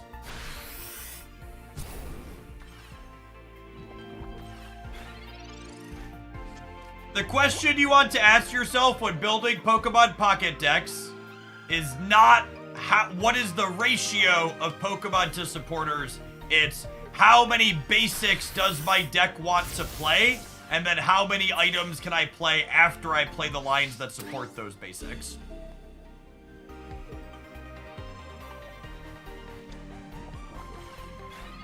If that makes sense.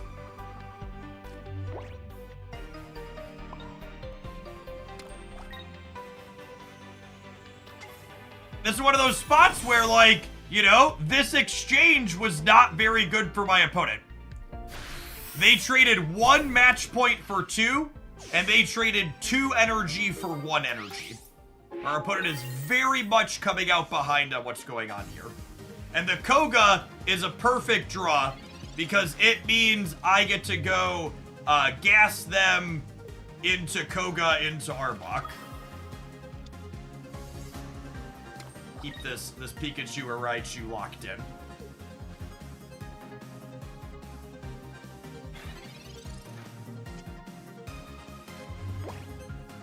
Actually, just into the Koga.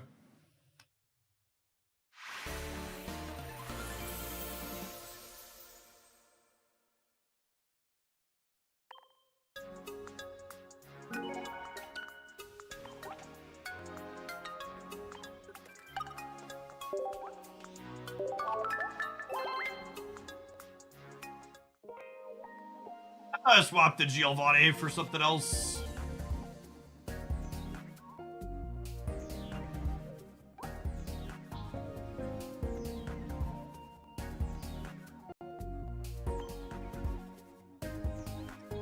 But it could be second Sabrina too. Sabrina's pretty good with Arbok.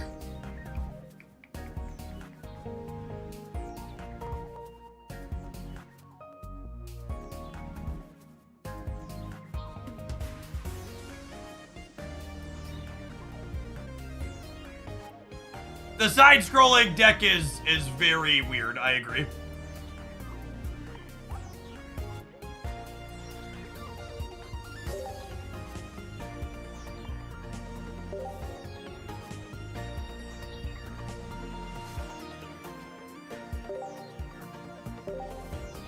I'm having trouble fitting basics in my deck after adding 2 of each, hand, scope, red card, and Pokedex. I can't tell if that's a genuine comment or a troll. I've been injured by Twitch chat.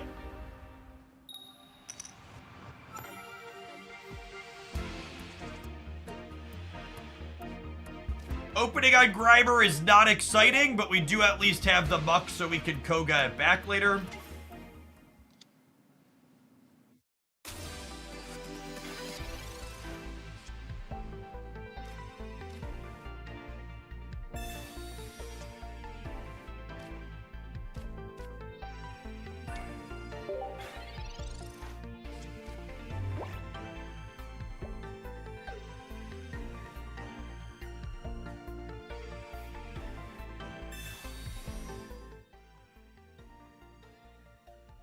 Alright, do we get to play a game, heads or tails?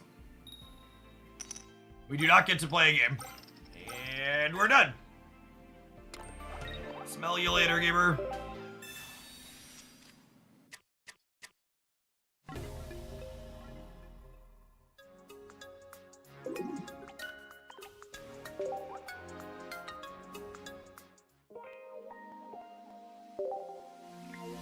truly the only card I'd wish they'd change.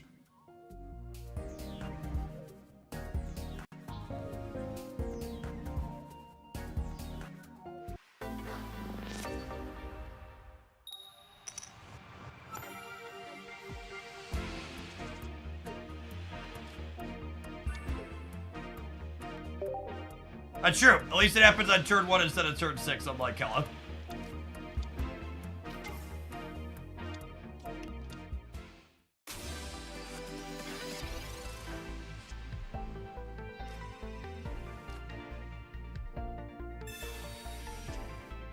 Just for some basics here.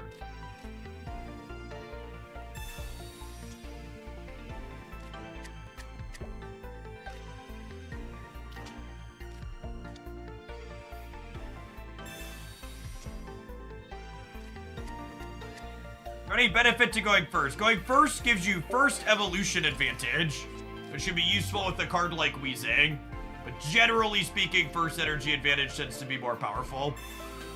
And actually part of the reason why I'm considering if I want a second X speed in here, because X speed lets us shift the Weezing up when we start like this. We know nothing about their game management plans, Div.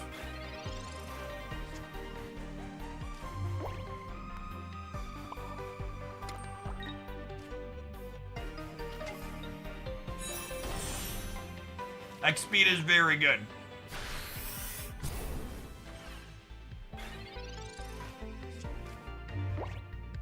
Yeah, I need to take some time tonight and give Pokemon Pocket its own category and have like a pack opens channel and other stuff.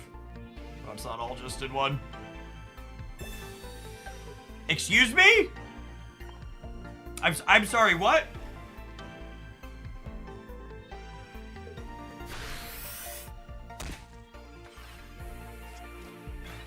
Hello, Bueller? Is this thing on?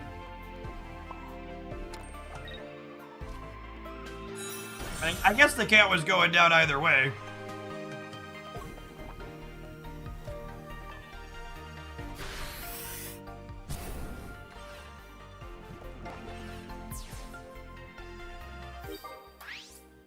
I guess this means I can't KO the next cat in one hit.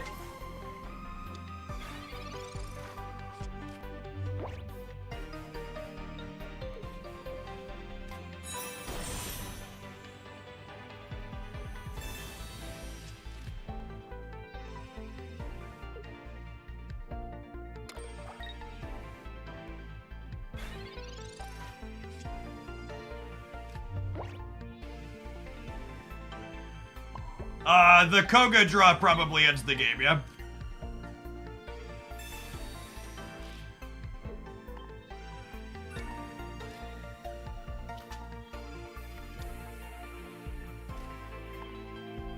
Let's crunch the kitty.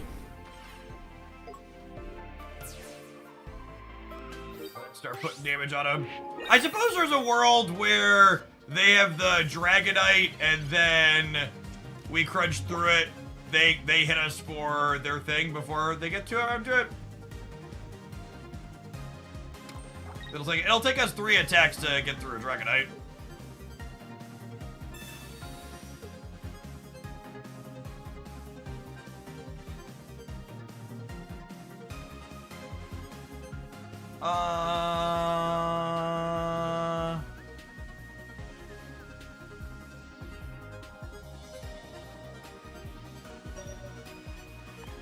It's very similar. Yeah, putting this up is good if we draw other Koga.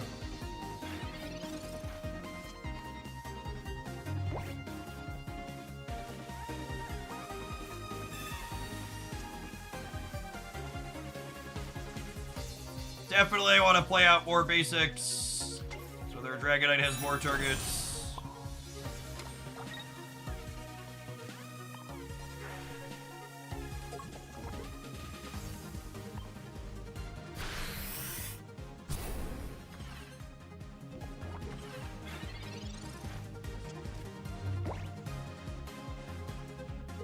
So statistically, they have a Dragonite here.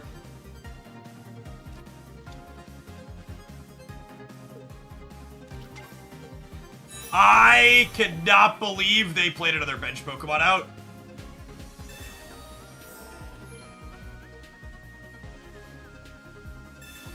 If they don't knock out our Arbok with this Dragonite, they lose because of it.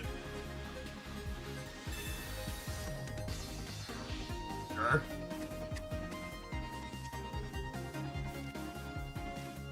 I guess the red card means their mistake isn't a mistake. Their Dragonite high rolled anyways. Always feels bad to lose to someone making terrible plays. But that's a Turtle Daddy card game. That's how the variance crumbles, gamers. We'll see you in 120 seconds after these ad rolls. Thanks for hanging out. Don't go anywhere.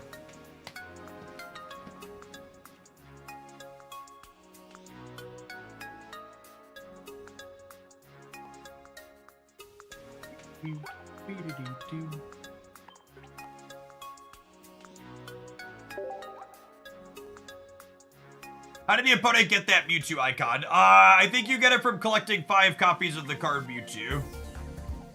If I recall correctly.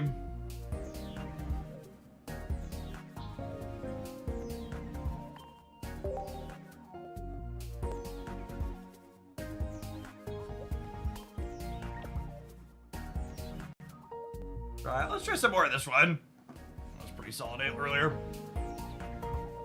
For the almost 2 years, Pushman. Welcome back.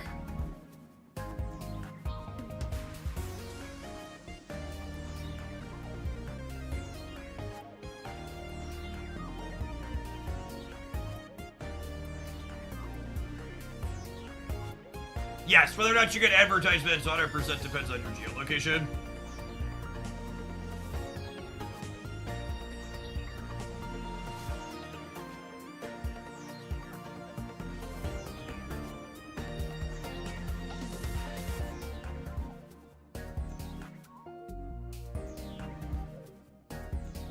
Yeah, Netherlands and Belgium is a place that a lot of games are pulling out of because of their gambling laws, right? I saw Pokemon Unite is pulling out of there.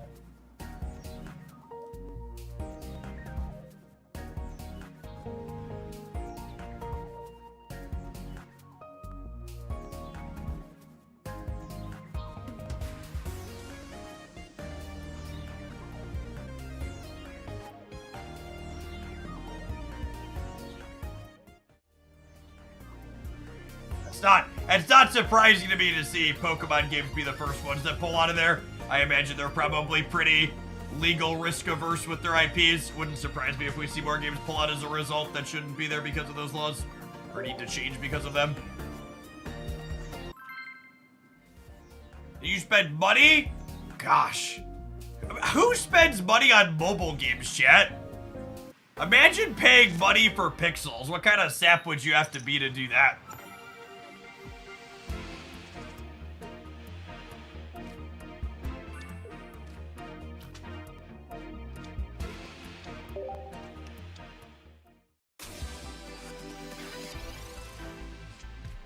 Alright. Mama Kenga's ready to put hands on this Dratini.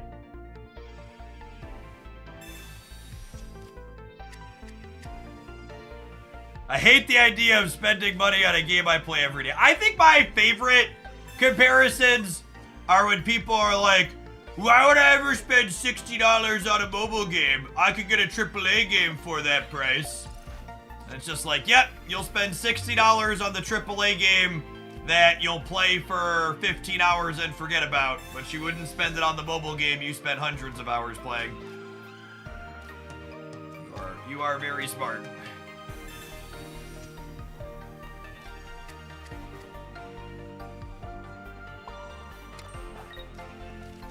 I'm not gonna play the other Typo out.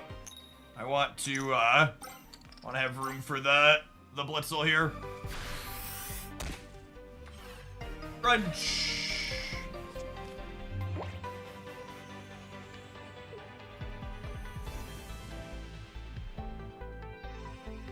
What's a good way to decide between putting Kangaskhan or Farfetch'd in a matchup? Kangaskhan is better against Pikachu EX. Farfetch'd is better against Mewtwo EX. So Kangaskhan's health pool lets it survive a Pikachu EX hit, sans Giovanni. And Farfetch survives 2 Mewtwo hits just like Kangaskhan, but does more consistent damage. So that's usually my, what do I think I need help with more with a given deck, the Mewtwo or the Pikachu matchup? That's my thought process between playing one versus the other.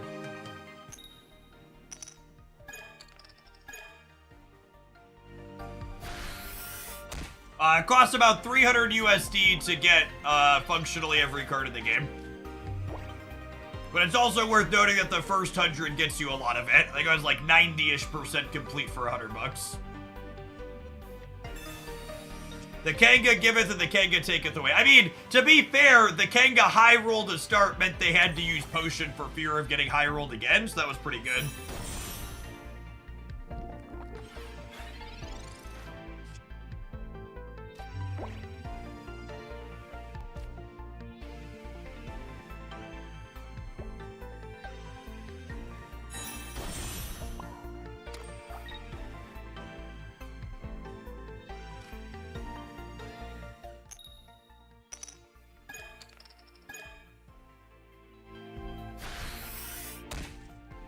The downside to starting on Kangaskhan in this instance is that it takes a little bit to retreat to get Zebstrika up to poke at this Dragonair.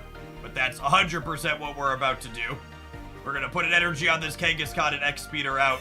So that way we can start poking their what's it called?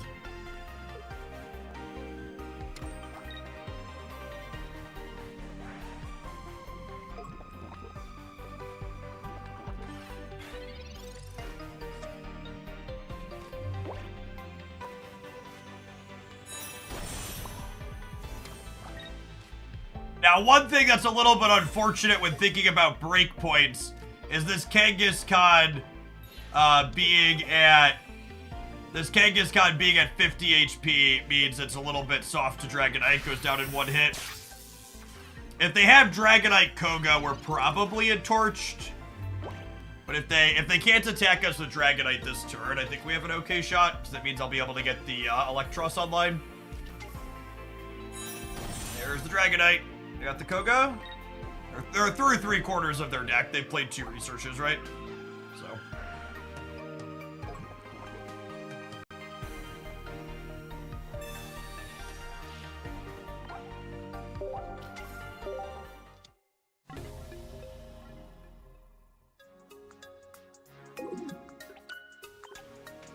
Dragonite definitely feels like the pub stomper of choice.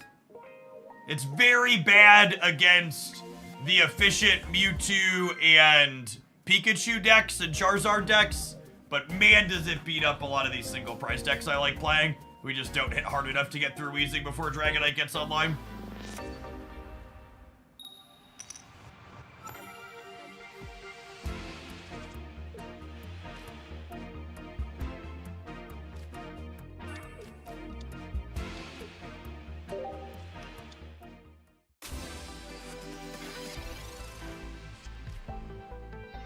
I don't think we are aware of as a community best versions of any of the decks.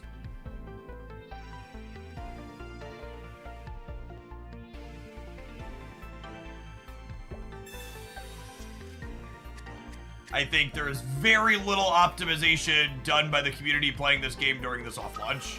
And hopefully that'll change post-launch. You know, honestly, with the X-Speed in my hand, I'm probably supposed to have started Blitzel here. So I have the option to Zebstrika, because I really don't want Kangaskhan up first. The more I play this, the more Kangaskhan's retreat cost feels really problematic. Maybe Mama will just put hands on them here and it won't be a big deal, but if I don't roll double heads, I'm a little sad that I can't just get Zebstrika up to pull Charmander off the bench.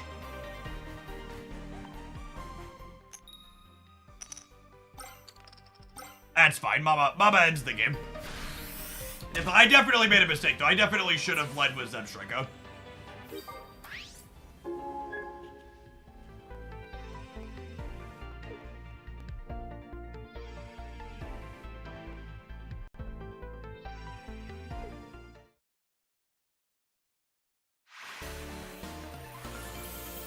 I feel like electric decks thrive on weaving their Pokemon in. I don't think that's true. I think the Pikachu EX deck weaves its Pokemon in and out a lot, and that's the only electric deck you see, so there's some recency bias.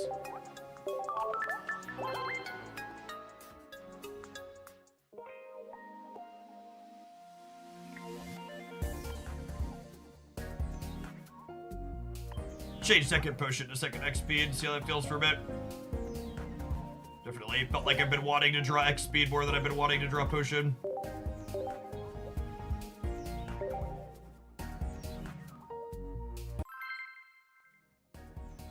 There is an Ekans coughing deck in the budget decks video, but it wasn't the exact one I was playing earlier. And it added Muck in as an extra attacker.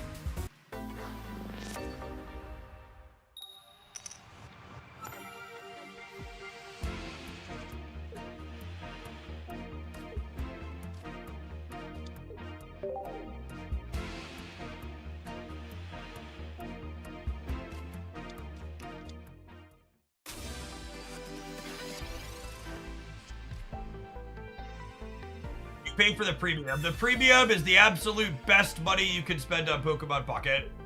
It is the best return for your dollars in. If you're going to spend any money on Pokemon Pocket, the premium pass should be the first thing you buy. Like anything else first would be a mistake.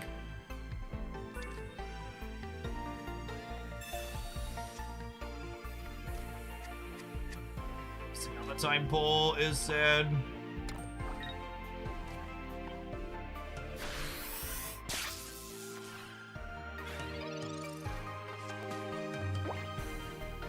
The premium pass gives you an extra pack every day when you log in. So it's effectively 180 gold for 10 bucks, or 18 gold per dollar. Whereas when you buy gold at $100 a pop, it's 6.9 gold for $1.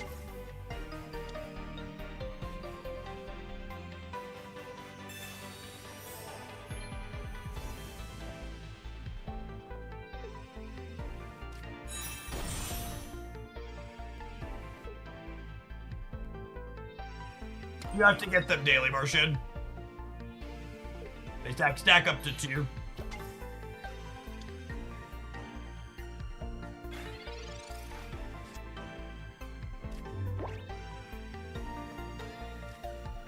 Alright, can we find a Zebstrika here? Or 2.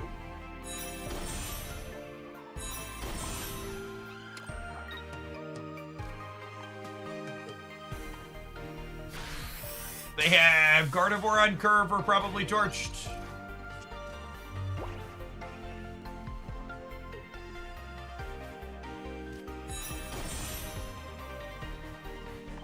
Shoot up here without the Electros.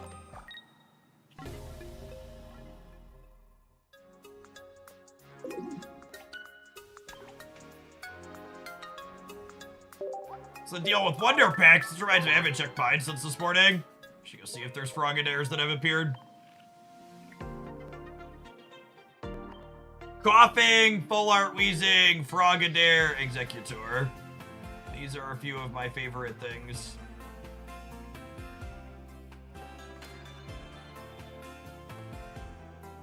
There's a Coughing, but it's with an Articuno I don't need, so I'm not paying 3 Wonder Points for it. Rip.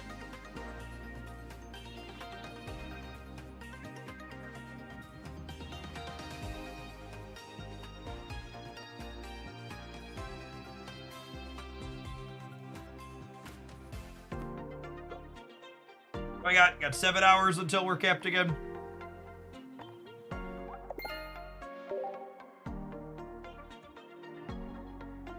Just because I want to make a point to say, because I know people are coming in and out through the day, make sure you buy as many of the pack hourglasses with your pink and blue tickets as you can today, because they're gonna reset tomorrow and you'll be able to buy more of them tomorrow. Assuming that reset's gonna be monthly, that's pretty common in gacha games. They reset those monthly.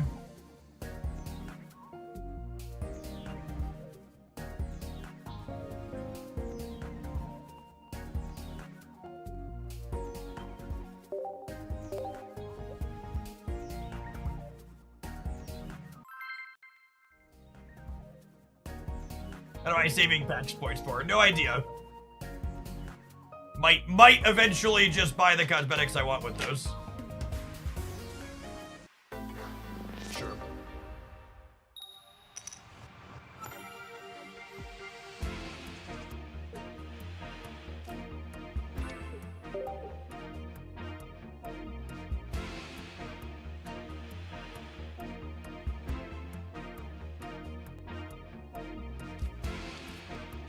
I have one crown Pokemon, but I also don't think the crowns look that good, and I wouldn't spend resources getting more of them.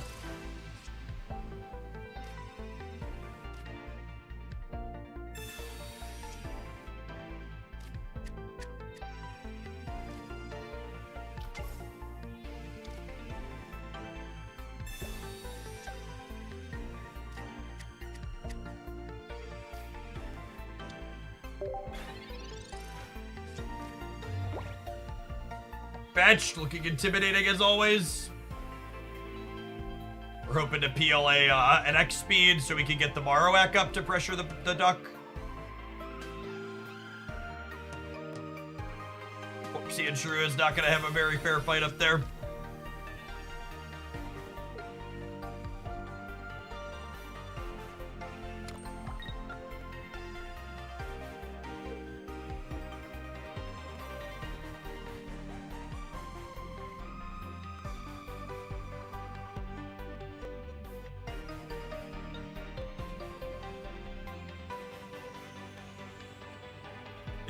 I'll play this game long term. I think if they do regular content updates like the data mines imply, that's very likely. Terribly good at predicting the future, so I try not to do it very frequently.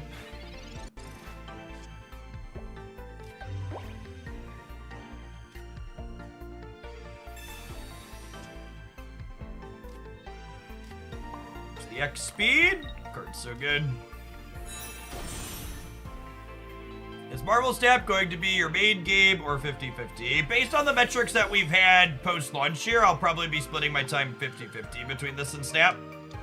With a small edge towards whichever one has more things going on, like when Marvel Snap has Twitch drops, I'll probably do more Marvel Snap, and when this has a new card release, I'll probably do more of this. That could change over time depending on my enjoyment of the games and what their numbers look like. Like I think Pokemon Pocket has more of a chance of increasing in viewer numbers than Marvel Snap does at this point, where the games are at their life cycles. Tomorrow, we will actually be on the Twitch front page for 8 hours, so we will definitely be playing Pokemon Pocket the entire time that's going on. Want to show off the new shiny game.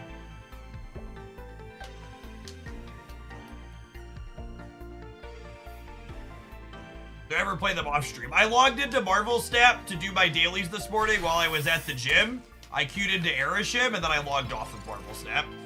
So how much I play Marvel Snap on or off stream is directly related to how good or bad their metagame is. In the current metagame, it's definitely less than it is more.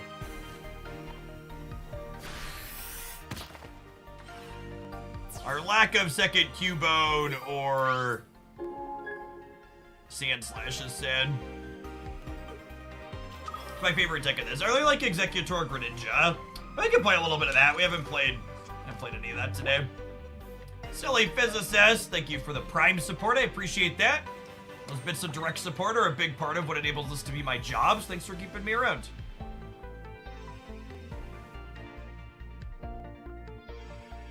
If they have Giovanni here, we're gonna be in trouble.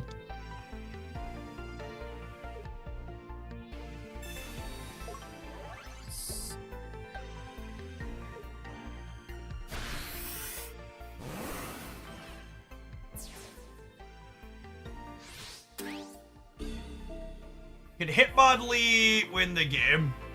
Maybe? Is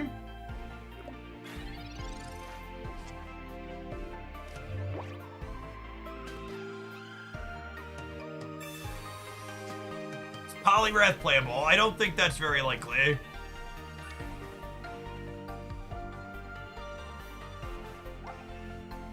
I've yet to play a Sabrina.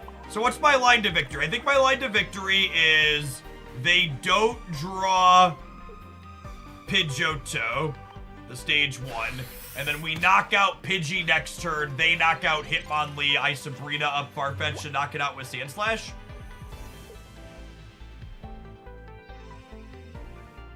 It does get fumbled by a stage 1 or a potion, but this is me building my line to get out of the spot that we're in.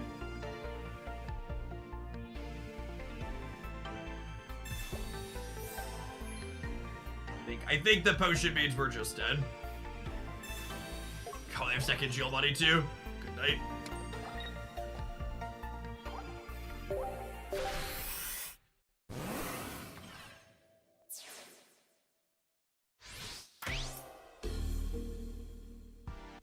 How do I play it? Don't you people have phones? That's how you play the game.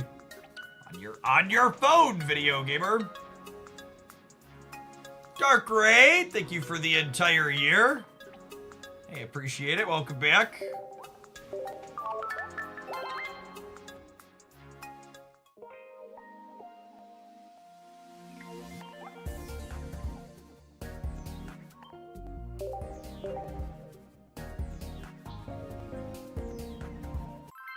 I hate phone games. I'd probably recommend watching a stream that's not dedicated phone games then.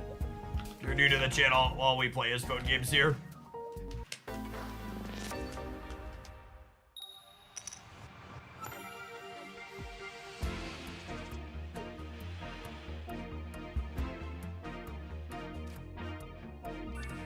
I have Execute. I don't usually like to lead on Executor EX anyways, and there's a water energy in my zone, so we'll lead on the Froakie.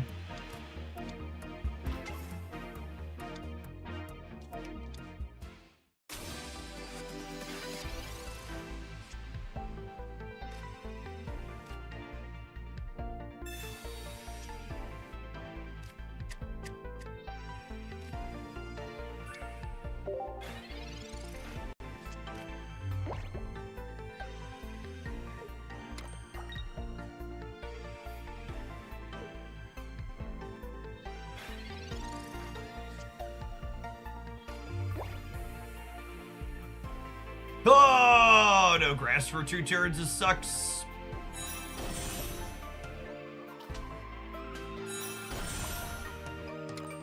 Top deck Greninja. Because of the no grass energy.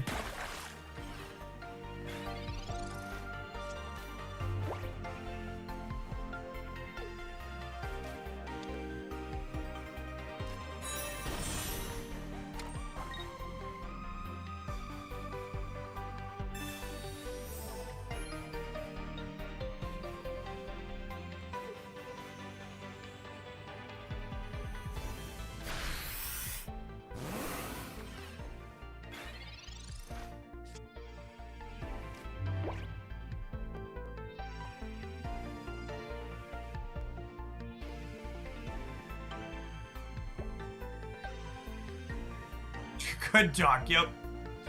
Exactly.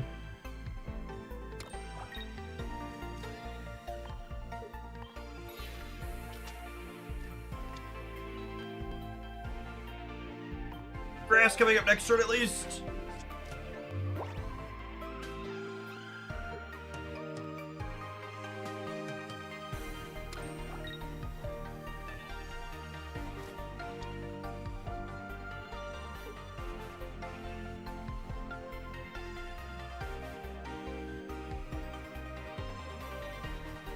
That felt like a child trying to start an argument. Yep, that's why I banned him.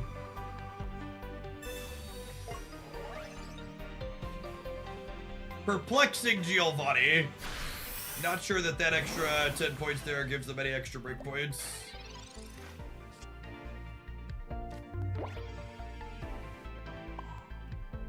Grass underneath is not bad. I think I'm vibing on the Farfetch'd for now. I guess I can put it up second. It is that up second after they get through this. So Executor always does 30, and if you land heads, you do 60. So average of 45 for 1 energy, which is a solid rate. Yeah, the first Giovanni is silly because the second one still doesn't knock us out. That's exactly correct.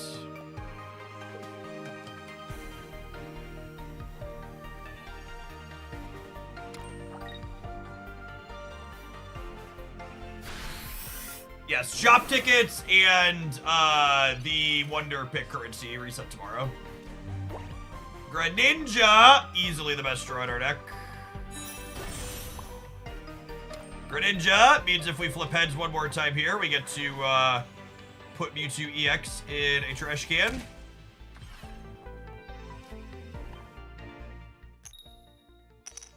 Unlucky.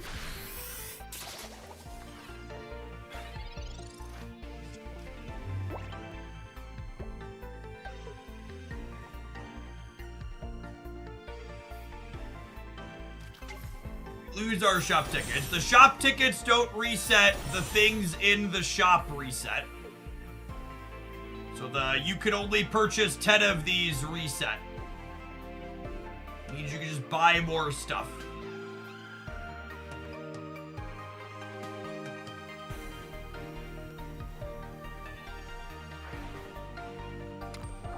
Restock, not a reset, is correct.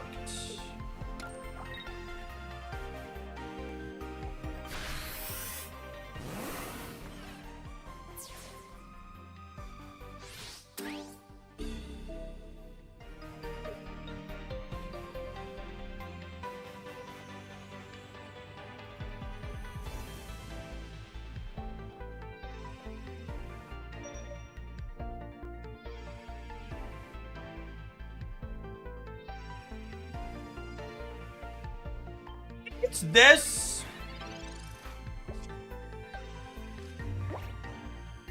Into this. So this gives up the knockout on our duck to the Alakazam. But the Alakazam takes forever to get through our Executor.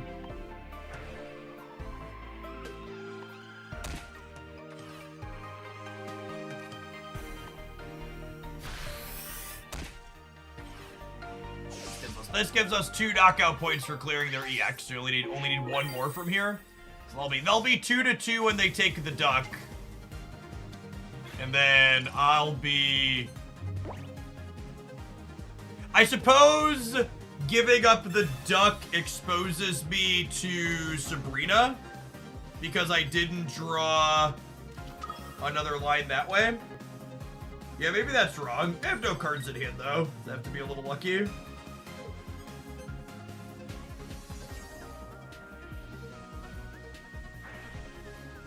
You too, scary.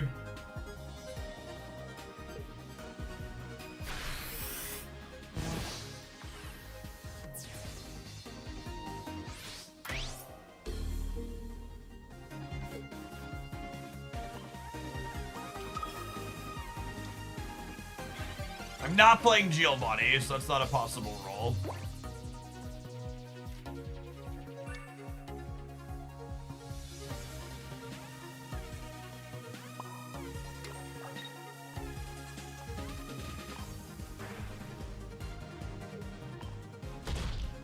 I suppose, though, if I flip heads on this Executor, they're dead to Greninja next turn without a potion. Token, thank you for the 3rd of a year. Welcome back. So this works, yeah. Just like draw what they have for the turn. Is the budget or full version of the deck? The budget build is the full build. It's just a deck that happens to not be expensive.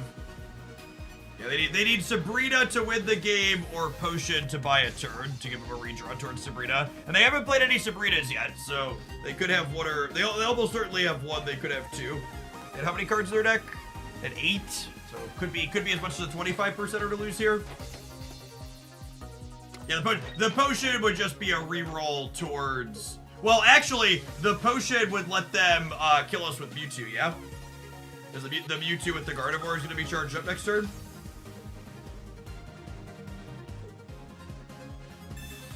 Alright, they're dead.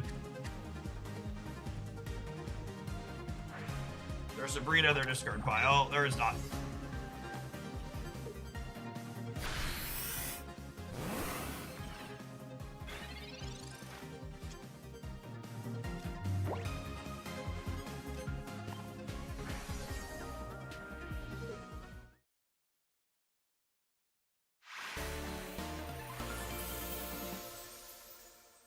Yeah, I like the Arback Weezing deck a lot. I think that one's leading towards being my favorite Weezing build.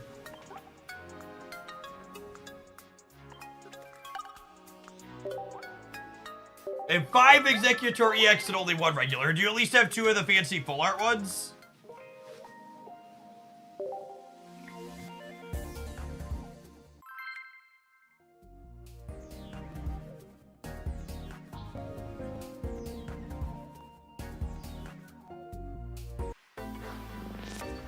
The Pokegold reset for the day, I assume, happens overnight. It's like 1 a.m. US time. We're going second. I'm gonna open on Farfetch when we're going second, so we can get Violet right away.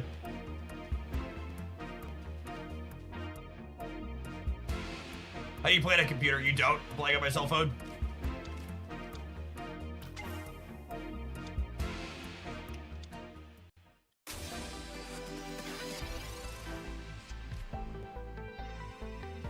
Reset was 11 p.m. Pacific. Yeah, that tracks.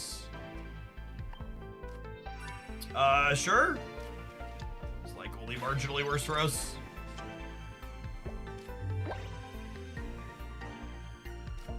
One Froakie, please. Unlucky. I don't love researching against what's likely a red card deck, but I really want to play Froakie on one if I can. Could have also hit X speed to put the Farfetch back up. How do you stream your cell phone? Capture card or screen share software? I use a capture card because it's smoother.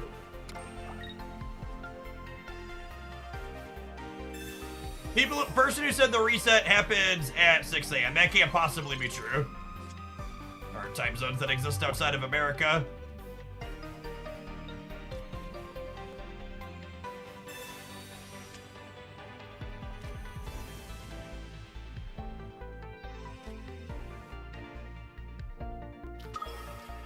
And I'll evolve these out just for the sake of,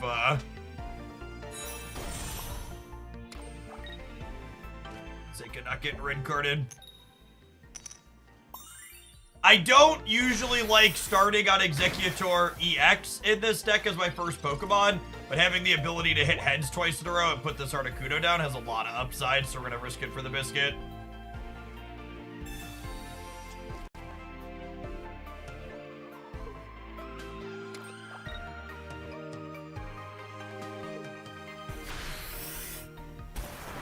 Froakie's been shy this game.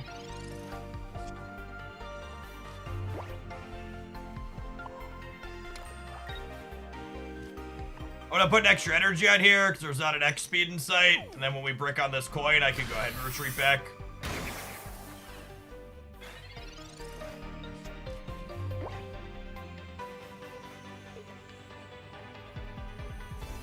The Articuno being at 20 is not terrible long-term if we can find a Froakie. 2 Froakies, a Pokeball, and 7 cards.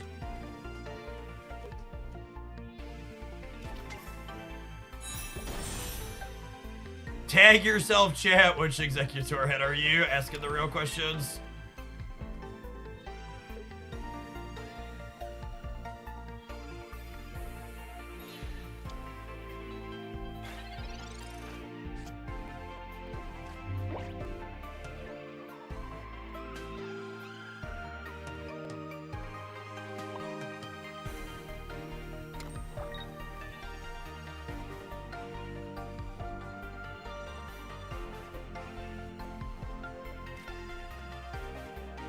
I'm gonna Sabrina here because it either starts putting damage on Starmie or it gives us a chance to knock out the Staryu in one. I think either of those are beneficial for us. Solid heads here. This heads means that if they don't have a potion, I can retreat back to regular Executor and knock them out with another heads.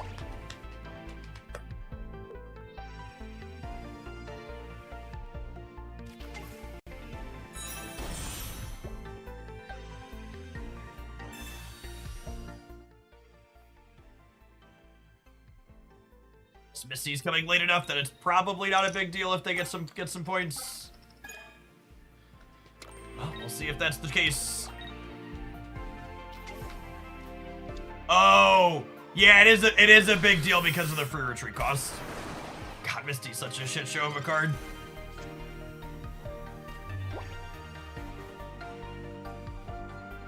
The funny part here is they probably don't even realize that we're a 2-color deck, because in addition to having never drawn a Froakie this game, we also... In addition to having never drawn a Froakie this game, we also haven't hit a water energy.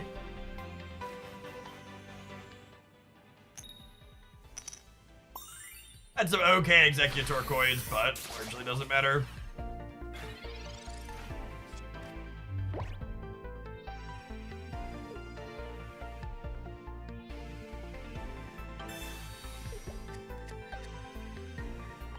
Two Froakies and a Pokeball and 5 cards.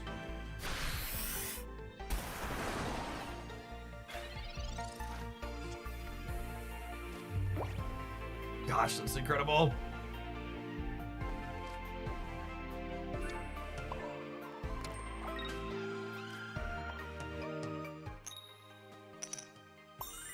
The heads flipped here means second potion doesn't get them out of getting knocked out by a Farfetch, which is nice.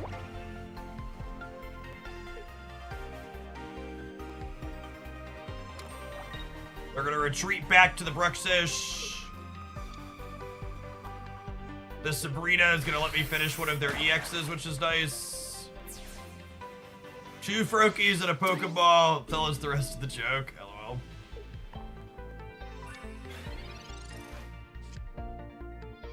Holy, it does exist. Is that... We discarded 3 grass energies from this one, and that one had 1. So is that 8 grass energies in a row? I think it is, yeah?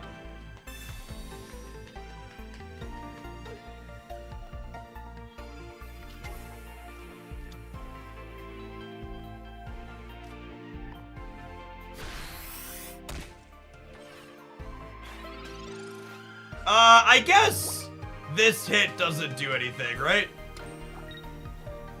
Can you see this list? This is the same list I posted a video with over the weekend. It was also in my budget decks.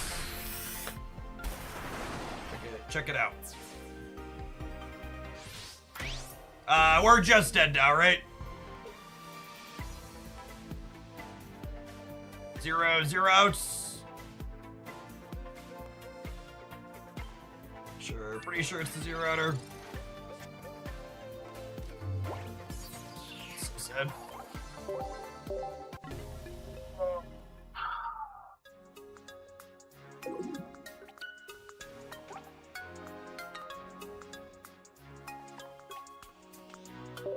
Alright, we'll throw the deck list up on screen while we tap this Admiral.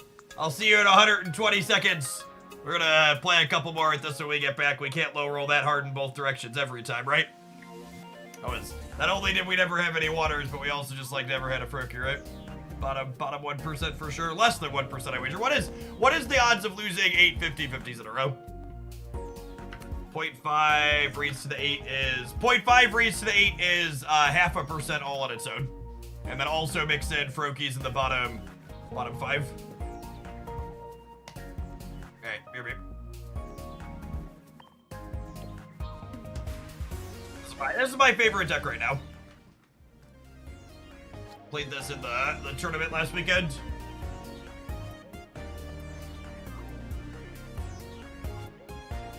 This deck is the reason why I need 2 more Frogadaires so I can put the cosmetic I want on them. Oh, you know what? I didn't put, I got Pokeball cosmetics I haven't applied here yet. Let's do that real quick. Shiny,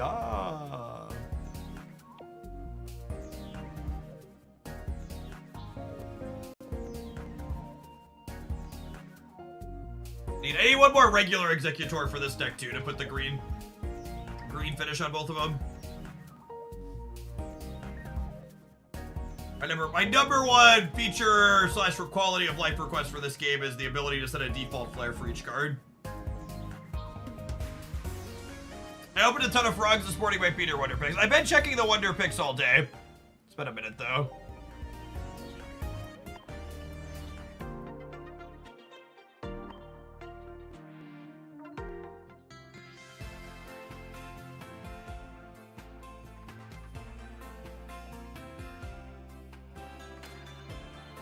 same as earlier. This game needs some incentive like rank for PvP, or stay with me for a moment. You could play games because you have fun playing them, and if they're not fun to play, you could do something else with your time. Or you could play the game for fun.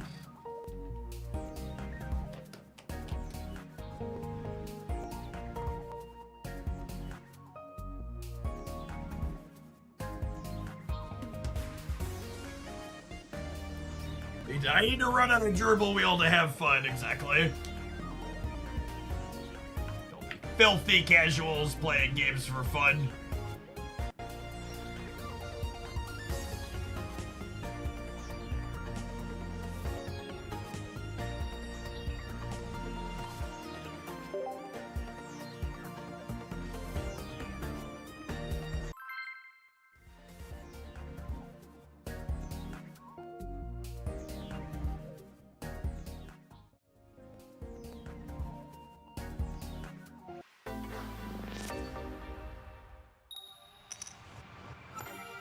I didn't have any knockout points yet, Oliver.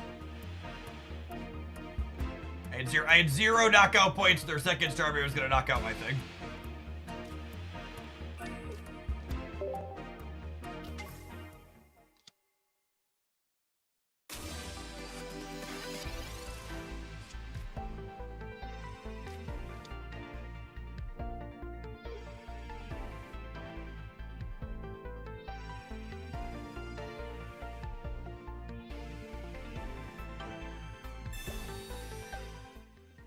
Ever seen a God Pack in the Wonder Picks? No. Do we get to play a game? Yes or no, Misty?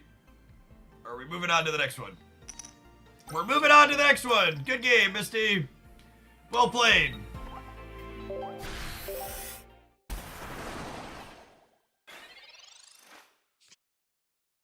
I'm out. Deuces.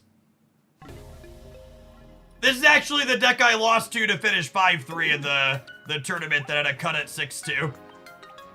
I lost Misty High Roll Cheese. It was pretty unfortunate.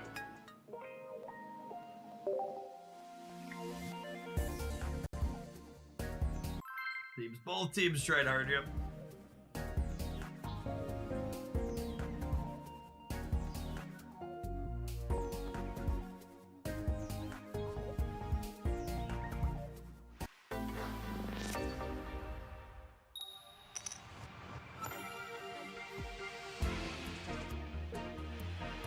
Finally, a duck while going second. You'll love to see it. One thing to note when you're playing this deck is you get to see what energy is on the top of your energy zone while you are starting. This is important because it can inform your decision which character you want in your active spot. It can let you know there's a water energy, so you want to lead duck over egg. In this case, we have grass, but I'm leading duck because we're going second and I don't have an executor guaranteed.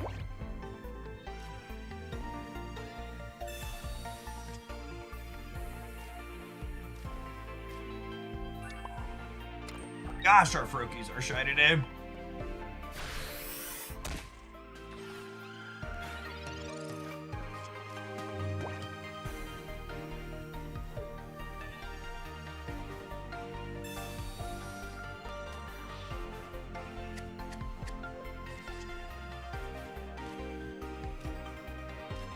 What's up, Froakie?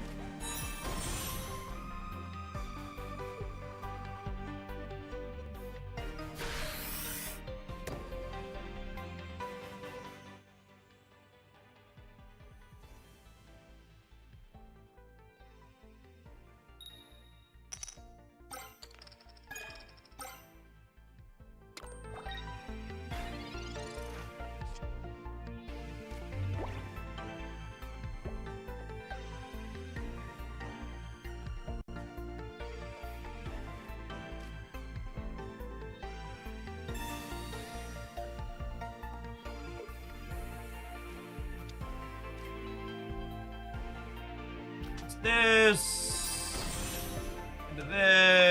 into putting energy, into retreat. Hope to fade Charizard on curve.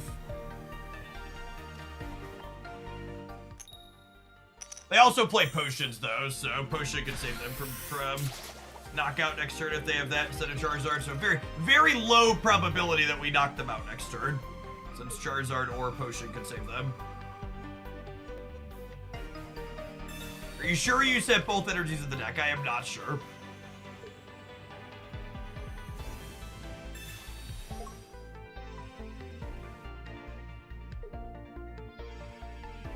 How would you explain the strategy of this game compared to something like chess? I think this game, compared to something like Magic with no instant speed interaction, chess is a good comparison. A lot of the plays are face up on the board, and the plays are largely about thinking a couple of turns ahead. Man, they had the Charizard and didn't just evolve and crack us for 80. That really surprises me. Yeah, I think I'm gonna play in a tournament on Saturday, but I don't think I'm going to stream it, because streaming makes me play worse, and there's the odds of ghosting happening. I played 5 games of Snap in the past 25 minutes, and 4 of them were Airship. Airship is the most popular deck in Marvel Snap by a lot right now, in my anecdotal experience. It's part of the reason why we're playing All Pocket this week. Just misery incarnate.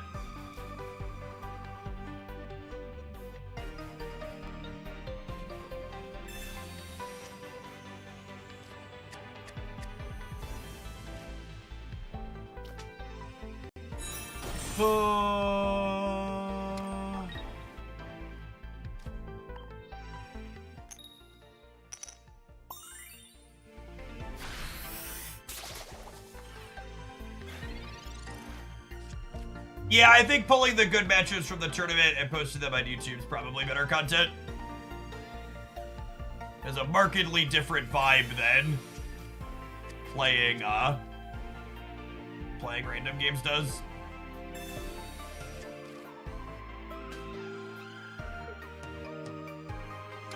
We need to double check if there's water energy in the deck after this game, yeah. For sure.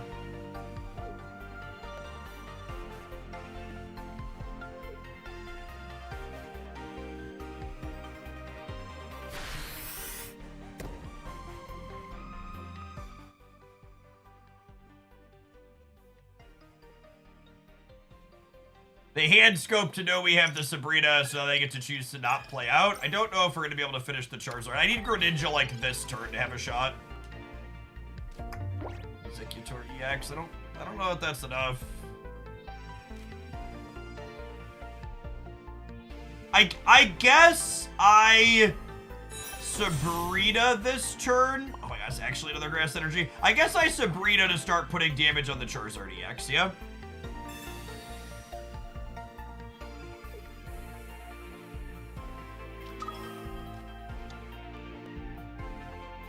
There's a world where, like, heads on this, Farfetch, Executor EX, we clear this.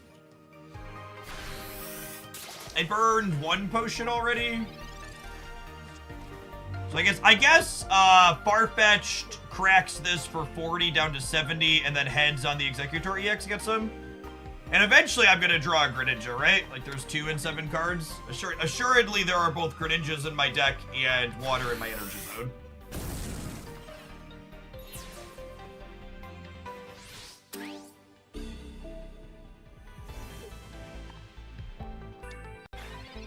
Greninja this turn would mean I don't need heads with the Executor EX the following turn. It's actually getting a little absurd at this point. I'm legitimately gonna go double check that there's water energy in our energy zone after this.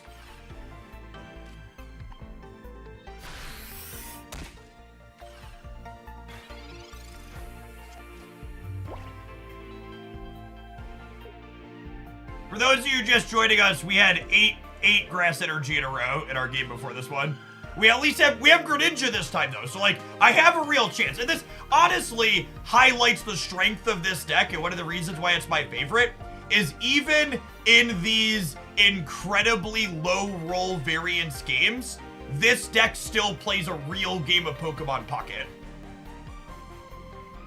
You can play a game with Farfetch plus Greninja only and Water Energy, and you can play a game with Farfetch executes and Greninja's Pokemon ability. And like, your average case and above average draws are really strong. And even your low rolls, you're like, okay, I can still make moves here. This is why we played the other Farfetch'd out.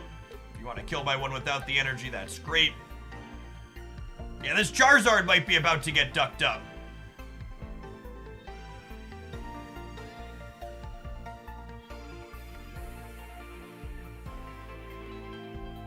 I do not think playing Zero Water Energy and Misty is ever a good idea. I haven't tested that, but in theory it sounds really atrocious.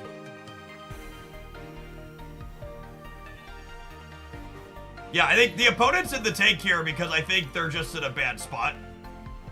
I don't think they have a good avenue to victory.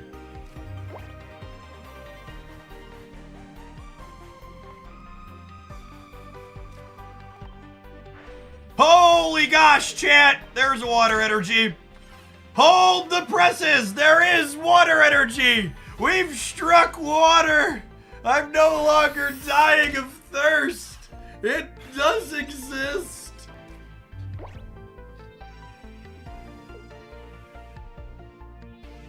We figured it out. Jeff is just unlucky. That's true, you know.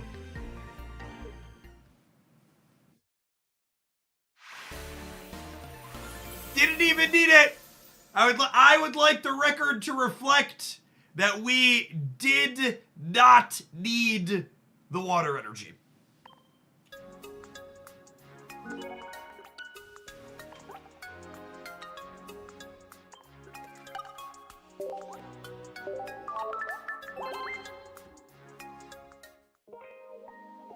All right, I know you all at home are thirsty to see me get color screwed again, but I'm gonna change to a one color deck. I need a palette cleanser.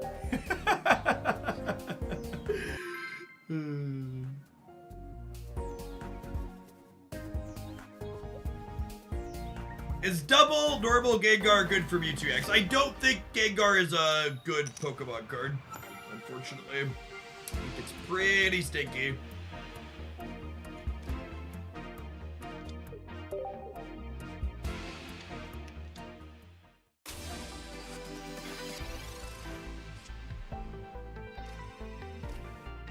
I'm looking for more basics here. So whenever you want to draw 2 basics, you should research and then Pokeball, as opposed to Pokeball and then research.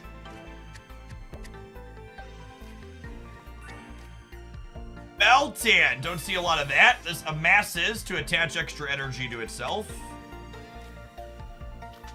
We had all 3 of our basics. If you weren't here, we were playing this deck earlier. I'm playing the full 4 coughing Arbok lines, then I'm playing a single Grimer and a single Muck. It's an extra Pokemon slash finisher.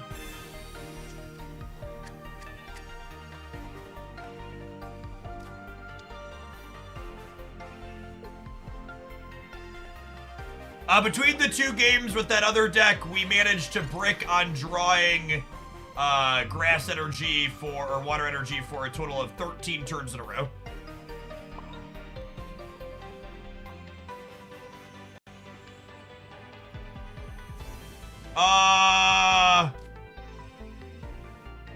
It's actually this, right?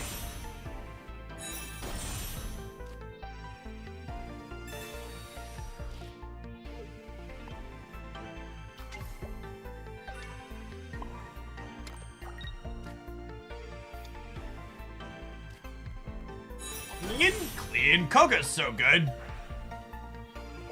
So strong.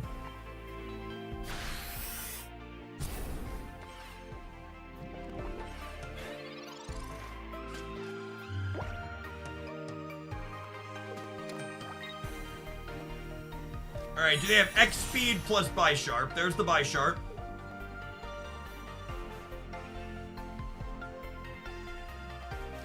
Koga, Weezing, Muck are all inside of Mewtwo packs.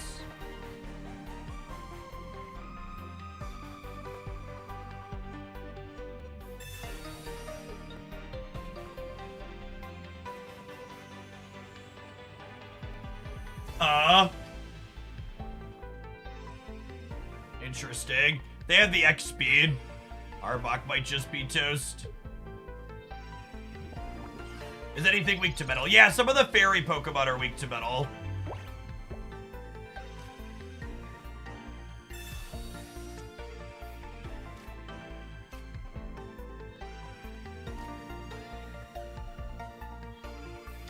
Frostmoth, and Clefable.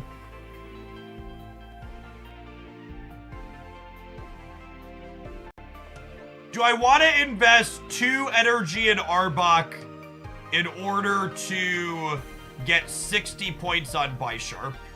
I think the answer is no. I think it's just energy on Grimer Pass, and we're gonna let Arbok get offered up here.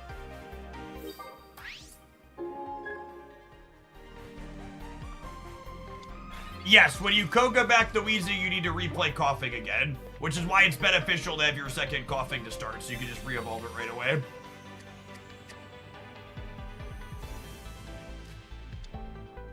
Weezing, I think, is one of the best cards in the game. If you haven't taken a second to check out my best non-EX Pokemon roundup, it'll give you a good idea of what the other less powerful Pokemon that are good, that can be reasonable to watch out for are.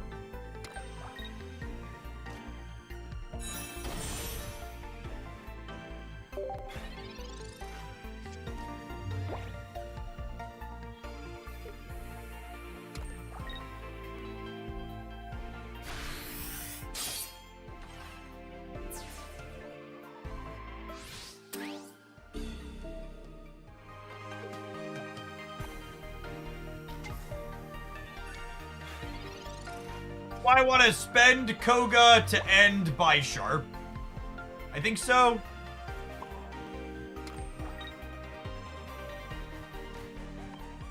I toggle the gas leak. Koga picks up the Weezing. It takes on average about 3 days to fill your Pokedex if you're max spending every day. I was playing during the soft launch, so I've been full for a while. And then the Vita Shock here does 120, so effectively 130 with the poison.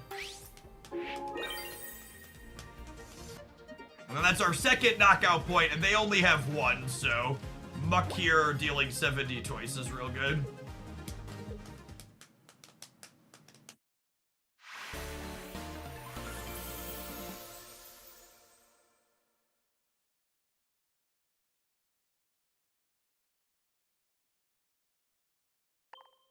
Yeah, if you're just starting, you won't be able to. With a little bit of luck, you get, like, Kanto complete on day 1, but even that's pretty unlikely.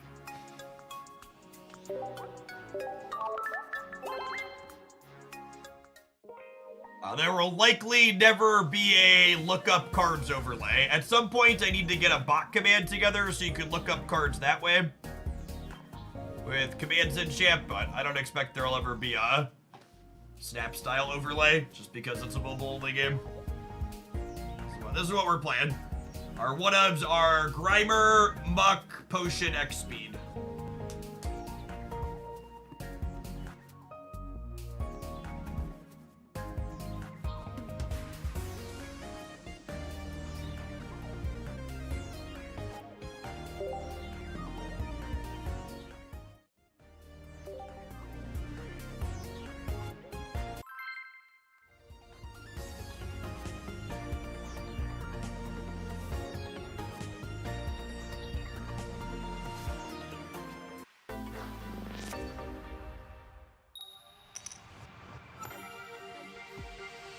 Extra copies of cards currently turn into cosmetics for those cards, or other cosmetics with some of the more rare ones like my card sleeves and game board.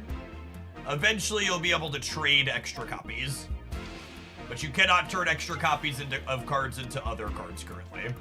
Going second with Arbok here is pretty good for us. First energy advantage is strong. Arbok and Weezing both line up very well into Pikachu EX. They both survive a hit for 90, which is an important breakpoint. Pikachu EX does 30 per electric bench Pokemon.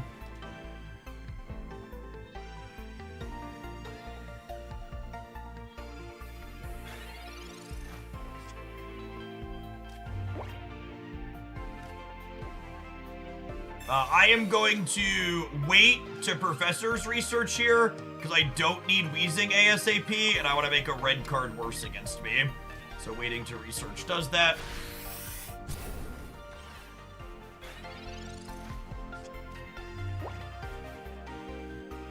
There's reduced price Pokegold in the shop. Are you referring to the 3 ones at the top or is there something else they added?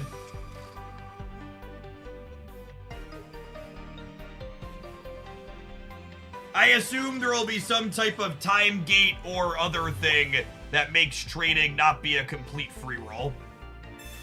Are they planning to add more types? Based on the paper Pokemon card game, I would assume they do not plan to add more types.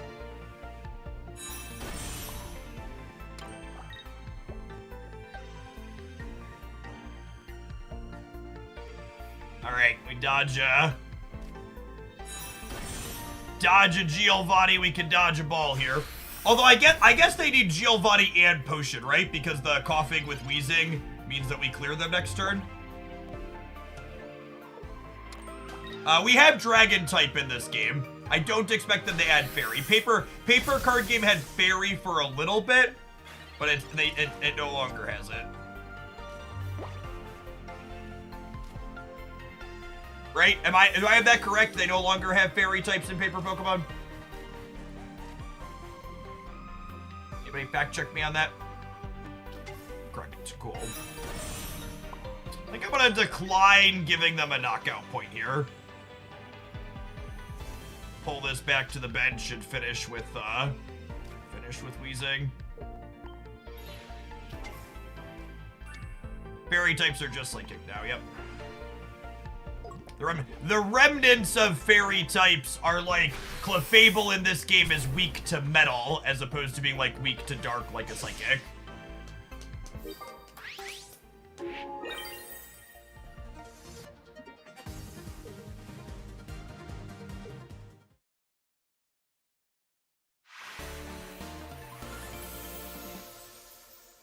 We put Pikachu EX in a corner there. This build's really solid into Pikachu. Arbok and Weezing are so strong. You've got Cool Worlds plushies in the background. Did you play there or just a souvenir? I was a part of Pokemon Unite's broadcast team. For their first year, they did Championship Series stuff. And then I stopped playing that game when Marvel Snap launched, because Marvel Snap had content-sustaining numbers, whereas Pokemon Pocket does not really have good numbers. Turns out cheap retreat costs don't matter if you can't retreat, Moon.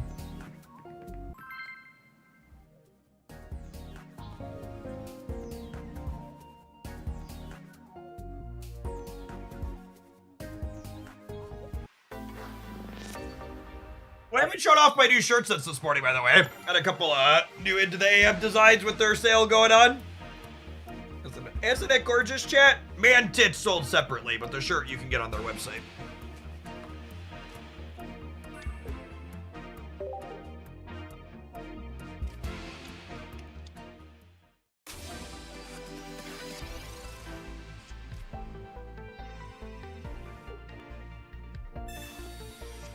The best first dollar you can spend on this game is the daily login pass.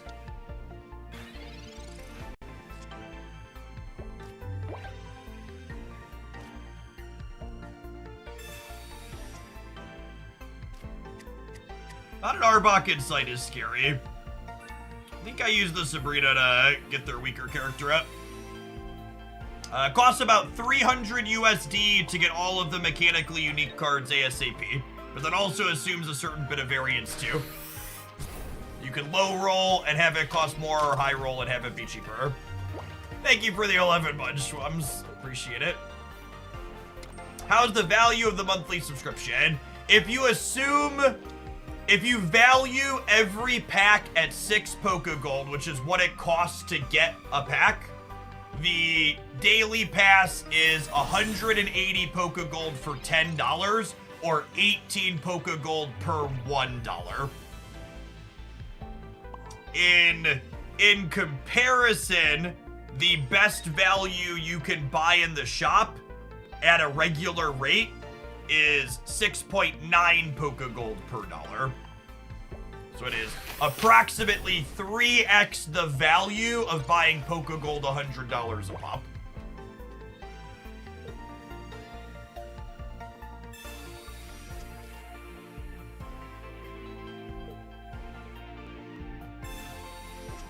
Three X value, say no more. Yep. It's also worth noting, when you buy the premium pass, you get access to some extra missions that also contain extra currency and stuff in them. So that value comparison looks purely at just the daily pack. It doesn't take the premium missions into factorization and the extra cosmetics that you get. So realistically, it's over 3x value.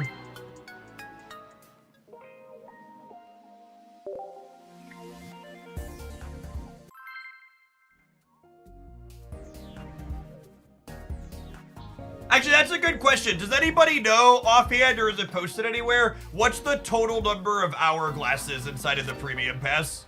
That's a number I would like to know offhand for value composition. Anyway, if anybody has that number for me, I would love to know it.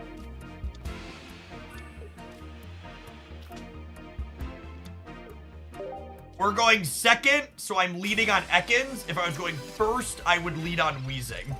The reason why there's a difference going first versus going second is my first opportunity to evolve this game will be the turn I attach my second energy, meaning the turn I'm evolving into Arbok, I'll have a second energy. If I'm going first, the first chance I have to evolve will be the turn I attach my first energy, which means Wheezing is better because then I can evolve and attack with it right away.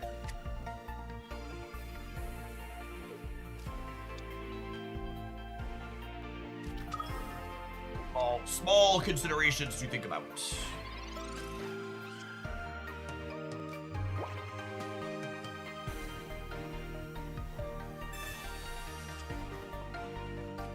I might actually be right to wait on the research because of Red Card. I already have plenty of basics. I'm not going to need to evolve them up right away. Or Grimer right away. Yeah, I shouldn't have played the research. If we get Red Carded, I deserve it.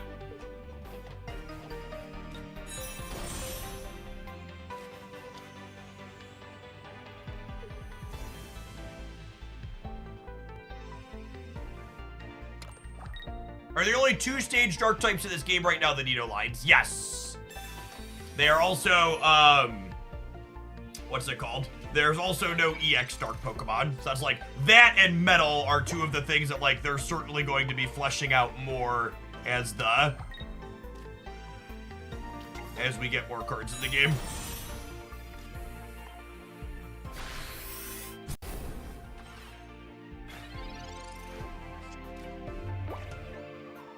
Nubicane, thank you for the 13 months. I appreciate the Baker's Dozen. Welcome back.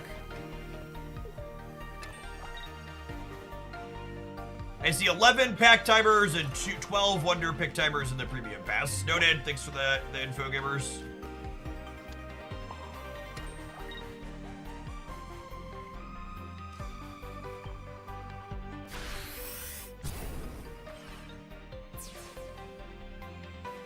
Yes, I would expect Crobat and potentially an EX Crobat to be coming very soon. If they continue to appropriately lean into millennial nostalgia, I assume we get a lot of Johto Pokemon in either the first mini or the first big set.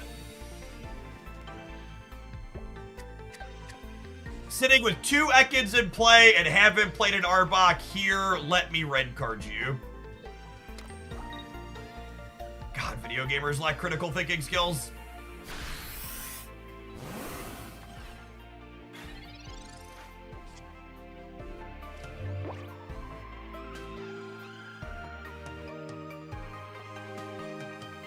Kinda punished for playing the Grimer last turn.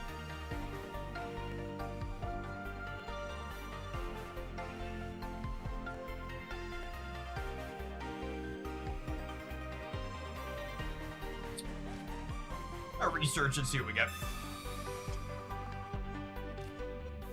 No muck.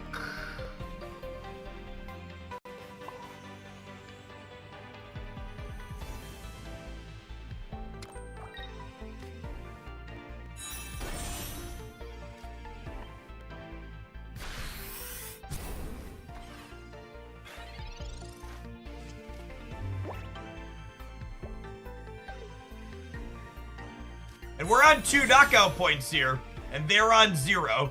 So, like, this Arbok's gonna slide up here, and it's gonna crack this Mewtwo EX for 80, and it's gonna lock it in place.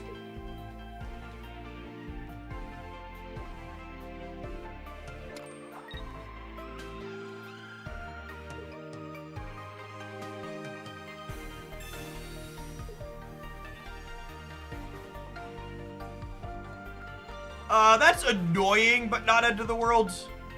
Sad to lose the Grimer instead of the what's it called. They only played 1 potion, so I think we're good either way.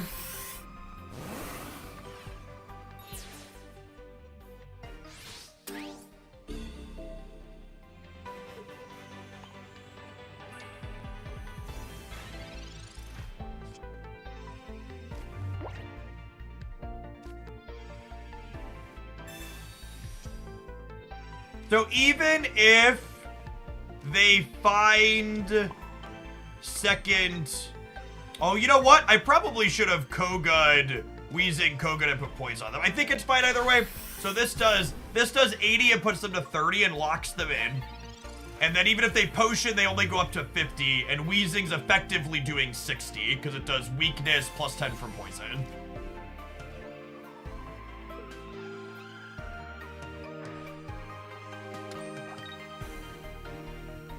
I could have gotten a little bit more damage with the Koga, but we're dealing enough that it doesn't matter.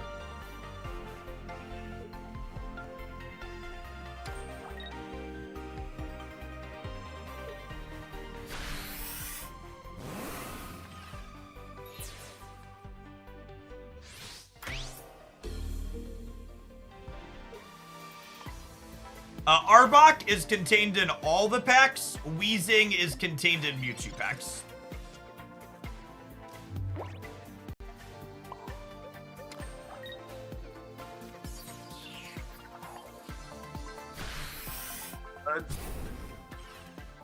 For someone that's new and you're asking questions like that, be sure to check out my intro guides.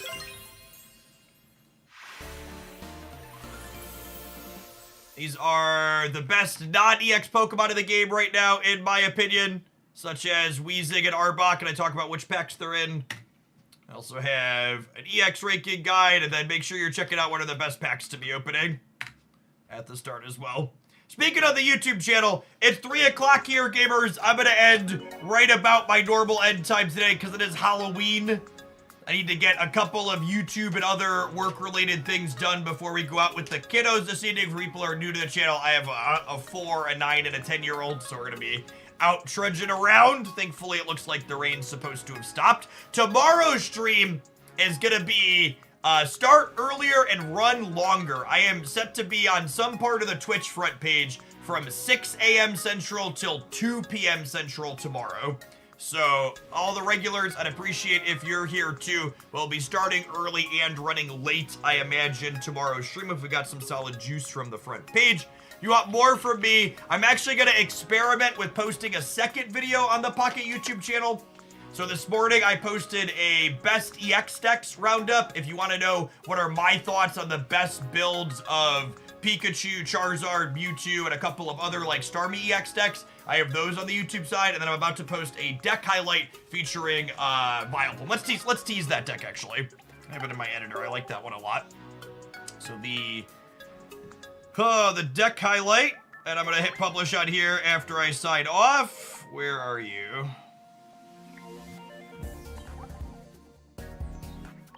This one. It's actually one of my budget recommendations as well. There's no EX Pokemon in it. I like this one a lot. Executor and Farfetch is front line to get aggression going, and then you finish with Vileplume as a solid stage 2 Pokemon that can help you control the game. All right, let's find someone to raid here. Let's play in Pocket, and then I'll be on my way.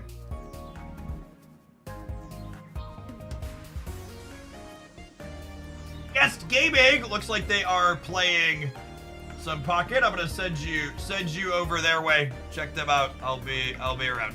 Peace, folks. Oh, you know what? Guest has been on for 7 hours. They're probably signing off soon. Did Ursi pop on?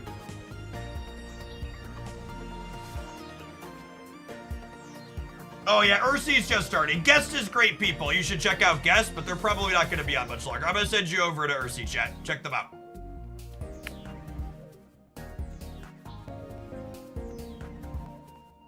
Forgot to check Guest's uptime before saying that. Peace, folks.